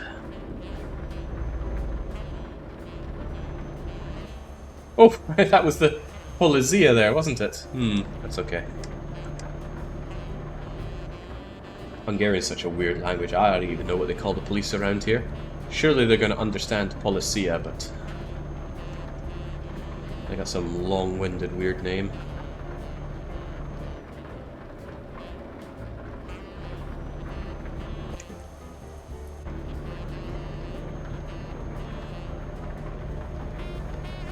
Rendurseg.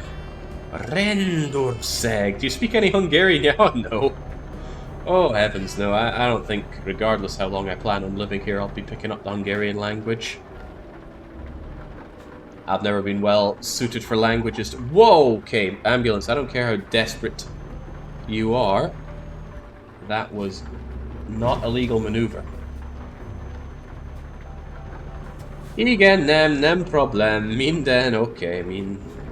Köszönöm. Hello. Szia. There we go. Good enough. It would be a monumental undertaking to figure out this language. And you know what? If I learn Hungarian, does that unlock thousands of untranslated Aero games that I can play online? No, it does not. But learning Japanese does. So, checkmate, Magyars. Make some video games, then I might be convinced to pick up your language.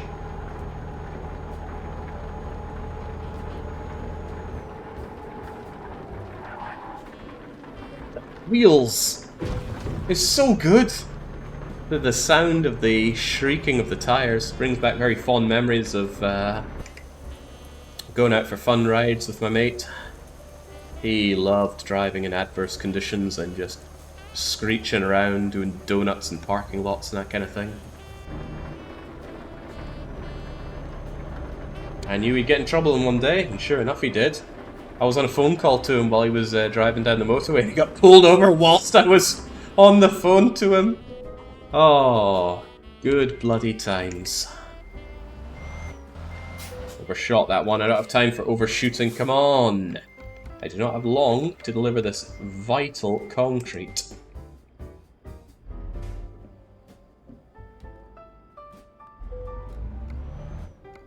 "48 minutes.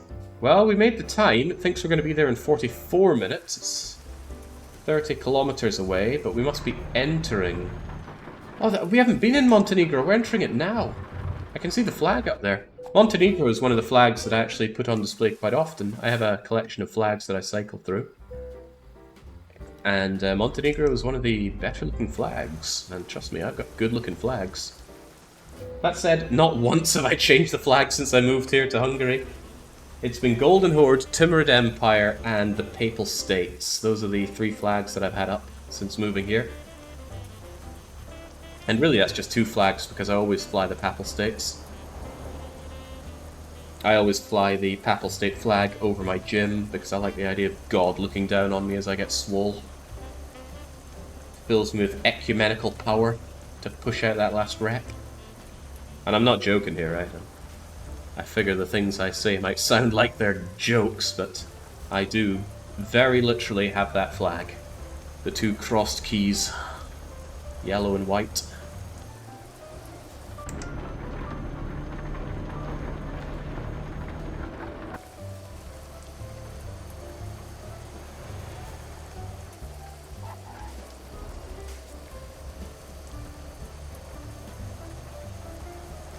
God is your spotter, and he will grant you the strength or send you to his gate. Well, I like that. I lift alone, so I don't really have any kind of spotter, but I use spotting bars. I've never needed them, but yeah, it's one of those better to have it and not need it kind of situations. I don't think I've ever injured myself lifting, at least not more so than, ooh, I'm sore from that. Never dropped a weight on me or anything like that. Oh no, no, no, no, no, no. We don't have the time to get stuck on the signpost at the final hurdle here. Oh, come on now. Maybe I should have taken the normal way around that roundabout. 17 minutes. Come on, come on. We just gotta worm our way over. Taking roundabouts like an American. I do get my kicks out of watching that aerial view of a new roundabout installed in America.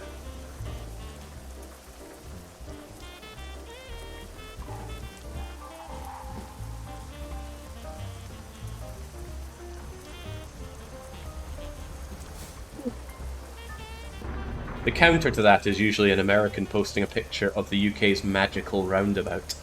But that's about as cherry-picked as things can be. That is one specific roundabout in the UK. And it's not even that complicated, it's just a series of roundabouts. If you know how to handle one, you can handle 5 of them.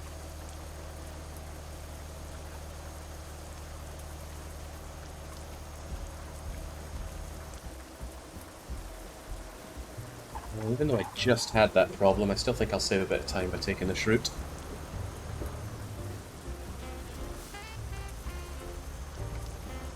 Would have called my trucking company As the Crow Flies.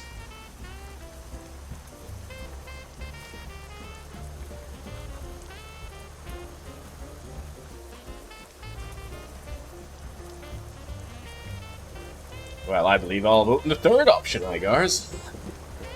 Go ahead, waste your vote.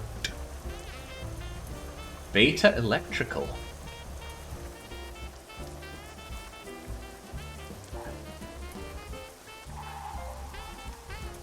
Oh, something I love about this game is you can feel the water on the ground there affecting your movements. Now, granted, mine looked kind of comical there, but could feel that water. Some games actually have force feedback on the steering wheel, and I swear this one used to. Maybe it's American Truck Sim that has it, but surely they... What the hell? Oh no! I didn't even notice that! And I actually injured the concrete. Who puts a gate in here the same colour as the... Okay, well. I guess this was going to be a 1% imperfect delivery. So what did we spill? We spilt 210 kilos of concrete. Oh, our company will never live that down, nor recover from the financial losses. This is Montenegro. I'm not sure if I have the time to give them the fancy delivery. Otherwise, they'll call me late and call me out on injuring the product. So, sorry, it's going to have to be a lackluster delivery for you. Even now, I've only got 9 minutes. Come on, get in there. Close enough.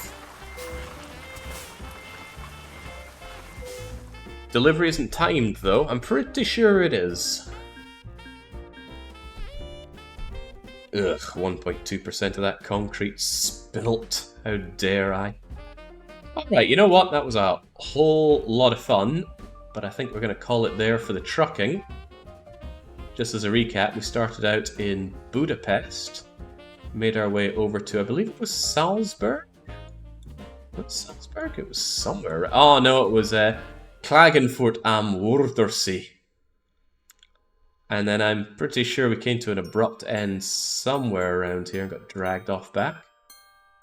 Trieste, Rijeka, Zagreb, Banja Luka. There's the abrupt ending. Collapsed here and then got dragged over to Banja. No duress now, we just took the northern Albanian route. Past Belgrade, but not into it. Yeah, here we go. We went through the wavy roads of northern Albania. Perhaps Duress. Oh, Duress has a scenic point. Oh, we'll definitely have to go there next time. Who knows? Maybe they'll finally add Greece. And we can do some kind of debt-paying themed run through it. Okay, but that's it for my trucking for now. Let's make sure this is saved. I actually lost all my saves when I loaded this up today. I panicked, but fortunately, like a clever person, I kept the full backup of my last Windows install. So I dug through it until I found my Euro Truck Sim save. Because, I mean, damn, I have got a lot of progress on this run. Oh, this looks different. It really keeps all of these? 23 excellent deliveries, 10 good work, 5 late, 6 satisfactory, 68 tolerable deliveries. Oh god, can we not have this here? Scary.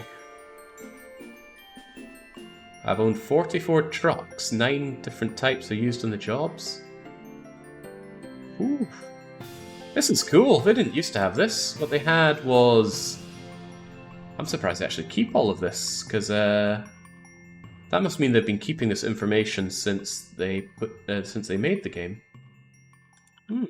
Interesting. King of the road. But where's the bar chart? It used to show you a bar chart of your career. Maybe they got rid of that in favor of that new career thing, because the bar chart did look like ass.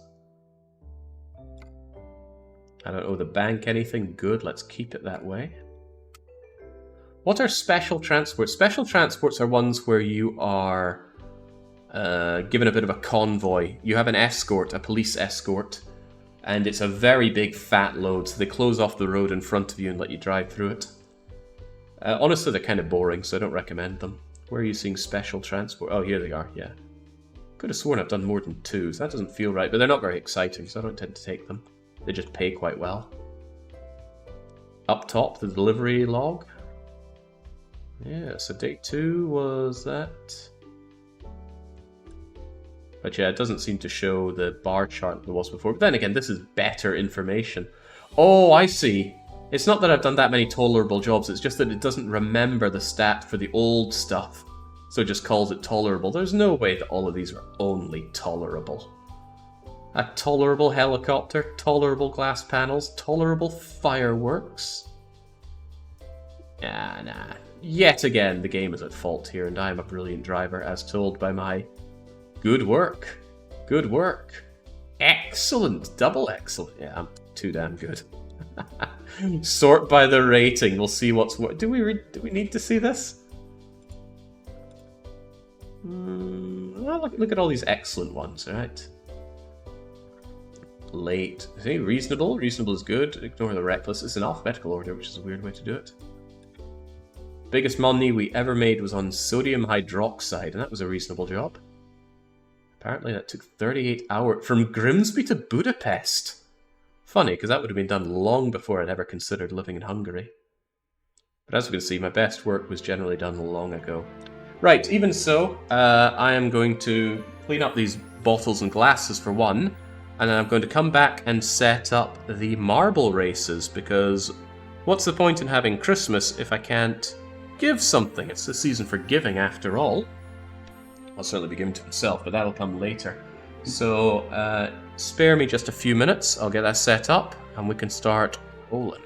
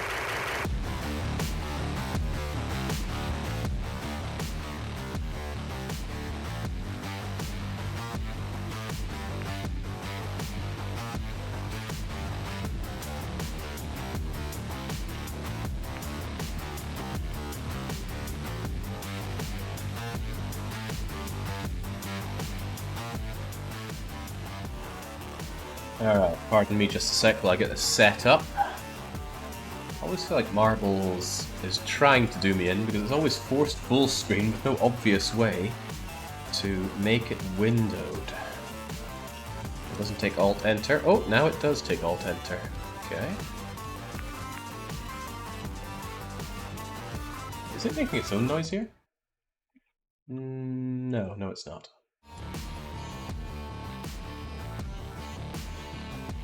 Yes, I thought that was very clever on my part there, Red.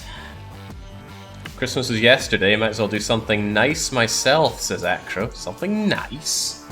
You gotta win first to do something nice. Can we actually get this on stream? What's my marble setup? Don't tell me I don't keep a marbles scene. Oh my! There we go, Acro in with the flood.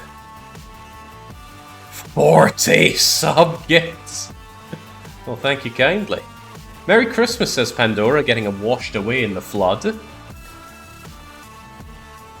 And chat, would it be a good idea to have a dictator suggestion as give it? Oh god. Dictator times. Where in the world is my marbles scene? Maybe the right thing to do is this. He says.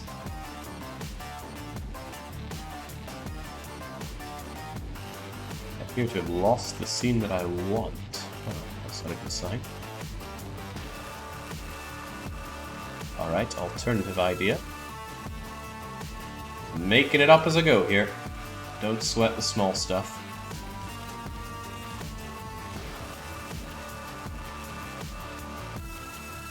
I had made a scene for this, and then it seems to have gone the way of the dodo, but that's okay, I've got new ways sorted out for that. Right, that feels about right. This is the only thing I'd like for Christmas, is Pandora's resolution. Surely, sure. I mean, there's stuff I want for Christmas. I want a new chair. This old IKEA Marcus has been doing the job. It's been doing the job for a long time. I want a fancy new mesh chair.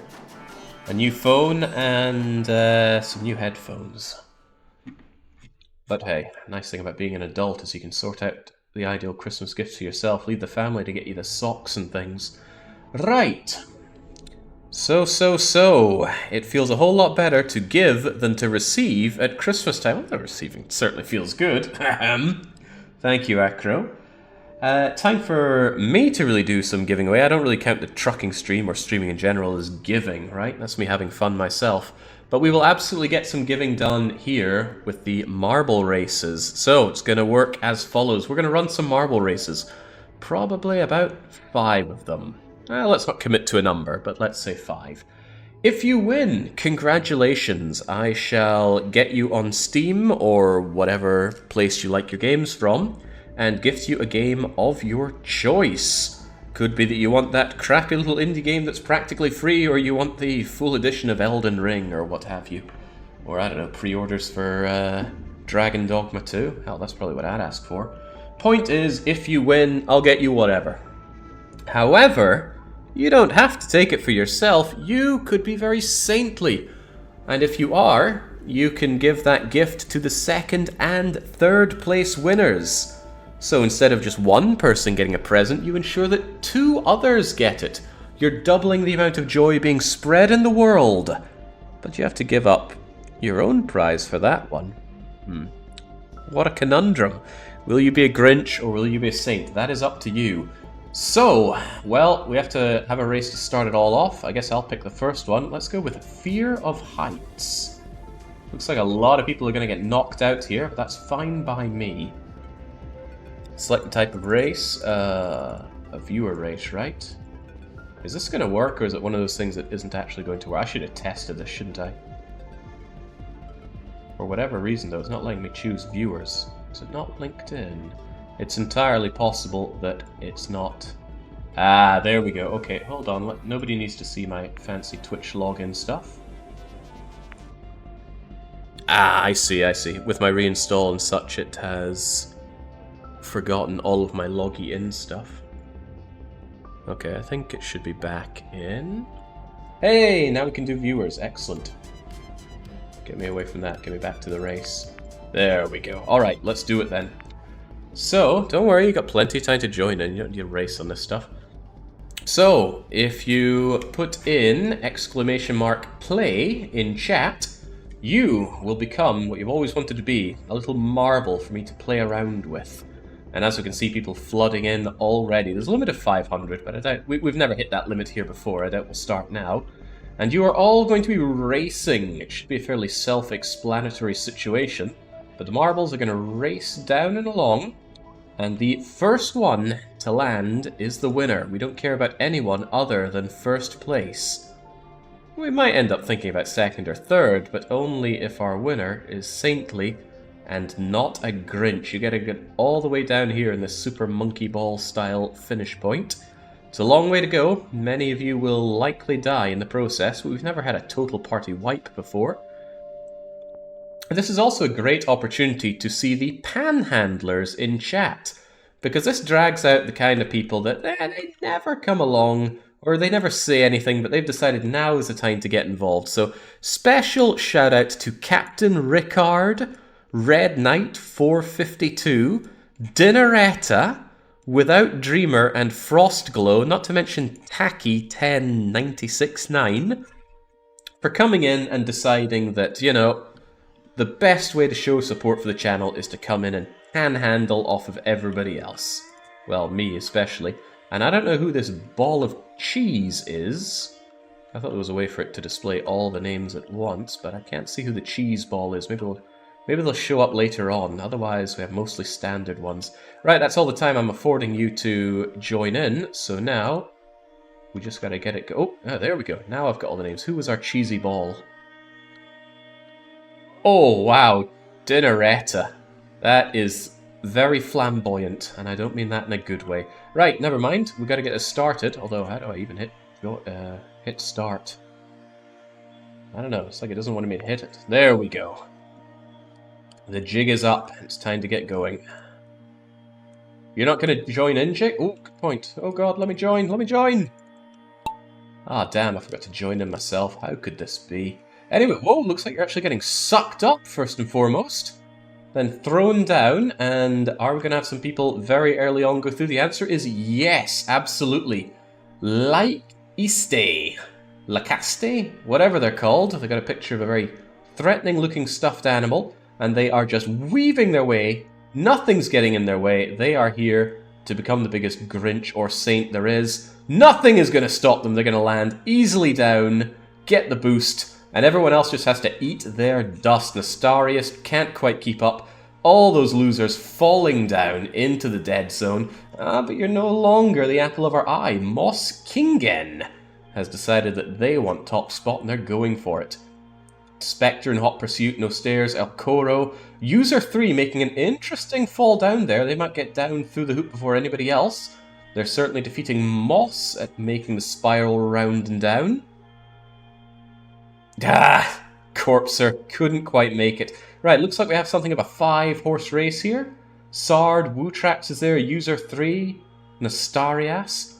Can they get through the blender first? Whoa, very good move by Moss. A very too good move by Sard. They go down and die, and User 3 ends up through this Marble Madness style poppy up point, which does have the risk of blasting them over the side, which looks like that's exactly what has happened to who just got shot off there. Well, not important. What's important is Nastarius or User 3 coming in for the win, and it's all about boom! User 3 coming down mere moments before Nastarius. However, the fact that Nastarius and Moss Kingen came second and third could be fortuitous for them. It all depends on User 3. So once again, User 3 has won. They can have whatever game they want as a gift from me for this glorious Christmas. But do they feel like being saintly? That is entirely up to them. Good point. Chat is in the wrong place, isn't it? Let's get you shunted down there. Like I said, I had a scene for this and it's gone. So, User 3, make yourself heard. Let us all know, firstly, if you feel like being saintly or grinchy. And if so, what game are you after? I will get you added accordingly and sort you out. Bob Sickle comes in, just say, remember, charity is for the weak. User says, my present is an assault on Jake's wallet. Pass it on to 2 and 3. I should have seen this coming. I was kind of hoping greed would prevail. Okay, Nestarius and Moss Kingen. Let it known in chat what it is you want. I have no place for people that can't make a decision. Name your Christmas gift. We got the fire going, that letter to Santa's going out, but Santa is on a strict time limit, so you gotta make yourself known, and I will get you added accordingly to ensure that you get your present once all is said and done with the streams here. Of course, it makes it easier if they ping me in chat, but not seeing anything of the like. So Nestarius and Moss Kingen.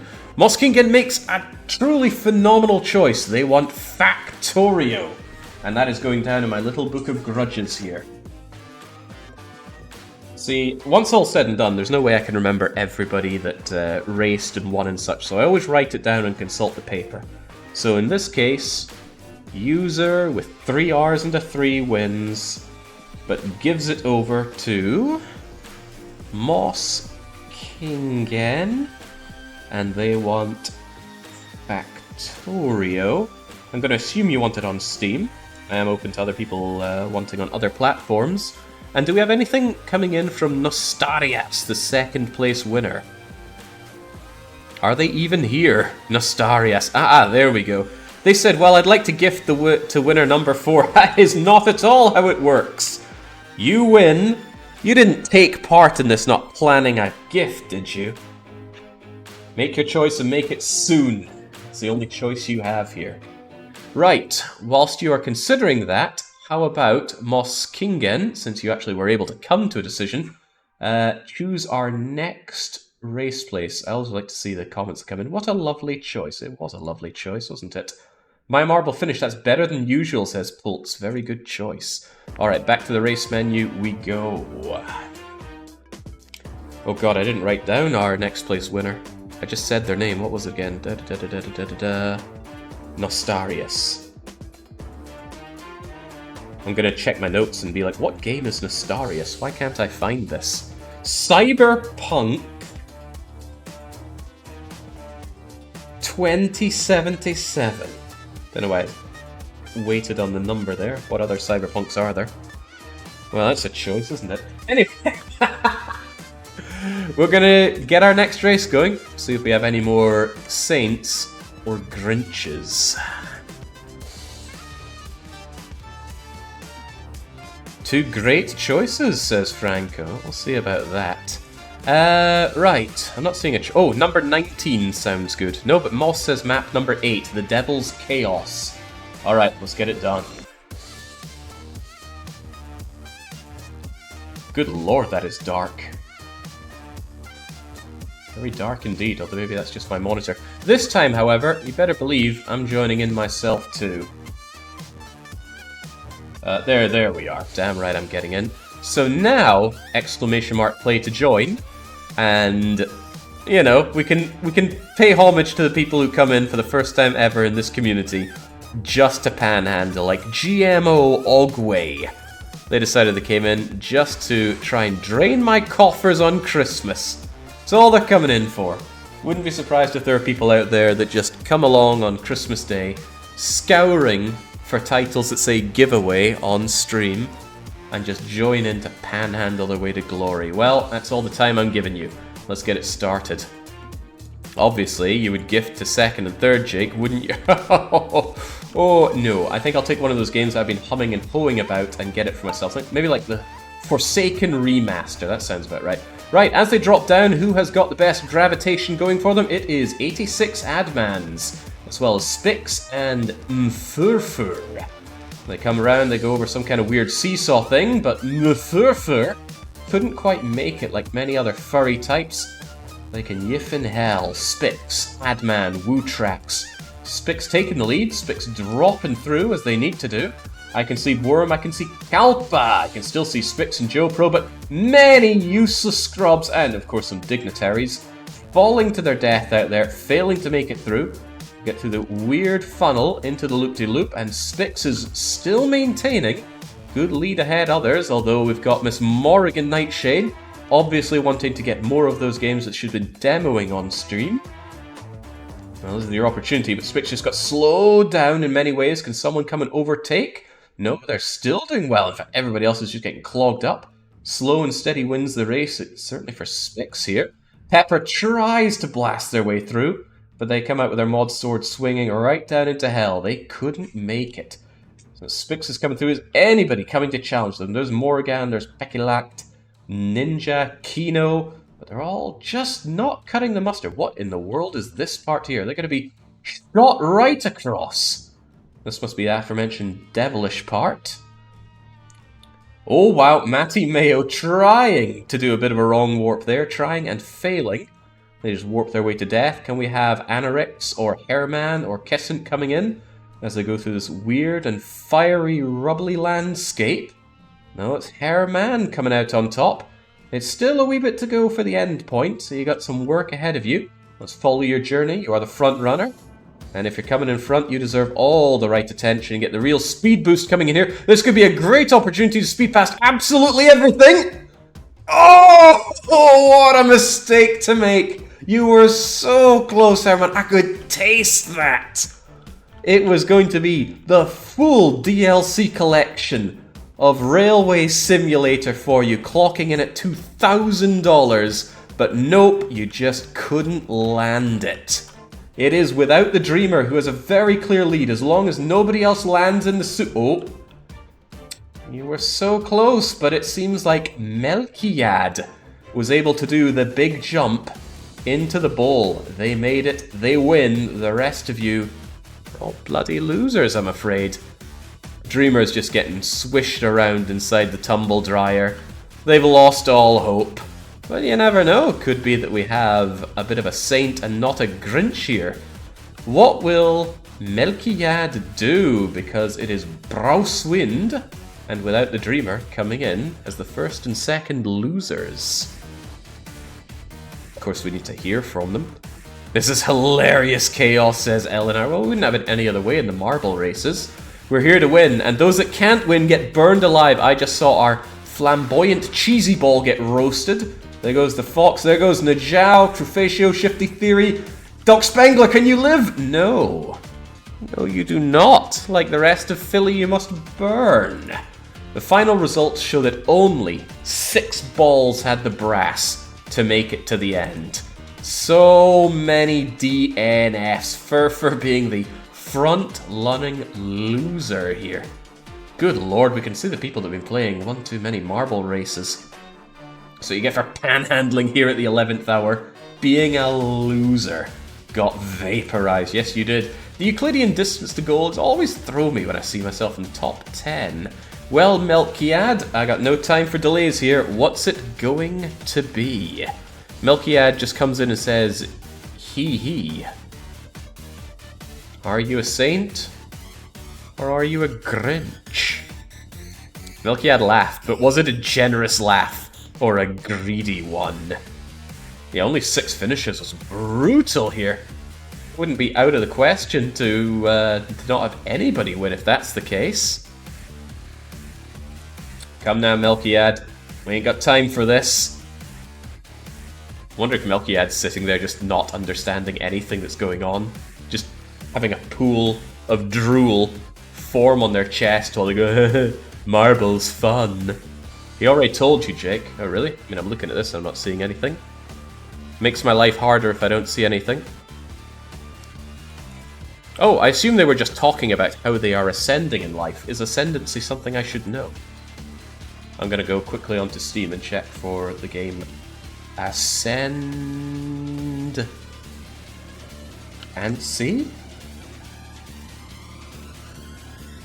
I mean, I'm looking at fleets of ascendancy. That doesn't tell me much. It's a game, an old one. Right. The best I'm understanding from this is that Melkiad is indeed a Grinch.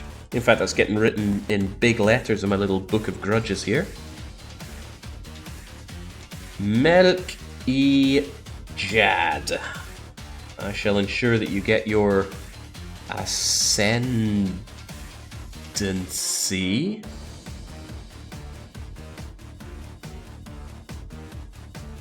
Well, there we go. I have no idea what it all means, but they have made their choice. Perhaps they can make another choice. We need another race to do. What's it going to be? Let's pick that track.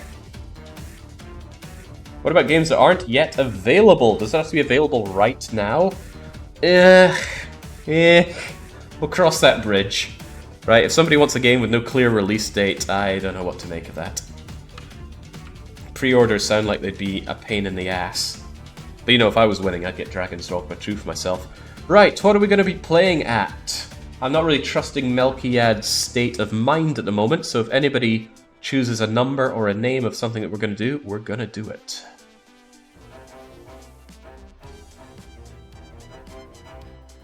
Kind of weird that this game has music. Can I customize that music away? Is there not like a settings option for not having this music play? This game is so good, but the UX for it is just so abysmal. Settings, perhaps? Oh, maybe I shouldn't show that number. Let's just get that away, shall we? Sounded like one of those numbers that you're not meant to share.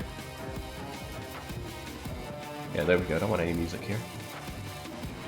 Oh, no. No one needs to see that. Get away. 20, says Kaiser. Good enough for me. We're doing the Twisted Toothpick. Looks exciting. Alright, let's get going for it here. And... let's be a little bit tricky here, shall we? Subs only. Panhandlers destroyed. Alright, and you better believe I'm joining in for my own one here. Exclamation mark play, and you will join in if you're not a true panhandler. Although, credit how many people that aren't. We're still getting a lot of names in here. I see Dark Young, I see Melichedeged, Spix, Fennels Without a Dreamer, Big D0GG. Just how big are we talking? Alright. That's good enough. Let's get it started, shall we? Bellcat coming in at a snail's pace. Slower than Mr. Slow. No final adjacents, let's go! Right, 50 forward. The game thought you were in first place for some reason. Well, I don't think you are. It looks like Darth there. No, Shifty Theory. Shifty Theory, Mr. Furfur, Forgotten Freedom. Krebsig with your very flamboyant looking light up marble.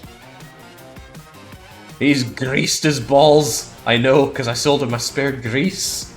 Oh, but Spartacus. Spartacus knocking your balls and trying to claim the win for themselves. As they get through the knocking little pegs here, it seems like Furfur, Matty Mayo, Trimmer, Krebsig once again, coming through for the win. We're still a ways away from the finish line, but going through all these hairpin toothpicks and whatnot, Furfur still maintaining a reasonable lead, but as we go through the little holes in the ground, can anyone just sink it immediately, score an immediate advantage over everyone else? It's Furfur once again. Wow, you really... wow, what an amazing threading of the needle. You got right through there. It's looking amazing. Furfur is going to be the big win here. Are they going to be a Grinch or a Saint? They're just getting right through, not being blocked by anything. Well, as Big Dog and Kane falls to their death, as does Pepper Ann and co. If Furfur can just not smudge the finish here. Who's coming up hot on their heels? It's Rippy. Rippy numbers. What an overtaking. You have now been robbed, Furfur. Rippy has this one in the bag, coming out of nowhere. Keep a low profile, win a big prize. Then in comes the Reg Knight, the Mingo, the Rhino. In fact, our Furfur doesn't even make the top 3. It's a sad Christmas day for you. You lose, you get nothing. Rippy, on the other hand, wins big. But the question is, who does Rippy win for? Rippy, how do you feel this festive season? Do you feel Grinchy, or do you look at your own stocking full of coal and think, no, I shall have the last laugh? It's entirely up to you. It's entirely not up to the slowest ball in history here, Ahweg. Good lord, you know, the goal is to hit the finish line, not every peg along the way. Dear lord, this is the kind of person that wakes up on Boxing Day. You're gonna get burned if you don't speed things up here. Come on, Awake! You can do it. Lovely home. Okay, you even got timed out. That was pathetic. Anyway, good job, Rippy. But how do you feel about your victory? What's this energy max thing, anyway? I feel like the game isn't as good as at capturing messages as it once was before. Always pegging away. Casual stroll. I'm glad I didn't DNF, but man, the choice is to get into the top 3, not the bottom 3. Rippy, 53, what is your decision? What is the game that you will get for yourself this Christmas, or will you be a saint? I like grit. There we go. That's what it's all about. Take everything you can. Rippy, what game do you want for Christmas? At, of course, the expense of Red Knight and GF Mingo, who go home empty-handed. No games for them, just sadness. He wants the Grinch game. Like a Dragon Gaiden, the man who erased his name, please and thank you. This is going in my book of grudges then. Rippy, I'm running out of ink here. Rippy. Not surprised, this is a pen I swiped from Paradox. Must be 5 years old or so. Rippy, 56. They want the man who erased his name. I used to be such a fast writer, now I'm so slow. Digital age hurting us all, I suppose. Alright, that means we have 1 saint and 2 Grinches so far. Sorry, Red Knight and GF Mingo, but that's the way it goes. Some people just have better Christmases than others. Okay, let's get that sub mode off. Let's be generous once again. Maybe we can draw a parallel between subs and being Grinches. Right, what'll it be? Who's got a race for us to do? I wonder if these things ever change. I don't recall seeing those 2 from before, but sometimes I make a mental note of races that I think are crappy, but I never remember them for the next one. Pepper Ann says, let's do number 13, the Cosmic Chaos. Sure, let's go for it. Alright, exclamation mark, play. Get your ball in. Daddy comes first. Joy is in, Najao is in, Play is in, Krebsig is in. I keep seeing some names and thinking they're Draken, but Draken is not in. Can any mods confirm whether or not Modship overrides subscribership for joining in? I don't recall seeing much in the way of mod colouring last time. But we can tell our mods. We got Kalpa there. We got Lizard there. Kalpa did Typing of the Dead. Lizard did... Tell me it was Teenage Mutant Ninja Turtles, right? The VOD that was lost to time? Or did you do UN Squadron? Crikey, I feel bad for not remembering. Red, the ancient mod. Pepper and Fish Lips is here. Oh man, I was just talking about you earlier, Fishy. I forget if it was good things or bad. But let's just segue out of that by starting the race. We'll see how it goes. Oh, Trahas coming in at the 11th hour to join in. Alright, let's go. Pop it up and out. Out of the system, let's go.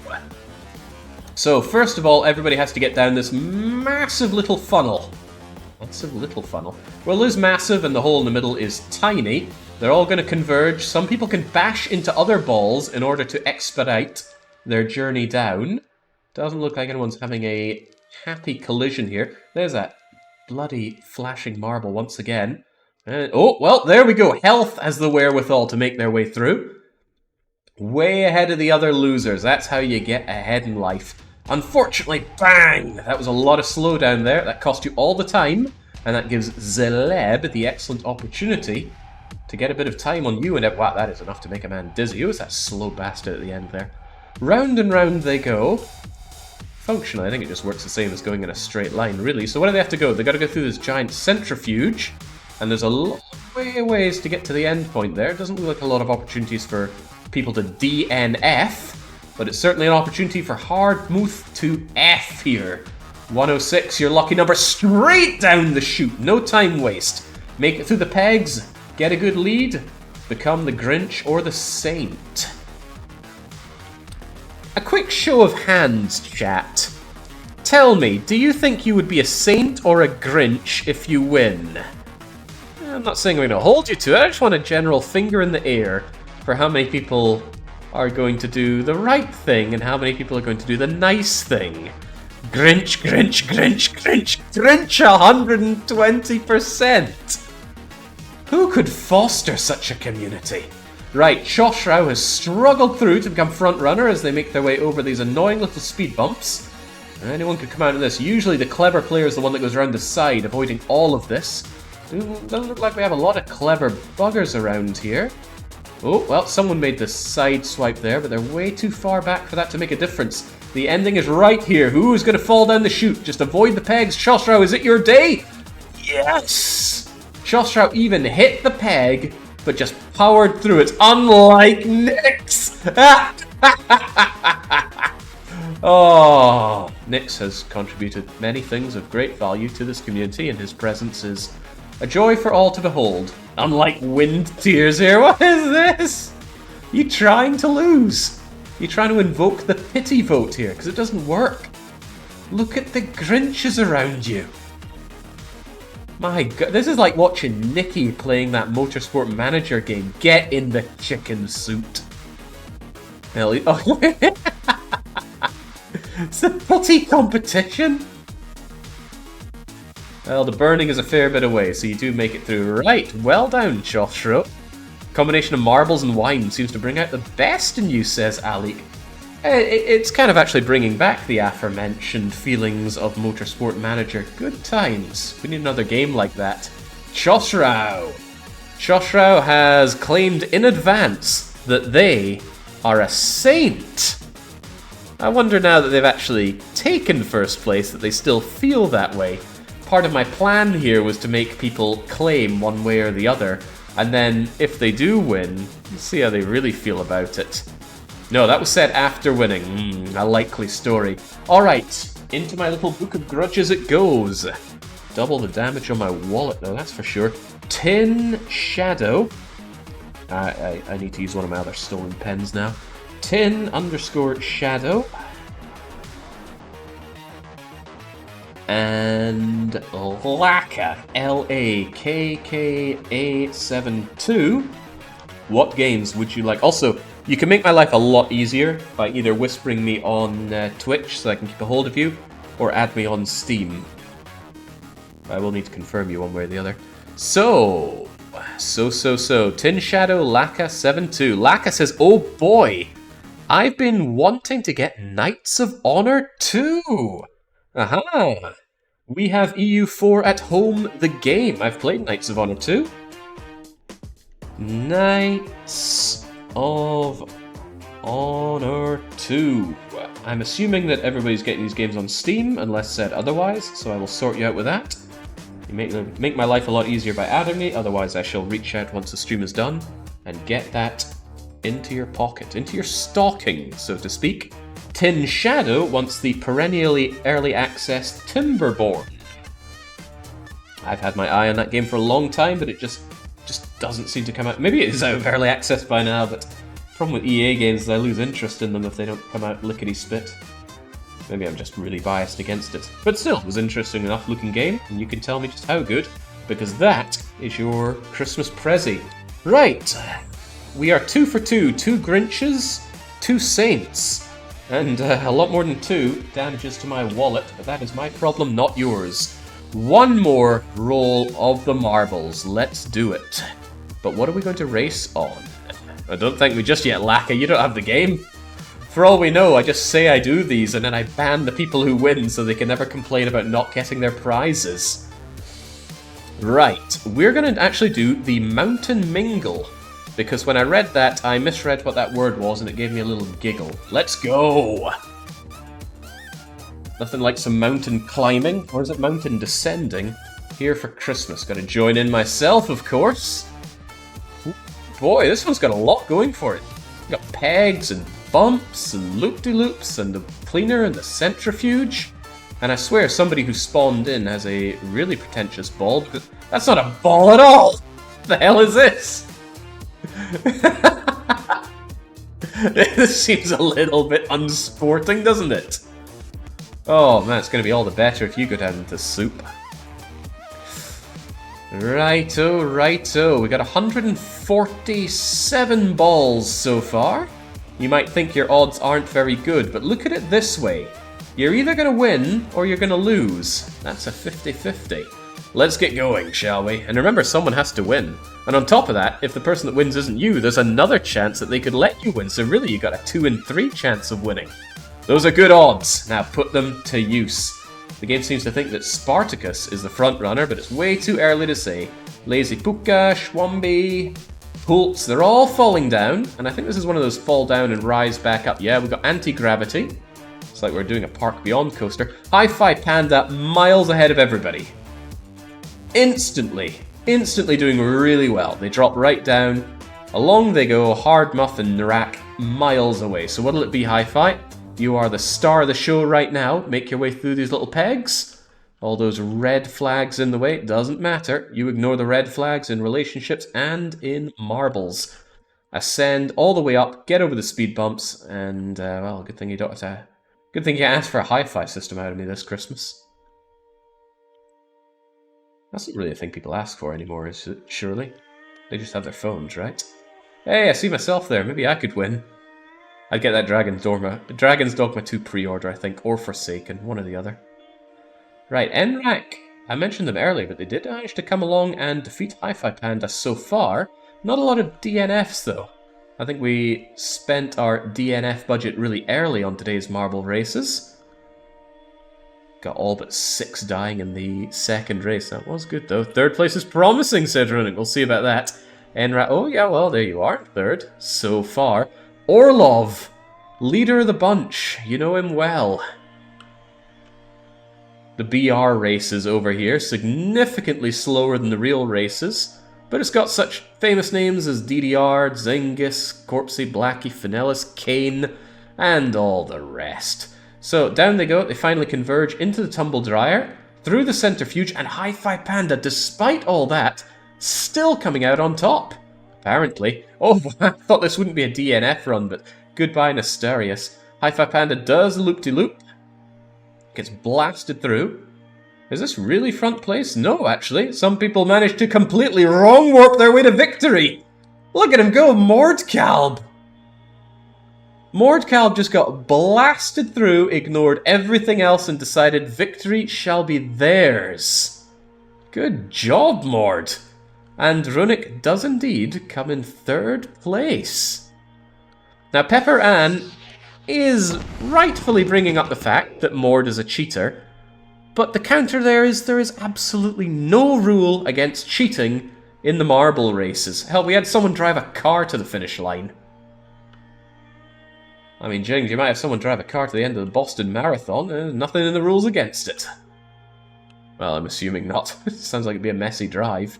But yeah, for all these people giving their flamboyant balls, it was the humble Mordkalb. The greatest representative of Austria that there is. Oh, and I was talking earlier about a truly lovely gentleman from Austria. There he is. Loves his cows. Loves showing off his country. But does he love being a Grinch or a saint? It would be kind of odd if such a nice man were to be a Grinch. Moo is not an answer. I am Krampus. I am true to myself. I would like work...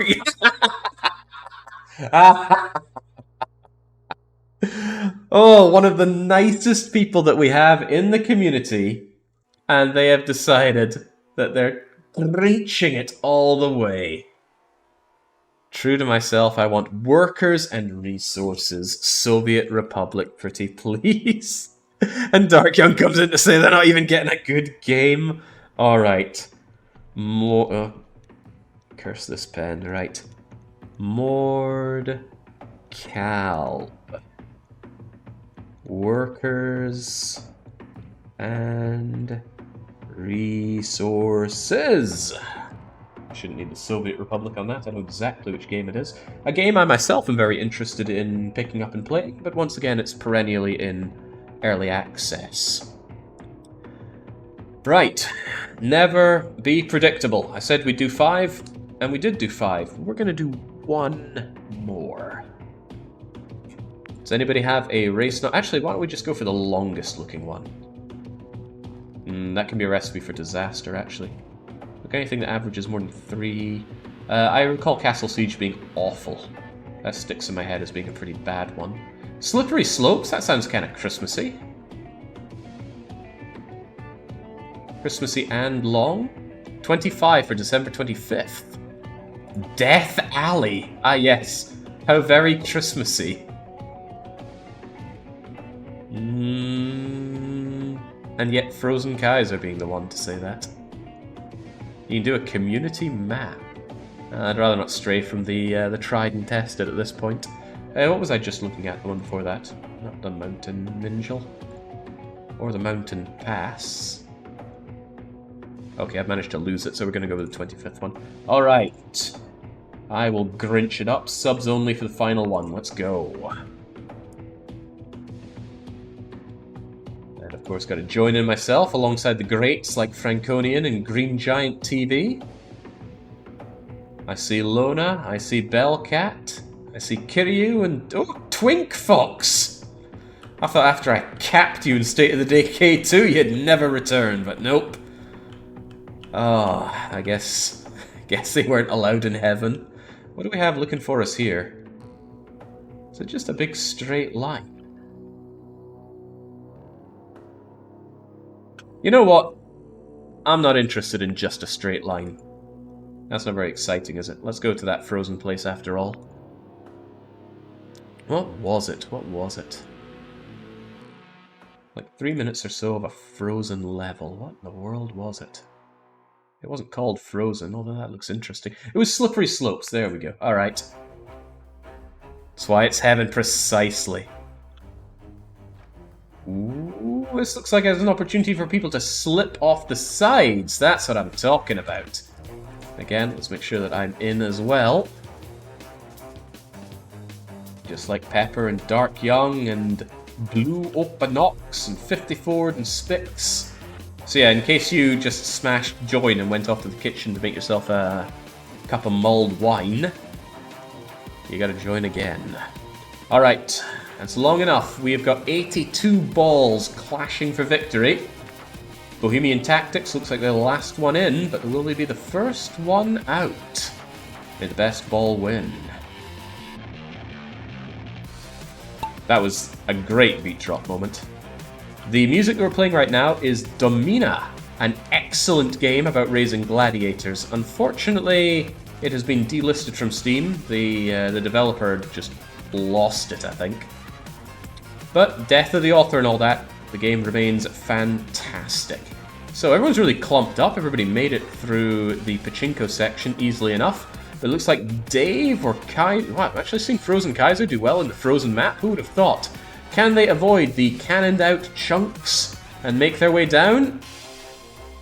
Well, maybe. Oh my, who is that handsome devil in red who's coming up fast? Real fast!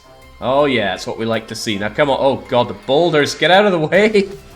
Alright, we gotta smash through the boulders. Good thing you had such a swole individual to help take care of that. Through these little stalagmites. You know that because they stand mightily, they don't hang tightly. Thagnus is here, as is Spix and Frozen Kaiser, the 3-horse race. They gotta get through these spirally bits that seem to drop down into each other. And then out onto the 3-pronged scoop. And this will maybe send people packing? I guess we'll find out soon enough. Who does the game think is coming in first? Pepper Ann.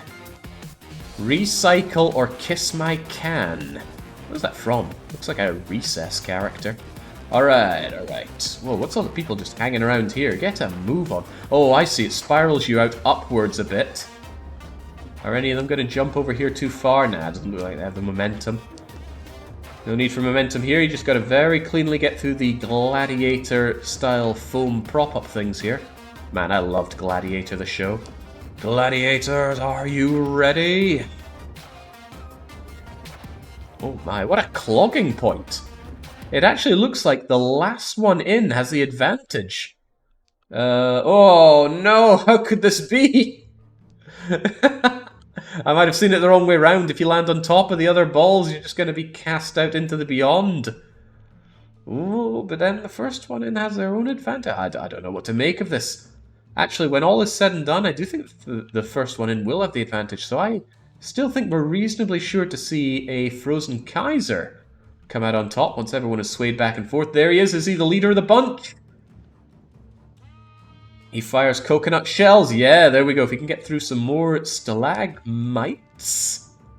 Oh, but who is this mysterious stranger, the Grey Void? Up through the cylinder they go, claiming potential victory for themselves with Wick but not John. Coming up behind. One little way down, as long as you don't miss the final exit. Victory can be yours, Grey Void! All yours! Fantastic. First place for the Void. Wick and Kaiser coming in second and third.